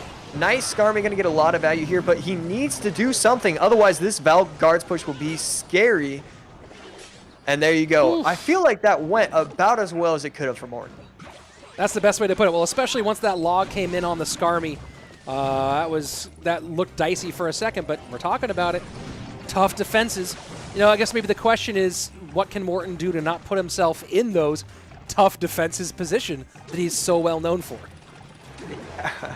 It's almost, yeah, I don't know why he likes doing it, but that's how he gets his enjoyment at this point. So clearly it's working out to a certain degree. Log in. Arrows take care of the Goblin Barrel on the right-hand side. Dark Goblin taken down. Minute 15 remaining. 200 HP-ish, maybe about 180 in favor of Mugi right now with that damage on the right-hand side versus what Morton has done so far on the left-hand side. Game number 3, loser leaves town, winner moves on, guaranteed $6,000. Let's go. 300 HP from that Goblin Barrel, and again, just the push is destroyed just by a defensive rocket. There we go. I mean, he's getting offensive pushes, but these guards, he's forcing out. I mean, every single time he goes barrel plus offensive log, forces out arrows. And that means Morton can't push, because when guards are available to him, he just can't get through anything. This is just beautifully done by Mugi with how he's setting up his pushes. Our arrows not back around. Skarmy takes care of this one, so can he minor arrows this time? 2 cannon carts on the board for Morton. Inferno Tower down low. Skarmy distracting Inferno Tower for the moment. Valkyrie to hold the cannon carts. Goblin Barrel into the right-hand side. Arrows go on the left. They don't get the Dark Goblin, though. Cannon cart connects. Cannon cart connects. How much can it do? Miner trying to steal this one back. Can it steal? Can it steal? And it does. Oh, my word. Mugi can't believe it. Morton looks confused. There's the smile on his face. Morton moving on to our next phase. Oh, my word. Clip that, please. Let's go. The cannon cart locks. He doesn't have enough to be able to stop it. It all happens in the last 20 seconds of gameplay. And it's something about that cannon cart. I'm telling you, if you can fit cannon cart in, specifically dual format, but, just also in your normal deck, that is the card to bring if you want to change it up, if you need that X factor. There's something about it. With 20 seconds to go, it's the bandits, it's the cannon carts. They get to the tower. They know their responsibility for your deck. And, I mean, just like that, Morton, unbelievable. The double cannon cart there at the end. And, we talked about that, playing out of impossible situations. I don't know if any player has caused more near heart attacks than Morton in this game, whether it's for his friends, his fans, his coaches, himself. Personally, I am absolutely shocked that he's still standing. Yeah, and I think a lot of it comes down... Mugi makes the mistake of defending a tower that isn't going down. That's what it really comes down to. If he ignores it, lets the mortar lock onto the tower, this is a different situation. We're praising Mugi's name. But, you know, that's what constant pressure, that's what trying to go both lanes does. It forces opponents into making mistakes. And that's not something we see often from Mugi. But the mistake of defending a tower that doesn't need to be defended happens, and Morton wins. We'll see if we do get our hands on a replay here. I'm trying to keep an eye on the clean feed, see if we get it. Man, either way, just that's gonna be one that I'm gonna go back and watch a little bit later. And if you're watching on YouTube, you can rewind and watch it as we are getting ourselves ready for our winners bracket final. Man, you know, you talk about those moments. You talk about where you start to get that feeling like it's gone too far out of your control. Man, I mean, you get the double cannon cart pressure on the left-hand side, but you know, you mentioned a couple times here, Mugi didn't need to defend that right-hand side, but Skeleton King, right? We've seen how much Skeleton King can change a game very quickly. I mean, is this more Mugi overcommitting to the defense on the right-hand side, or Morton's ability to fight his way out of a corner? I think, you know, if you're going to give credit, it has to be to Morton. If this is a one-time thing, then it's like, oh, you know, maybe it's a Mugi mistake, all that kind of stuff. But we've seen Morton do it time and time again. You know, this is something that I praise this is something that I say all the time. Just give yourself a chance at the end of the game. It doesn't matter if you lose. It doesn't matter if you've been dominated. If you give yourself a shot, allow your opponent to possibly make a mistake, you've done your part. And that's what he does. He continues to do that. And, I mean, just like that, if you force enough on the right, it'll, you know, reactively make you try and defend it. And that's what he did, and that's how the game was over. That's a big one, the idea of giving yourself a chance at the end of the game, and certainly some players who are expert at that, Morton may be the best one at that. So Morton still in this one for now. We'll hold on and wait, but now, Josh, we get into the upper bracket final where the winner guarantees themselves $10,000, guarantees themselves a spot in the golden ticket final matchup with a life to give still. Your former teammate, Samuel Bassotto, up against LucasxGamer. Brazil v. Brazil. It seems like everyone, and let's take a look at Jimmy Cassiano in the chat here saying, don't let this distract you from the fact that Lucas is going to win the golden ticket. Thoughts on what we just read right there, Josh? I can't disagree with that right now. I think Lucas has just been so dominant. He's really shocked me. I have been blown away by the ability for him to, you know, play the way he's played. I really, it's not even that, like, I just don't see him losing. You know, I can make this whole speech, but, like, I don't see him losing. Well, we'll find out fairly soon here. Lucas top of your screen, Samuel at the bottom. And interesting here, Lucas going with Hog Mini P.E.K.K.A. Please tell me there's a princess in there just to make this really old school. I don't think that that's going to be the route that he chooses. Mini P.E.K.K.A. is going to be interesting because, you know, the difference... So you have the two Archer Queen decks. But the Mini P.E.K.K.A. is going to be super solid instead of using the Tesla because it'll always be able to defend the Hog. When Lucas is going for Hog pushes, he can, you know, get that Earthquake cycle damage that Bassotto's obviously going to get, but he can also predict it with an Archer Queen over the middle. So, you know, as double elixir happens, as triple elixir occurs, we are going to see potential for Lucas to be able to snipe the Teslas over the bridge. And when that happens, he just needs one time where it happens, and the game can be over just like that. So we need to see Bassotto have clean defense and have knowledge when Archer Queen can come over the middle. Other thing here, you see Lucas going with the undisputed best card in the game, Ice Golem. on the board, making a rare 2022 appearance. And pretty excited for that one myself. Fire Spirit lone on the right-hand side. Lucas defends it high. You know, I don't know if you saw this, Josh, but I saw a video recently. Maybe I'll do like a breakdown on the technique. But I saw someone post on Twitter that you can defend a Fire Spirit with Fire Spirit where yours doesn't actually take a hit and it counters and goes the opposite direction. Right, I saw that, and yeah, there's like some specific timing or whatever it is. It is something that people need to attempt to learn. But yeah, that is a high-level tactic. It is wow. And then speaking of high level, good solid log right there, going to allow him to get back into the game.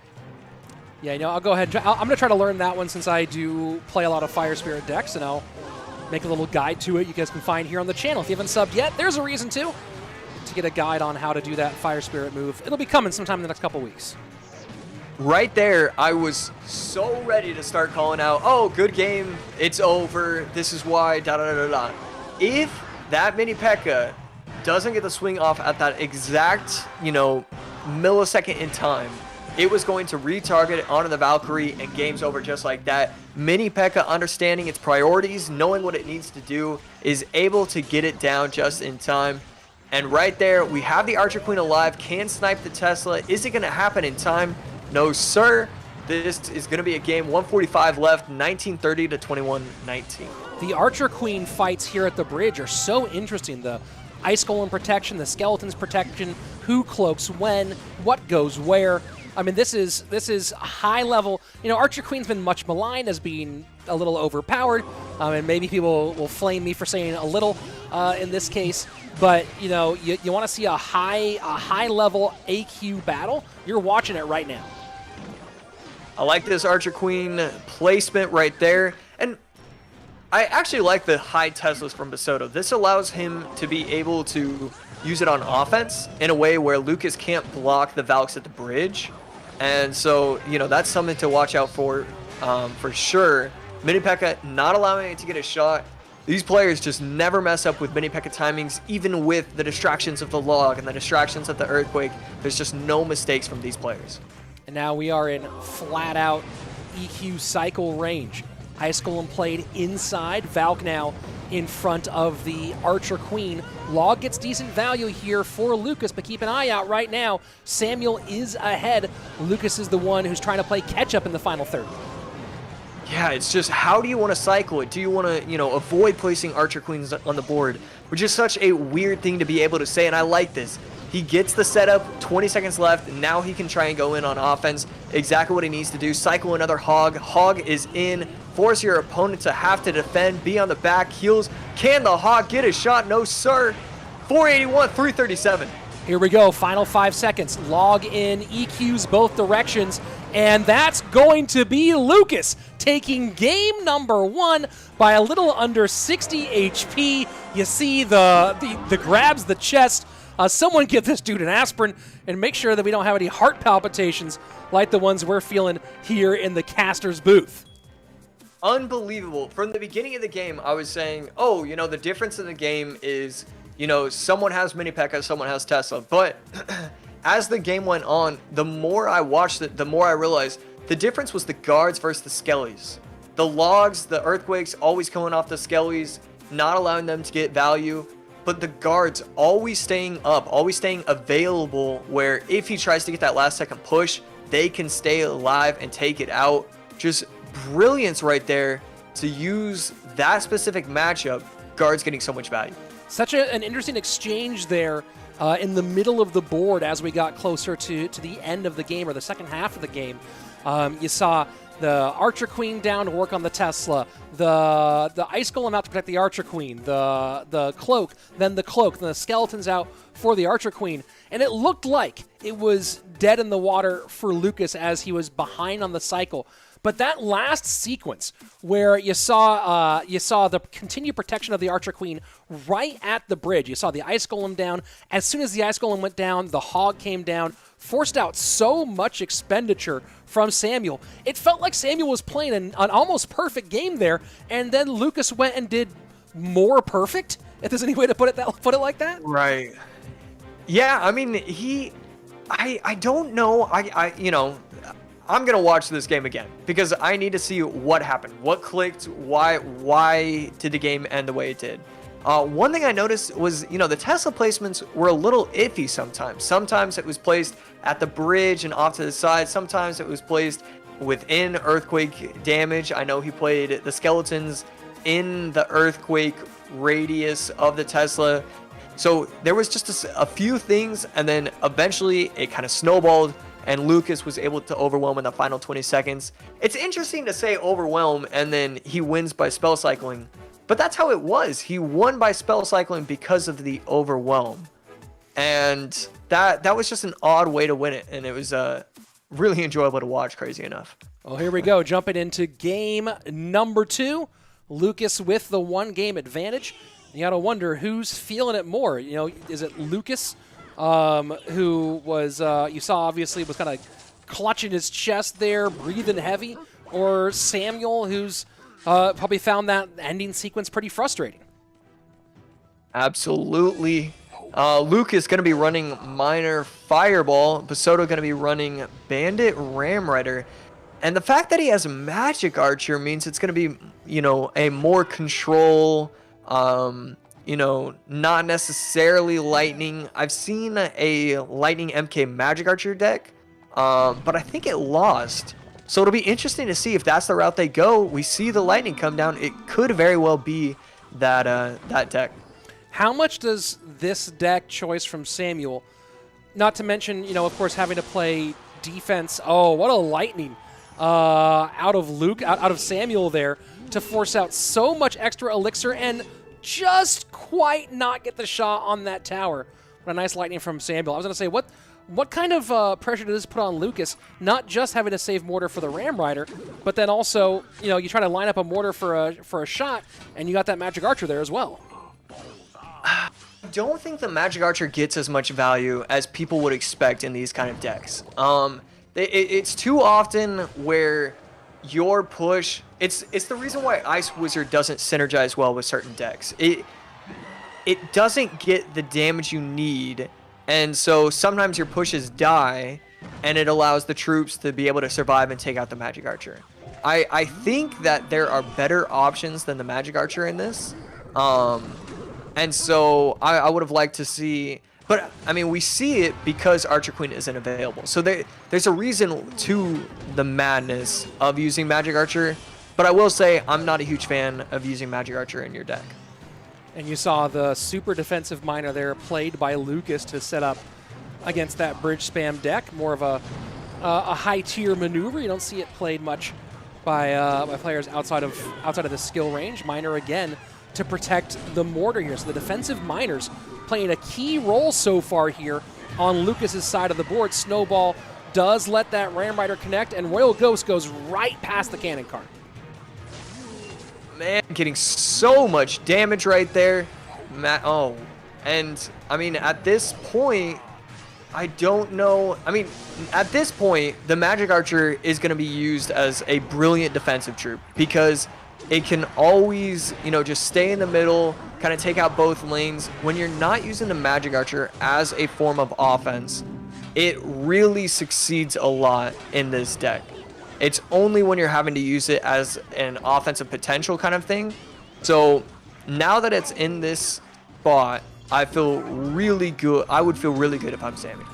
Nice King Tower activation there for Lucas as we go down to a minute 40, 39, 38, 37 remaining in this game. Mortar set up on defense. Electro Spirit to control here. No leap, but this is still going to be very dangerous.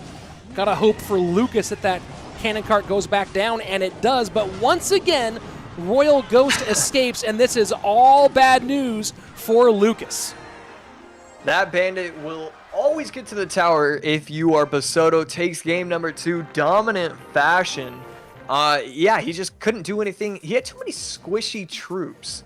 And it was just too often where he really didn't have an answer. I don't know why he doesn't have Valk in this deck because you just you can't defend when there's a Ghost and a Bandit up. From the beginning of the game's over when you don't have a mini tank besides the cannon cart. Yeah, and you saw some interesting choices there. Obviously, Lucas doing a nice job with the King Tower activation there at the end, but just had to do so much. There was so much elixir that had to be spent on his part to try to keep the mortar up and keep the mortar in the game for Ram Riders, but you spend that elixir and then the MK wipes it off the board, and next thing you know, sure, you're defending the Ram Rider, but as the Ram Rider takes the mortar down, then there's a Bandit right behind it, and MVP in game number 2, it's that Royal Ghost. Lucas just could not keep it in control. That beautiful RG does what it needs to do. Ghost is one of those cards, I think it was Ruben that kind of introduced Ghost to the community. And it was like, hey, you know, we can put Ghost in RG decks, and, you know, you force out this, you force out that, and then at that point you control the tempo of the game. And so, you know, it's interesting that the P.E.K.K.A. Battle Ram deck wasn't something that taught people that. It was the RG Ghost deck that Ruben, you know, kind of controlled. But yeah, I mean, Ghost just gets so much value. You have to use certain cards at that point, which is why I like the Zap in those kind of decks, because if there's no cannon cart, if there's no miner, you have no option because Zap is going to come down. Well, you know, I love that you mentioned Ruben there. Ruben was playing that RG Royal Ghost deck once Royal Ghost got the hover mechanic, right? Which was an absolute game changer. Instead of having to go across the bridge, could cross the bridge anywhere. And this was at a time when Barb Hut was still central meta, right? Barb Hut, the Barb Hut meta, which is, you know, people will say whatever metas they dislike the most. For me, I never have to see Barb Hut play in a game again, right? That meta, it was such a slow, grindy meta. But Ruben was the one who showed, hey, I'm playing RG, plus Royal Ghost. He would predict that Barb Hut with a Royal Ghost at the bridge and use it to start chunking that Barb Hut down quickly. And that was one of the most interesting things, and one of those ones where you're like, man, Ruben's thinking at a different level from a macro standpoint. And then, of course, he had a great season. I think he won a world championship that year, might have happened. So there you go. And something he played really well and barely lost, and yeah, he what a run that man had that year. So here we go, game number 3. Someone from Brazil will be guaranteed to be in our Golden Ticket Championship match. This is an interesting one. The winner is guaranteed $10,000 and a shot at that trip to World Finals. Loser drops down, and man, they will have a difficult road to get back into a Golden Ticket trip. Oh, yeah, just not the road that you want to take. One game, you know, X amount of money, but the World Finals, that's what you really need to be focusing on. And one game can be the difference between making it and giving yourself a 2% chance of making it. And both of these players are so confident that if they make it to the Worlds, I don't see anybody coming from the losers bracket being able to beat either of these players. The way they're playing today, the way they played it in their careers, the way, you know, the confidence that they have in themselves. I don't see anybody being able to take 2 games from these players. Royal Giant down, Fisherman behind, and as just we're talking about Royal Giant decks, Lucas now putting a lot of pressure, and RG gets taken off the board fairly easily. Counter push now for Samuel Bassotto.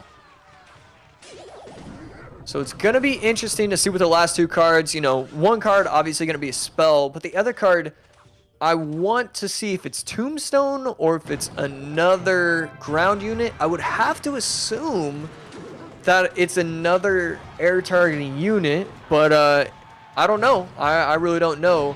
I just don't see the Skeleton King getting a lot of value from, you know, dying skeletons or dying bats or anything the way it's set up so far. Final 40 seconds remaining here in regulation time, game number 3. And Piggy's trying to touch tower, and they do just a little bit. Mortar now down one more time here against the Royal Giant. And there we go. We do see a lightning coming down. I like how this deck is constructed from Lucas. It's interesting to see a Skeleton King deck where Skeleton King really isn't a part of the win con. You don't have Tombstone, you don't have Skarmy, you don't have Freeze. There's a lot of ways to set it up where Skeleton King can be your second offense. And for Lucas, this is more of, this is just a deck with Skeleton King in it. And I really like deck constructions this way, but this is a lot coming down the field right now. Cannon cart down, Knight in front to protect, and the mortar connects as well. Lucas low on Elixir with an absolute flood coming down the left-hand lane. Musketeer now, Mortar getting multiple shots. Miner gets in time to protect the Musketeer. Fishboy gonna work, but arrows clear it off the board. Doesn't matter, she doesn't connect, but that's a huge lead for Samuel Bassotto. 1:30 left, and now we're going to see a bunch of defensive mortars, plus the defensive cannon cart. Oh, you want to try and, get the lightning onto the mortar to take it out? Well, let me just sneak in a cannon cart. That is something that we could potentially be seeing in order to just have one more defensive building.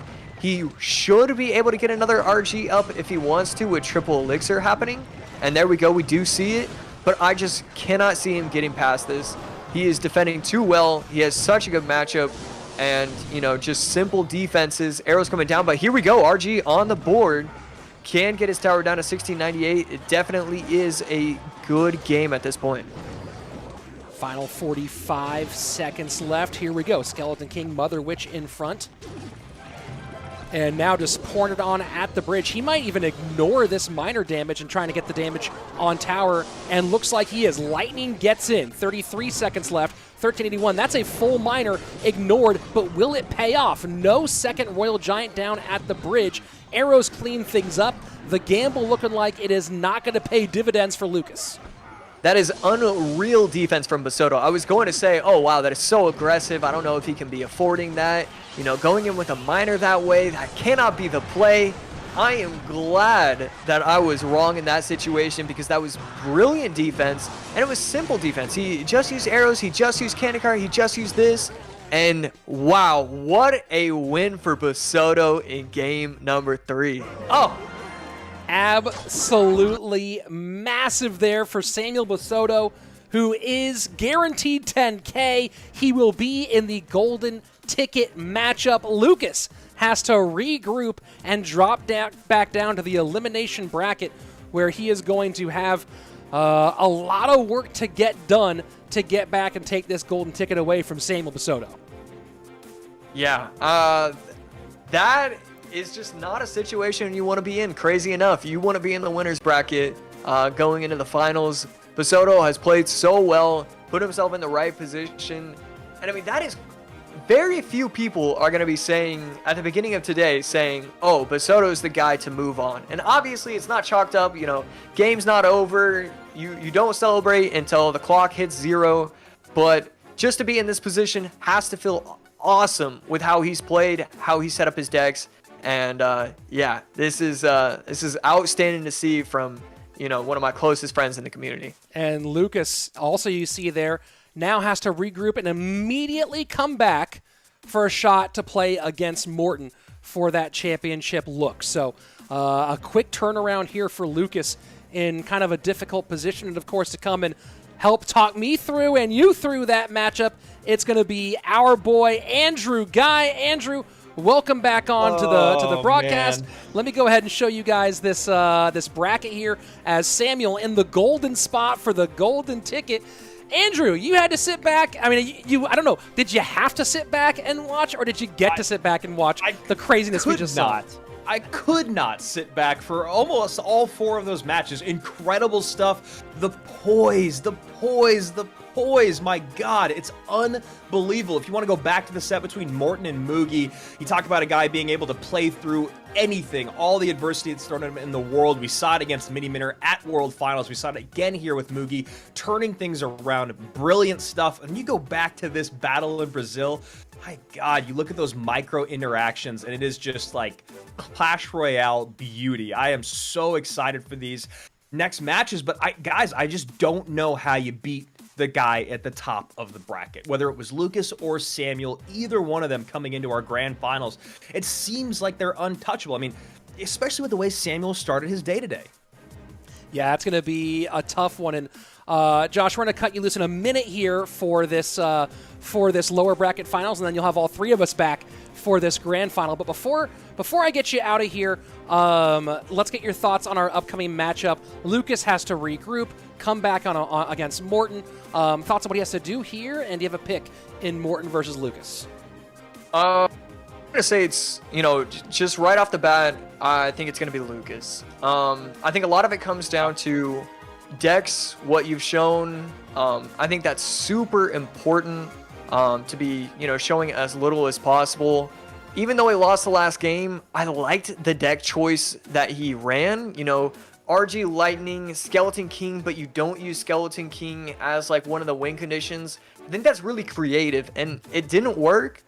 But if you're thinking like that, if you have that high level thinking, it's very hard to think that he isn't going to advance. Well, of course, we'll find out fairly soon. I think I'm going to give Lucas a couple of minutes to maybe catch his breath and get himself back in here. But Josh, we'll give you a few minutes to go take a break before we bring you back on for our grand final. And we'll see you soon, bud. So thanks a lot, of course. And now we come back to just myself and Andrew Guy. Andrew, I can imagine the what you were doing watching on your own there. You saw us on stream, of course, losing our minds for a minute. We saw so many crazy finishes. I don't know if you remember each and every one, but is there one that was the finish as we go into our lower bracket final? I mean, you know me, I'm a Morton stan. I have been since day one, and the ability for him to play through bad matchups or just really bad situations, he put himself in a really tough spot there against Mugi, and anytime I see anyone do that, it is always just incredible. It's breathtaking, honestly. So that's going to be it for me. I know I talked about it twice here in like 2 minutes, but it was just so good, and to do it against Mugi, who really started to dial in as we moved through our day. So here we go. Winner gets $10,000, but then has to go beat Sam Bassotto not just once, but twice. Sam gets a chance to sit back and watch these two duke it out. And then, of course, he gets a chance to make his plans for both guys and get a ton of information from this matchup. And Lava Hound for Lucas here in game number one. I'll be honest, man. I thought we were going to see it a lot earlier on today, or at least a lot more. I guess we did see it once very early on, but this is the version with the Skeleton King, the one that Josh is a bigger fan of, and the one that most everyone in the meta is a big fan of. I was looking at the clean feed as you and Josh were closing out that last match, and it looked like Morton is at a 58% prediction rate here. So Morton at 58, Lucas at 42, still really close, but looks like it is tipping in favor of the German. Final 90 seconds remaining as that cannon cart goes to the left-hand side. A little extra jolt there for the Princess Tower, and you see the bats coming out to help defend that cannon cart and create a counter push opportunity. Mortar right in front, and the question is, what's the plan here for this flying machine? But Mortar does connect. Yeah, Mortar on tower, cannon cart up front to defend. And that is big time right there. And I'm just going to do a quick count here, Rich. I'm at 104, 103, 102, so I might be ahead of you just a hair. A little bit behind here. I'm at 57, 56, 55, 54, 53. Okay. So there, I think we're all in sync now. As the miner picks up the cannon cart on the right-hand side. Spears behind. Lava Hound sets up for a pretty big push. Skeleton King on that left-hand lane as well. And the miner does get into tank for those spear goblins, so dual lane damage right now for the German, but a big time push coming down for Lucas.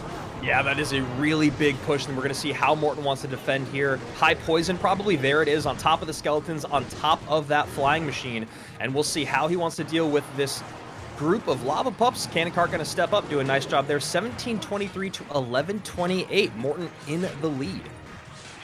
Miner hoping for those bats to get free, and they do. Miner still tanking a little bit. Flying machine does come out at the end.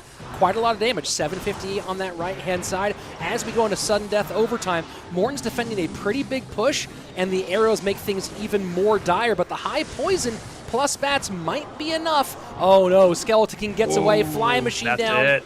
Oh boy. Bit of an overspend there by Morton. Miner goes to the back, and that's a tough one for Morton to lose. He was in such a good spot for so long, but that Skeleton King can turn things around. And the biggest thing about this victory that just occurred, Rich, is Lucas's confidence getting back on track. He's a very emotional player, but also he's a guy that would love to get that golden ticket today and not have to worry about the rest of all these other qualifying events. And you saw he was playing basically perfect Clash Royale all day till that previous set. He didn't play poorly or anything. He just got beaten by his countrymen, and now you get that win back. It's really, really important. Both these guys riding high right now. Morton beating Mugi, and now Lucas picking up a game in a very, very important set. And I think Lucas probably needed that game win maybe a bit more than Morton did. A bit shook after that same Bassotto match. Obviously, a win is a win, and the value of it is the value of it. But it really did feel like Lucas needed the confidence booster to get himself back mentally on track here. And so that's a big one, and a big one playing Lava Hound, which is not the most popular of the win conditions right now. And an exciting win for him, of course, overall. You know, we haven't seen much Lava Miner. We saw it earlier on in the day, but we have seen a whole lot of the Skeleton King. What do you think is the bigger menace right now, the Archer Queen or the Skeleton King? I really do think it's the Skeleton King, because I think we all spent so much time last meta figuring out every possible cheap, efficient, whatever word you want to use, way to beat that Archer Queen out, right? And honestly, even though it wasn't the nerf that people were looking for, that movement speed did actually matter quite a bit, because her range isn't as long as a lot of people expect it to be. So I truly believe it is the Skeleton King. You saw how quickly that game went downhill for Morton because of that card. And the other card I wanted to talk about, because I saw people talking about it in the chat, a lot of people saying like, man, bats are so underrated. They are everywhere other than top ladder and in the professional scene. All the pros know that bats are so incredibly powerful. They do so much damage, and if you don't have a spell for them or it's out of cycle, they get an insane amount of value. Well, people forget how big bats were for a long time, right? Before they were slightly nerfed, bats were almost a must-have for a significant portion of the meta, and now they're in a relatively healthy place, right? There's, you know, buffs are obviously more exciting when it comes to balance changes than nerfs are, but often a buff, I would say if there's an overdo it that you lean towards one side, buffs tend to be overdone more than nerfs do. And that was a nerf that got the bats back to what I would say is a really good and really healthy spot.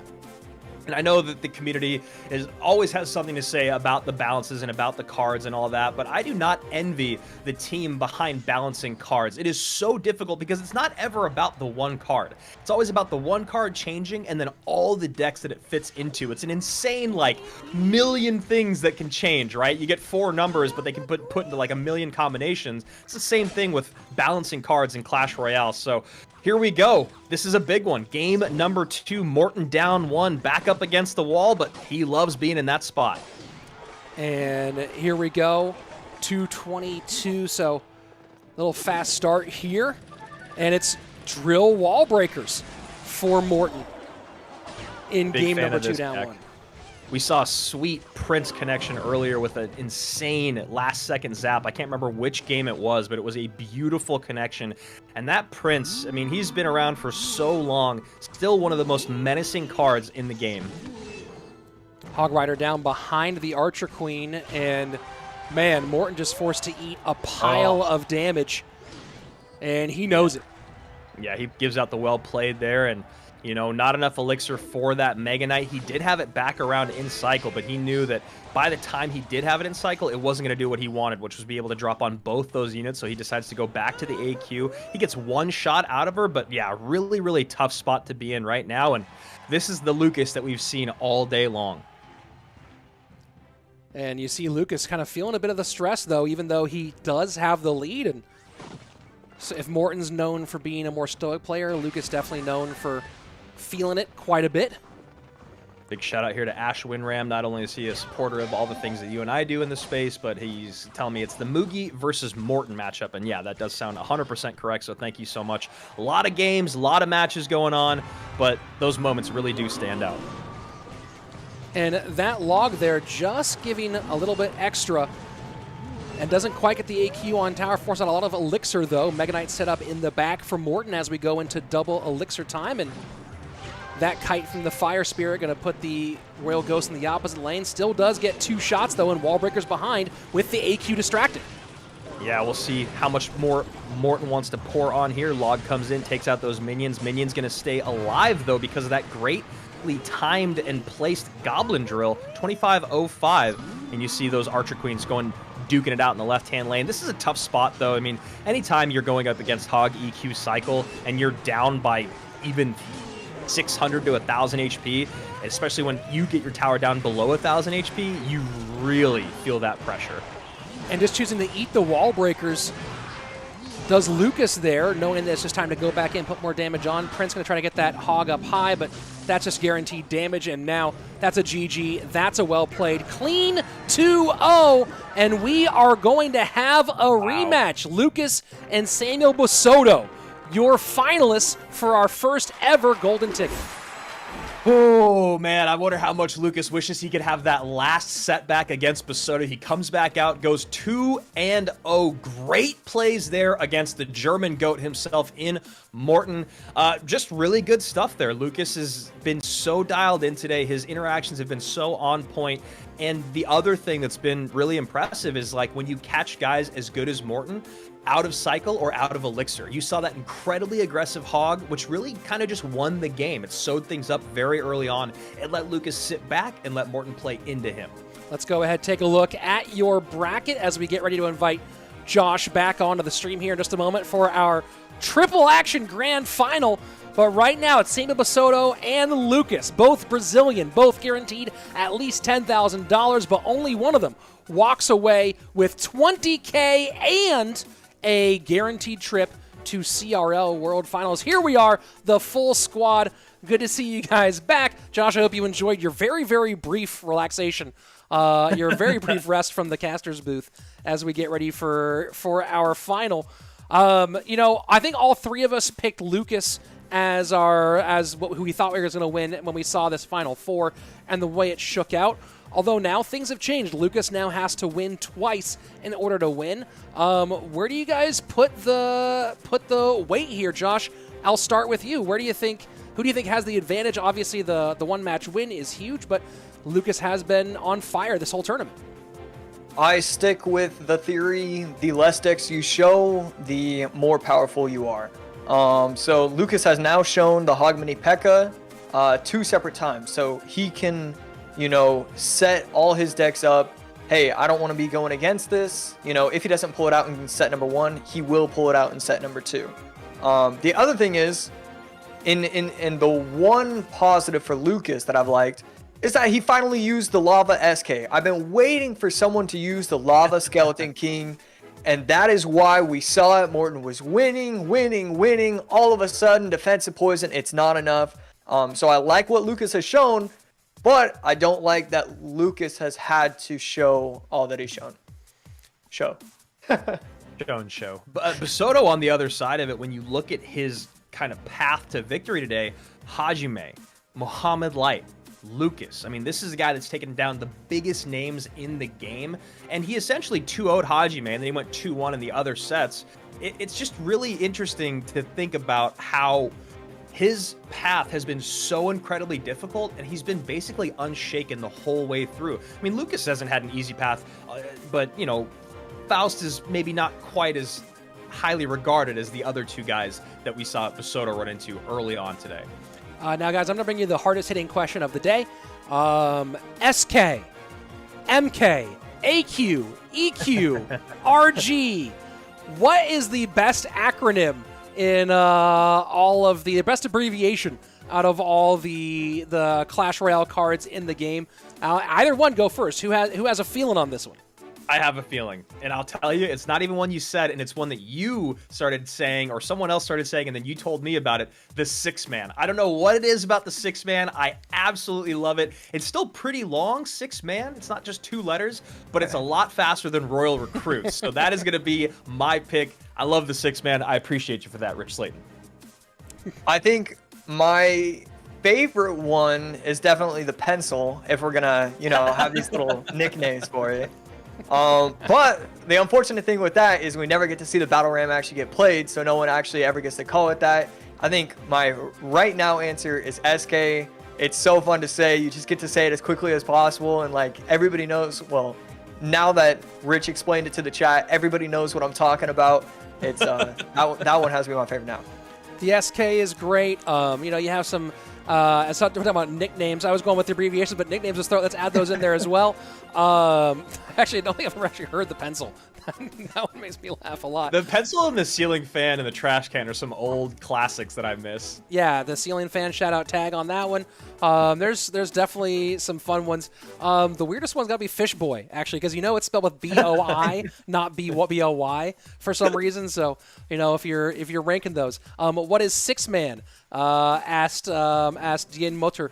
Man, you're going to make me do it, huh? Six Man is an abbreviation for Royal Recruits.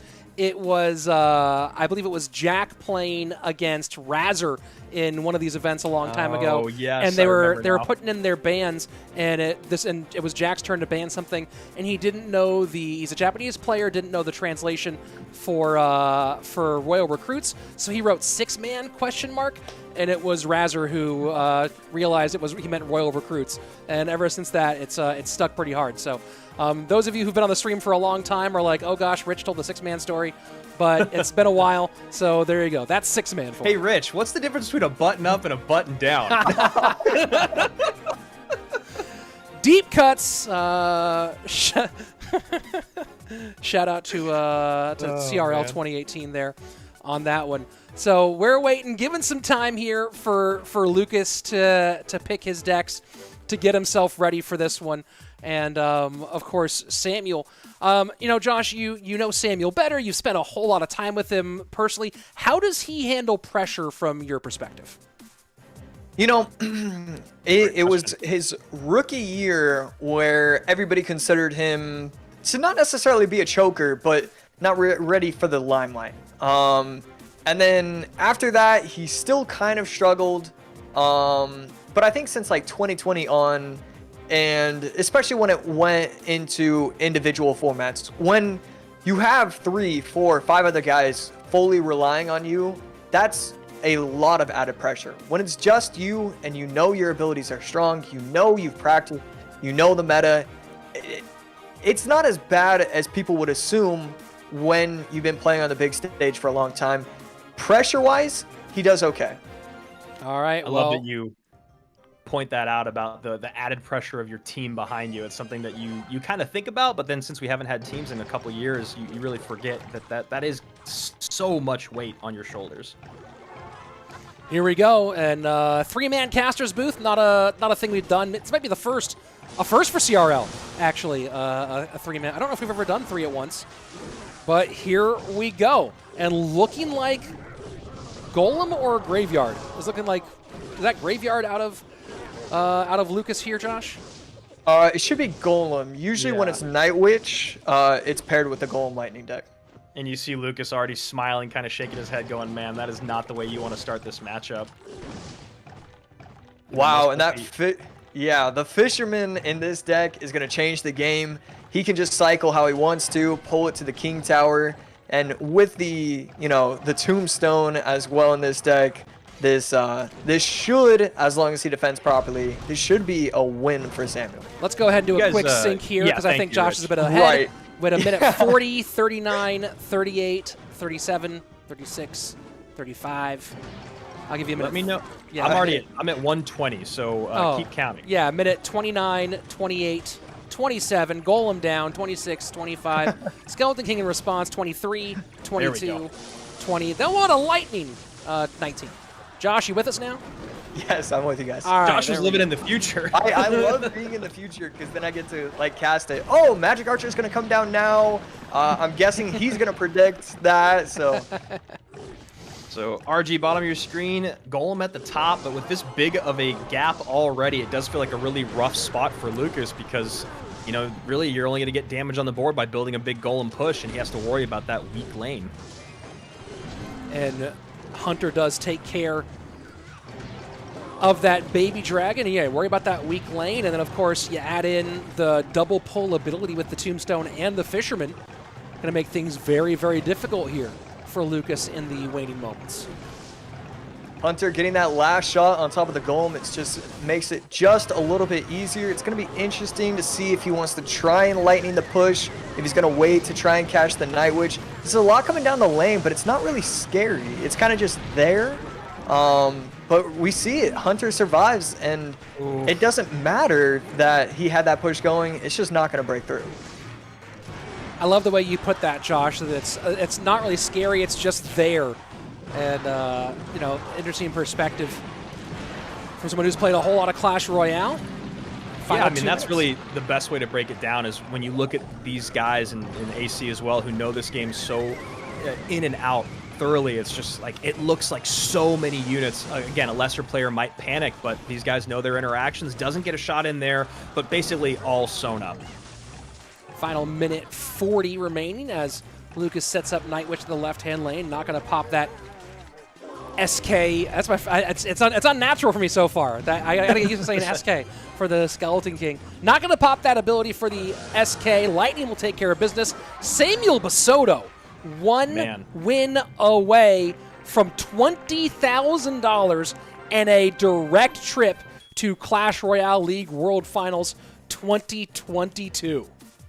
That is a huge kind of notch on your belt for Samuel Bassotto, right? He's the guy that really fell out of that top 5 conversation last year. He really did, because for a long time it felt like he might be one of those guys. He could be the world champion at the end of the year, and it was like Josh said, up and down a little bit.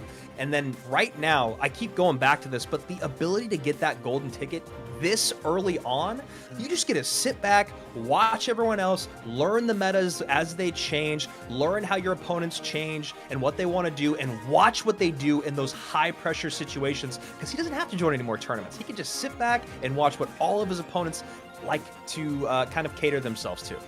That's an interesting question, and I'm curious about your perspective on this one, Josh, because I see that side of it that Andrew just pointed out, that, hey, like, this is going to be really nice to get it done early and not be worried about qualifying the rest of the year. But also, like, I mean, sure, there's money each time, and maybe Samuel will stay on it, but does it take some of that pressure off your back and maybe let you coast a little while versus the guys? This is new. We've never had this golden ticket thing before where you qualify for Worlds months in advance. I mean, sure, you would love to have that automatic shot to Worlds, and maybe that's probably the pressure. But which do you think? Let's take the pressure of do I qualify or not off your plate for a second. Would you rather, in the end, be the guy who qualified for Worlds, 6 months early, or the guy who qualifies for Worlds in that summer run-up directly to it? Okay, so I think the answer is early on. And I think the reason why is because all of the top players have this rivalry between them. They all think they're the best. They all kind of want to go against each other week in, week out. Hey, let's play like this tournament. Let's play this tournament. Let's do as much as possible, because I want it to be at the end of the year, I've won 22 sets and you've won 21 sets. So getting it out of the way, that's all you care about. You know, the stress, the money, that doesn't really matter, because at the end of the day, the rivalry is what keeps these players at their peak performance level, and that's what matters to them. Here we go. Yeah. Game number 2, Samuel Bassotto with championship, golden ticket, flight to World Finals, or boat maybe. Who knows how he gets there. Opportunity right now. Yeah, just to play a little bit of devil's advocate on myself and Josh, it's interesting, too, to add just into the conversation about hitting your stride early on. Just like in basketball, they talk about it a lot. Early season wins are nice, but it's really about hitting your stride when everyone else is getting to that championship level. So, 6 of one, half dozen of the other. As we move into game number 2, Lucas down 1. Lucas has shown so many decks, but we don't often see the regular MK Ram deck. We are going to see it from him right now. MK Ram Rider Lightning, definitely one of the strongest decks in the meta, and Samuel going to be running Miner Quick Cycle with Archer Queen. If you're running Miner, I like it when players are using Archer Queen in addition. I think it's so important to be able to use that card. It just gets so much value, so much pressure on offense. These guys are literally in sync. You see them using the ability at the exact same time. The thing that's interesting for me, and either of you guys can respond to this, is Bassotto's most likely running the Mortar deck, right, with Fire Spirit and AQ and Valk as we're seeing here. Lucas probably has Lightning. How do you think this stacks up late game? Well, I think that just to question on that one, I think if we look on the left-hand side, that they both pulled Lightning game number one. Right. So Yeah, that does change some of the mathematics here. Yeah, that's huge because that Lightning would have been massive for the AQ and the Mortar. Now probably running, could be Fireball, most likely not Rocket. And there we go. We do see the Tesla. Archer Queen on the left has to push it away, but this is going to be kind of scary on the right. Beautiful King Tower activation, not a problem. Bassotto just playing lights out, not making mistakes, and in a good spot. Now that, you pointed out there's no Lightning, that's the reason why this deck is so scary. I've seen it be used with Poison. I've seen it be used with Fireball. There's the potential for Earthquake, and those they don't have the same intimidation factor. You need the Lightning paired with the MK. Really nice control on the Royal Ghost there by Samuel Bassotto. You talked about it. He's firing on all cylinders right now. We'll see how long he can hold, and if he holds long enough to fend off Lucas here in the first best of 3 and get a clean sweep. Archer Queen snowballed to reset her, but with the control in the middle, she still gets nothing. Lucas playing some great offense, but his defense is choice right now. Yeah, I mean, the interactions by Samuel Bassotto are just completely perfect, and the decision-making is all there. You saw him drop that Fire Spirit to eat the Bandit Dash, so now we're seeing the results of that with his AQ, chipping that MK down to about, 66% health, and that King Tower activation, it's just tough. Those moments can start to become demoralizing when your opponent is just seeing all of your moves before they come. Snowball. Yeah. Go ahead, Josh. I started to laugh when he defended it. It was like an Archer Queen on the left, and it was a Bandit on the right. And I started to laugh because the way he defended was so perfect. The Fire Spirit got the aggro of the dashing Bandit, and then also made the Archer Queen look. And then the split Skellies took the Archer Queen till its deathbed, and then also killed off the Bandit. He's just playing so perfectly, no mistakes until that. That's huge. Yeah, Fire Spirit gets taken away. MK gets on top of the tower. Miner to the right-hand side. Fire Spirit behind in support. Going to get that lead back here by a fair bit as that Archer Queen of Lucas's gets shut down. So a moment of fear, maybe a moment of cracks in the armor. But Samuel Bassotto, as we go into Triple Elixir, in the lead. And in the next minute, he could win $20,000 and a berth to a World Championship. Yeah, I love that he's not giving up this pressure. He knows MK cycle to the left. I'll be able to set up with another Valkyrie. But right here, this is exactly what you need to do if you're playing MK and you don't have Lightning. You need to just set everything up and hope you can make it through.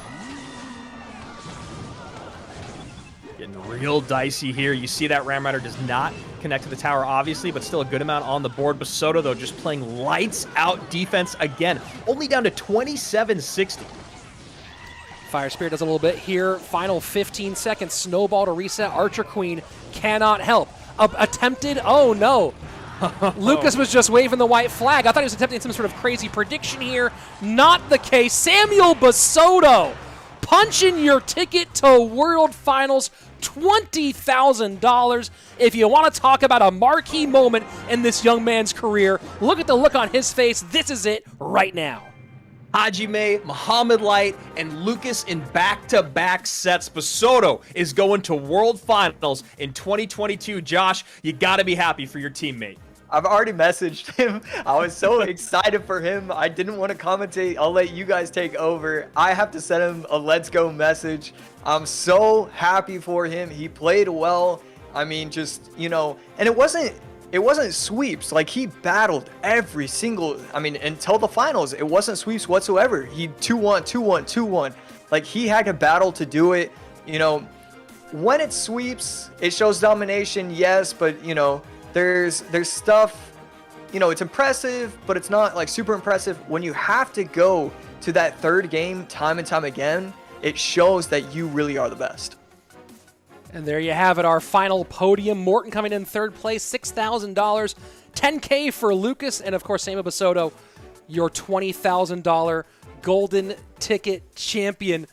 Guys, this has been it's been a crazy ride for this opening season, opening tournament of CRL in 2022. 32,000 players joining in 32,000 player tournaments to get people through to the first round. A grueling series of single elimination brackets got us to our top 16, a round robin, and then now here to our top 8.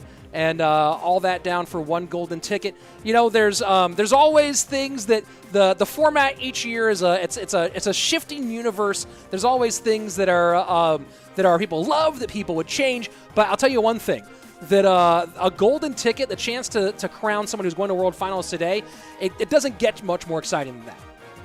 No, not at all. And you look at Sam, and it's funny because you look at two guys that won $16,000 between them, probably both pretty disappointed, which is insane to think about. But Lucas and Morton, great showing today. Samuel Bassotto, just stunning, absolutely mesmerizing gameplay. And Josh, I'm going to ask you again, man, what do you think was so different today with Sam than what we've seen in the past? What was it that made him be, as Rich just said, the #1 out of 32,000?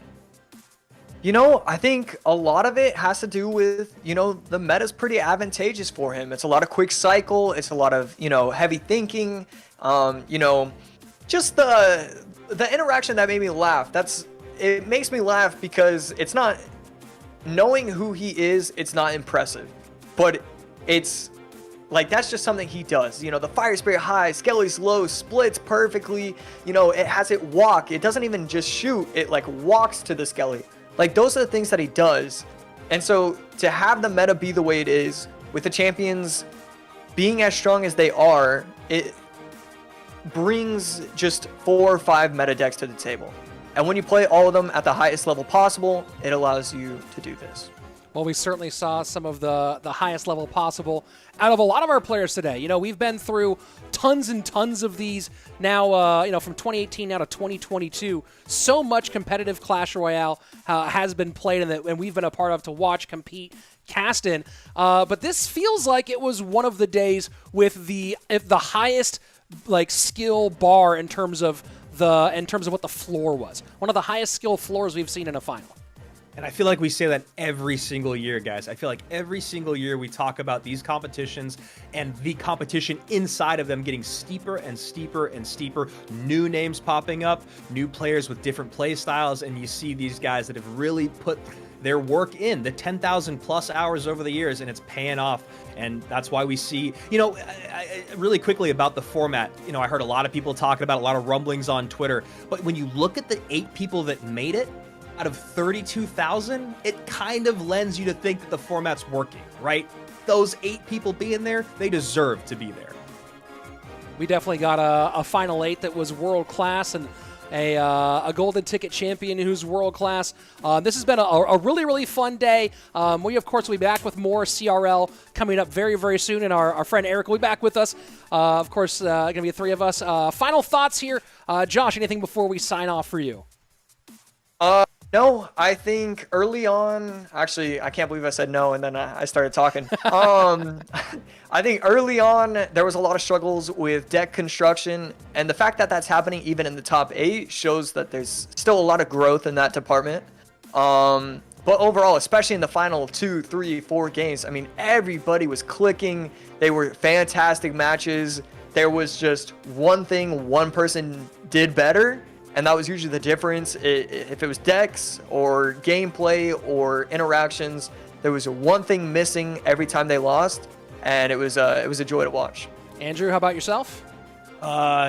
Never give up on yourself. I know it's so cheesy to say, but you look at the way that Samuel started his day today. You look at the way Morton played against the world champion. We saw some incredible turnaround sets, and that's what I always find the most impressive is at the highest level when it seems like there's no way to battle through it. You find a way. The best always finds a way, and that really, even after as many seasons we've called this, it still blows my mind. And the other thing is subscribe to the channel. Subscribe to the channel and follow on Twitch. It costs nothing. It costs absolutely nothing. And then if you turn on notifications, you'll see every event that Rich does, because there are so many now with these community events. And of course, always support Esports Royale on Twitter, Esports Royale EN, whatever language suits you best. And I'm happy to be back. It's good to see everybody. Yeah, good. It really is. Yeah, right. This was a blast. I hope that you at home enjoyed watching. Thanks so much for joining us. And of course, as Andrew said, lots more Clash Royale esports content. I'll get that Fire Spirit tutorial. I'll figure out how that works and get it out there for you guys fairly soon. On behalf of everyone who's a part of Clash Royale esports, and of course my co-casters here, Joshua AC Sharon, Andrew Guy, I'm Rich Slayton. Thank you so much for watching. As always, be excellent to each other. Peace.